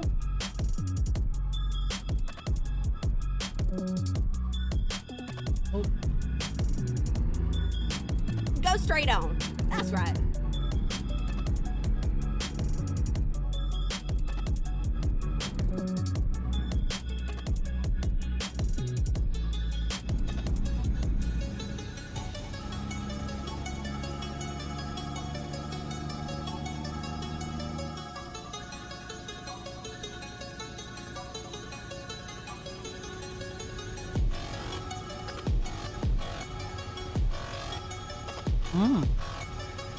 Big hospital.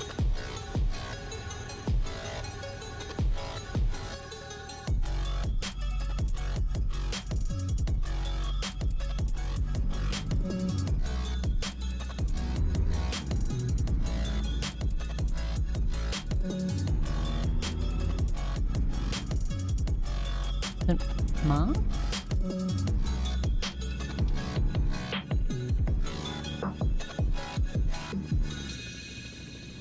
Helicopters.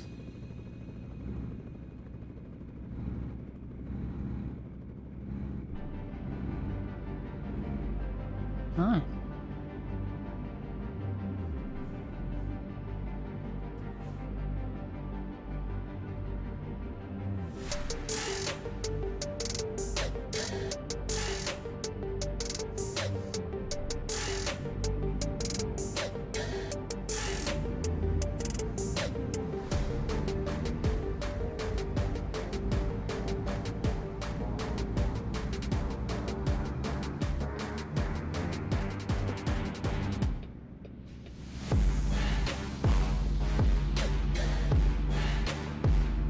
I don't know if I need to change lanes.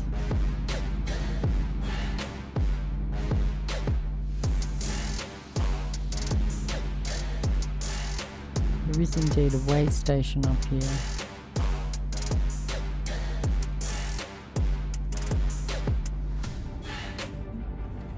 Let's put that.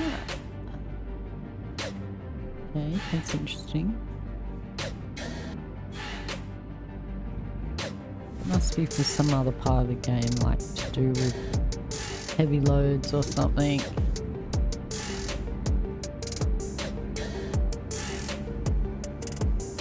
Oh god, I thought that bus was going to try and do a head on. Keep right. Right? Okay. But the lane ends. What are you talking about?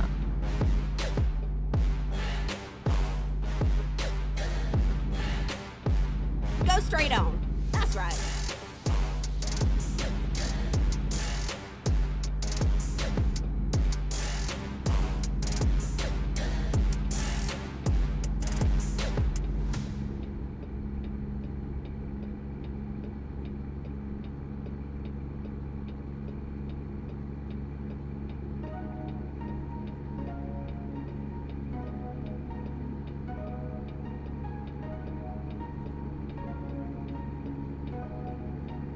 Go straight on. Nice That's road right. drive. Why is blinker on?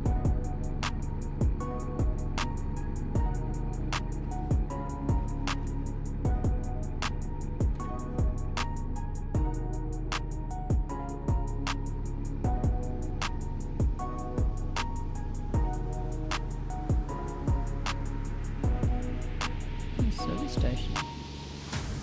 I'm starting to get lower on fuel, but not drastic yet. I'm sure I'm going to get somewhere a bit more built up when I get to my delivery destination. So 20 miles. Maybe I'm going there now. From the town. And the town was back there? Potentially.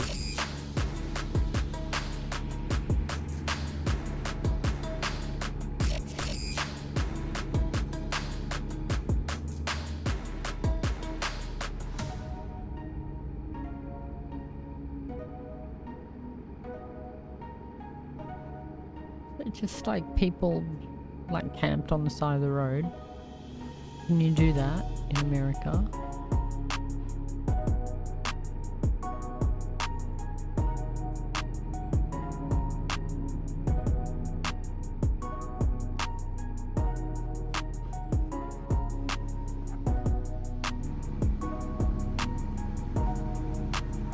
Here we go. This is the town.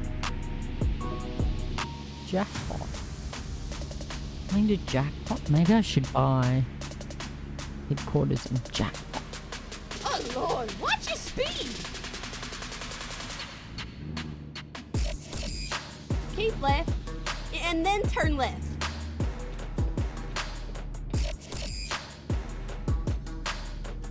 Turn left.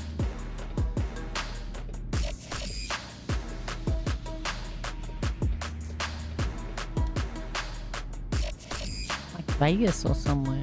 We're nowhere near that. Get ready to turn right.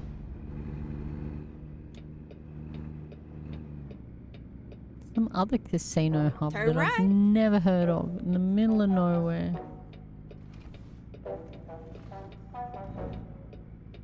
Get ready to turn right. Turn right.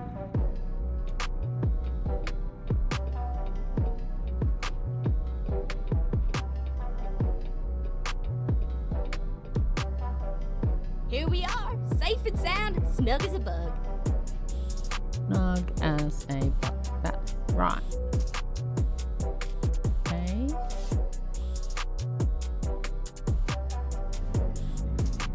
Do that.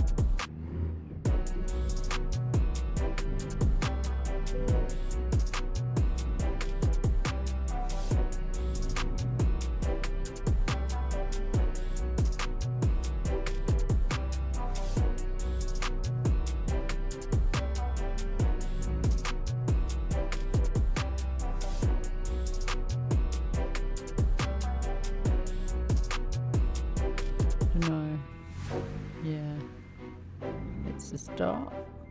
Turn it all the way that way. Now go back. More.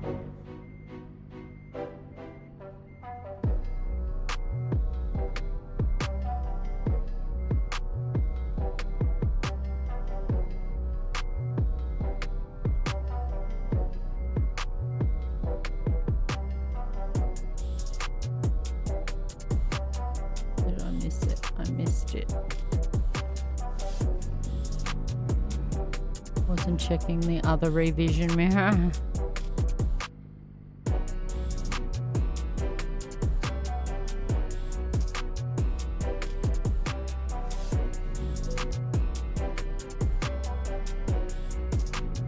Little swing in. And a little swing back.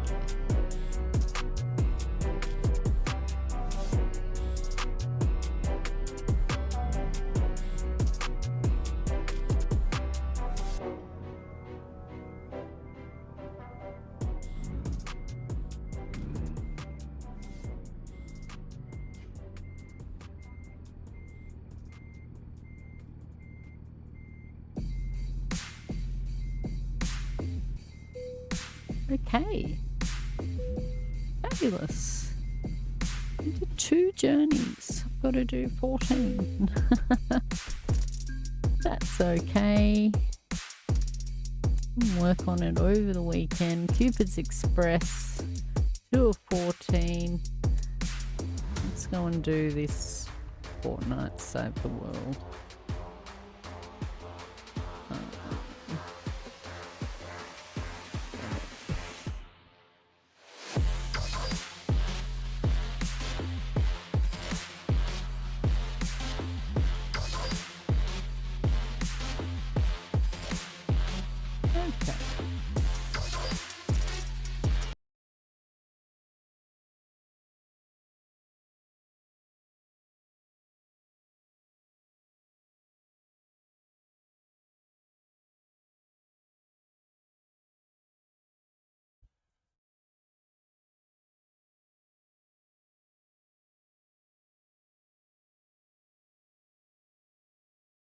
Okay, some of my images are interesting.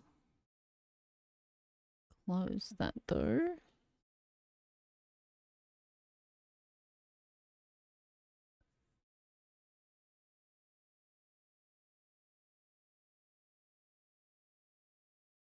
Alright.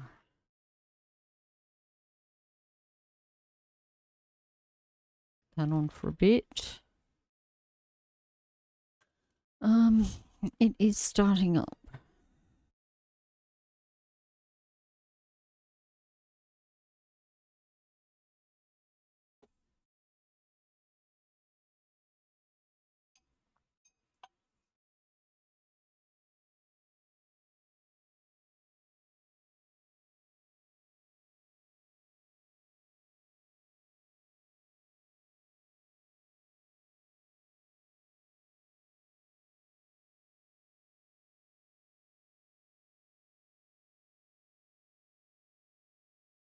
So I found sort of this time of night, mind you, it's Friday, so potentially there could be people in there, but I just don't know that I've got the energy for ranked.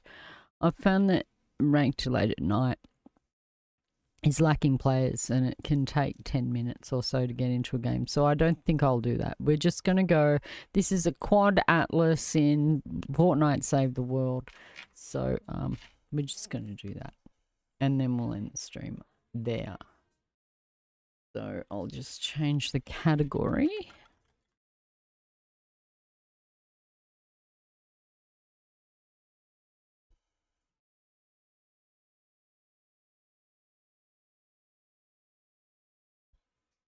I think we'll end it on this Save the World match. But it's been a good stream, good discussion of news. Not too much, not too little. We did some Valentines ATS event. Oh, we should look in the shop. It is the Valentine's shop, or is that tomorrow because it's not Valentine's yet in America? Well, anyway, they have the new Iron Man for people that like Iron Man, and apparently you can customize him. Oh, he have many color. Oh, I like that one. That's pretty cool. And then he has like different shapes. So that's kind of a new skin. These ones have been in the shop before. This guy's new. I like this skin, but you know, it's a male skin, so I don't really wear the male skins. This girl's new, but I wasn't terribly excited by her pants. Her pants annoy me because they're not full length. I already own Tess. I could get the rest of her bundle, but at the moment I'm sort of like, no. Okay, so I could wear one of these. I've been wearing the skin that I've got for a while. I'm not a fan of Queen of Hearts. Oh, the birds are back. Patroller. What is this in? Duos. Okay, interesting.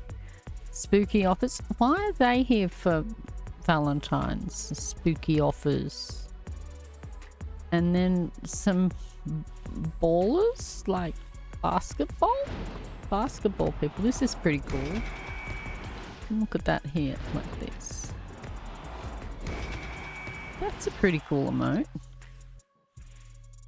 Skibidi toilet bundle.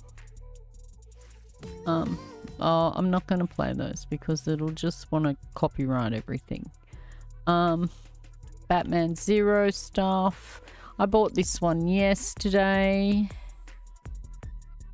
So that she's not really a Valentine's, but like, yeah, she was trying to come out with this, so.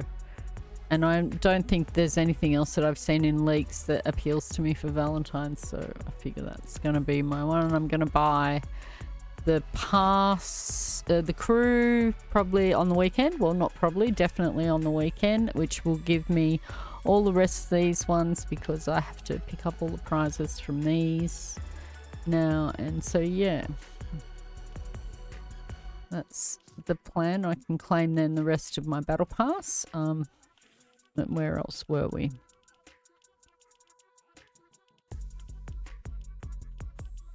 Batman, Kyra, and then these ones old skins, been around for a long time. These ones have, it's been a long time since these ones have been out. Some shoes. I do like the little, and I particularly like the sharks. I think they're very cute. Oh, FNCS is back. I don't mind her, but I really wish I'd got the purple and orange one. I don't think you can, it's exclusive. This is pretty cool, this sort of color scheme, so I'm waiting, I guess, for a girl in that color scheme. One of those that I might like. Depend on which one they apply those colors to in the end. Yeah, so I'll be able to pick up the Hatsune Miku pass and anything else that I haven't got yet out of the passes. OG. The rest of the battle pass, OG pass, music pass, I'll be able to collect all of that. I've already got the Lego pass, so alright. Let's go in to save the world.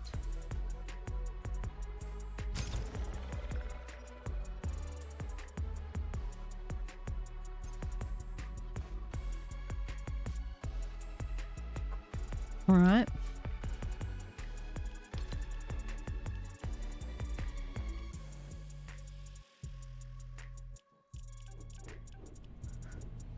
I hope there's going to be enough people in there to help.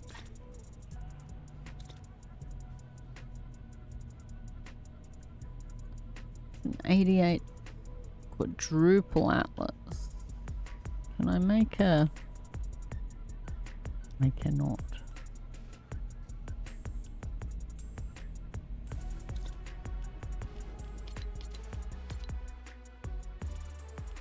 Okay. So hoping for some transformers or rural locations. 3 rural locations. I don't know my luck there. 88. This one here.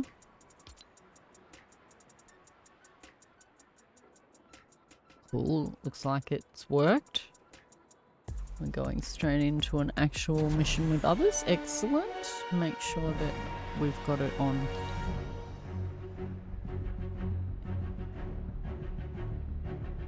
Okay, the mic.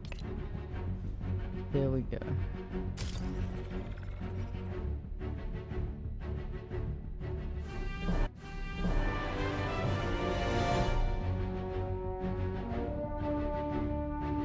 Alright, this is kind of like mid-height. It's not end game, but it is in the end game region. It's just the end game's like double this even. Whoa, okay. Since they have already...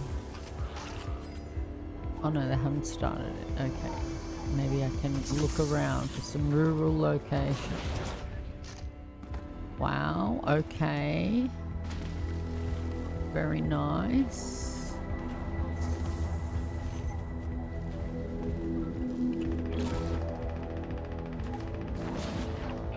Oh, look at all this stuff. Like mines and stuff. Oh my.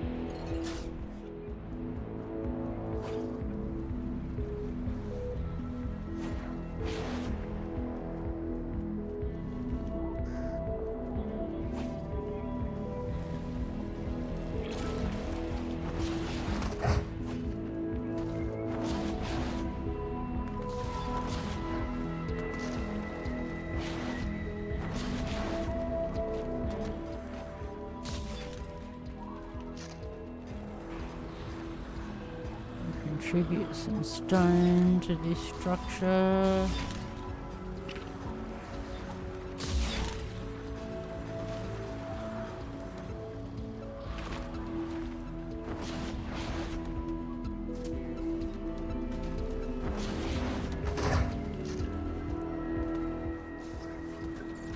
See if I can find some rural locations, even just one. That's a bummer. That means I have to play more matches.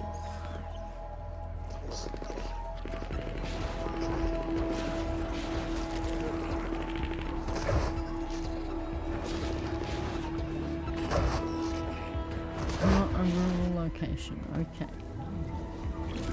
Tried to make it one. I thought maybe if I bounce enough on it, it will be a rural location.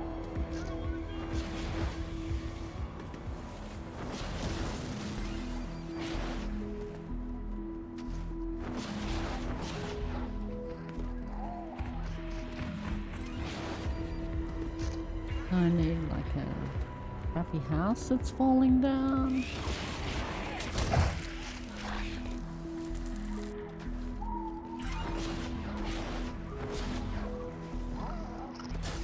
Or a bunker.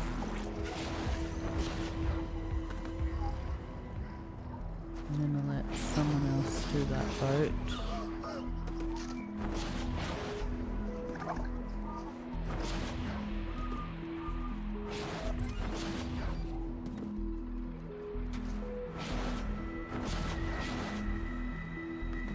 When it comes up again.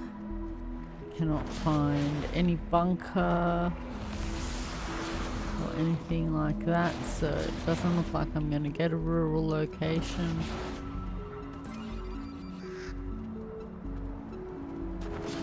Let alone a power transformer. Okay. Okay. Wonder if they'd be interested in some of my crazy floor types. Like that. Perhaps.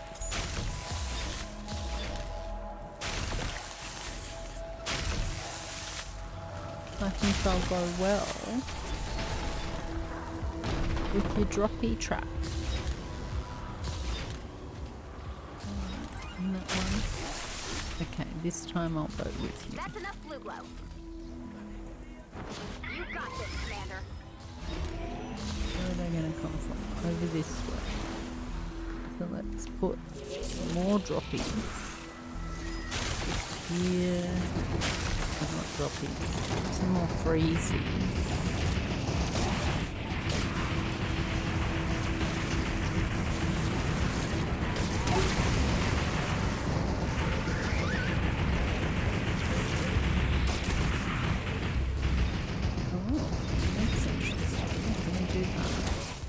That's fun shit though.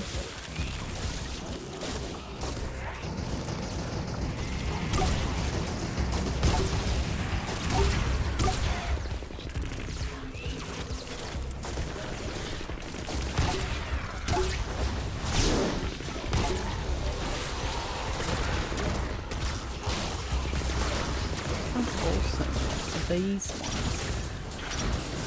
since they're fire, they should work quite well if we get chrome huskies through there.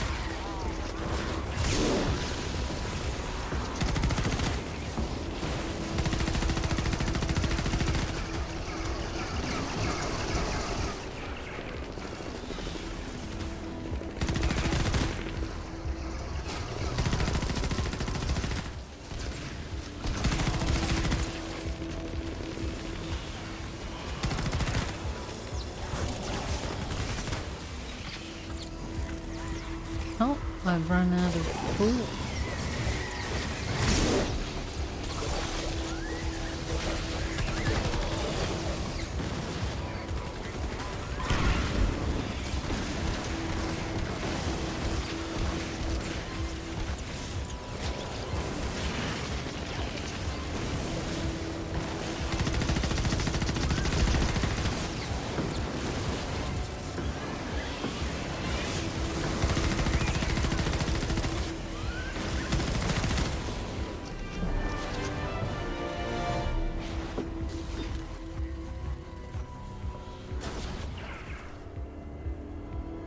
Okay, well, we're doing pretty well here. 3 minutes to go on the clock. Oh. So it's been a big week, news-wise, as it was last week.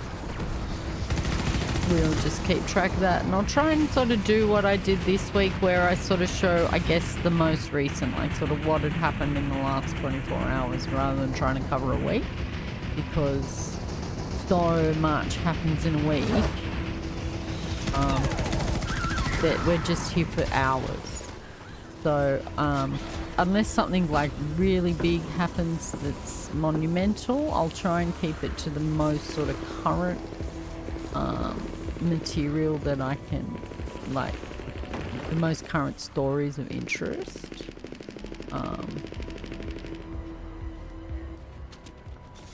I just want to get to this up here.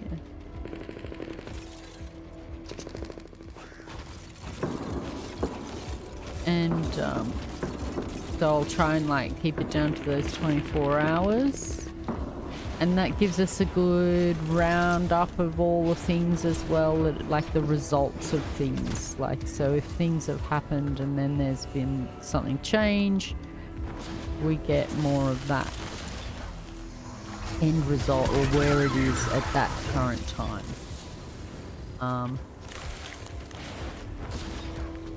Remember to look to your communities, get involved in your communities.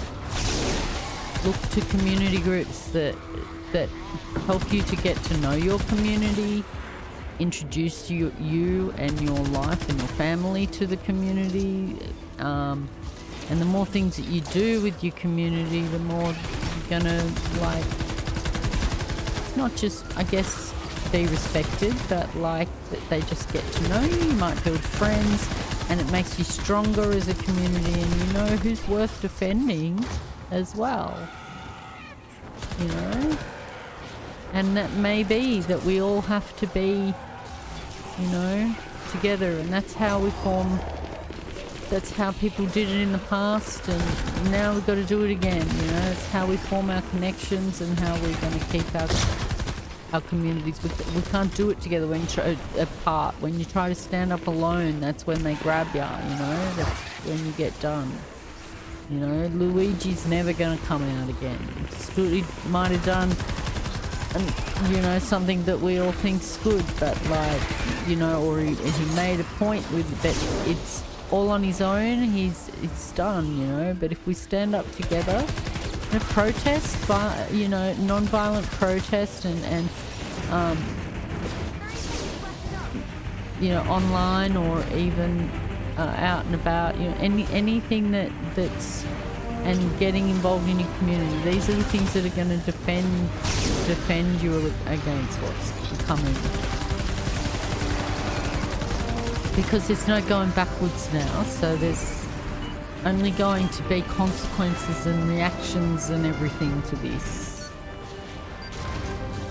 And all this time, it's going to go down and be analysed in history to tell us, you know, how we ended up in, you know, a war or whatever.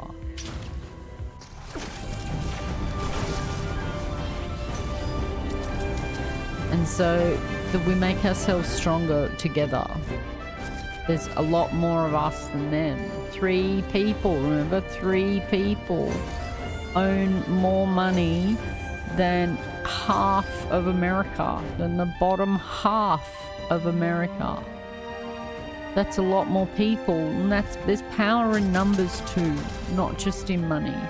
And there's power in community. These billionaires, their friends are all as awkward as they are. Their friends are all people that are just as, you know,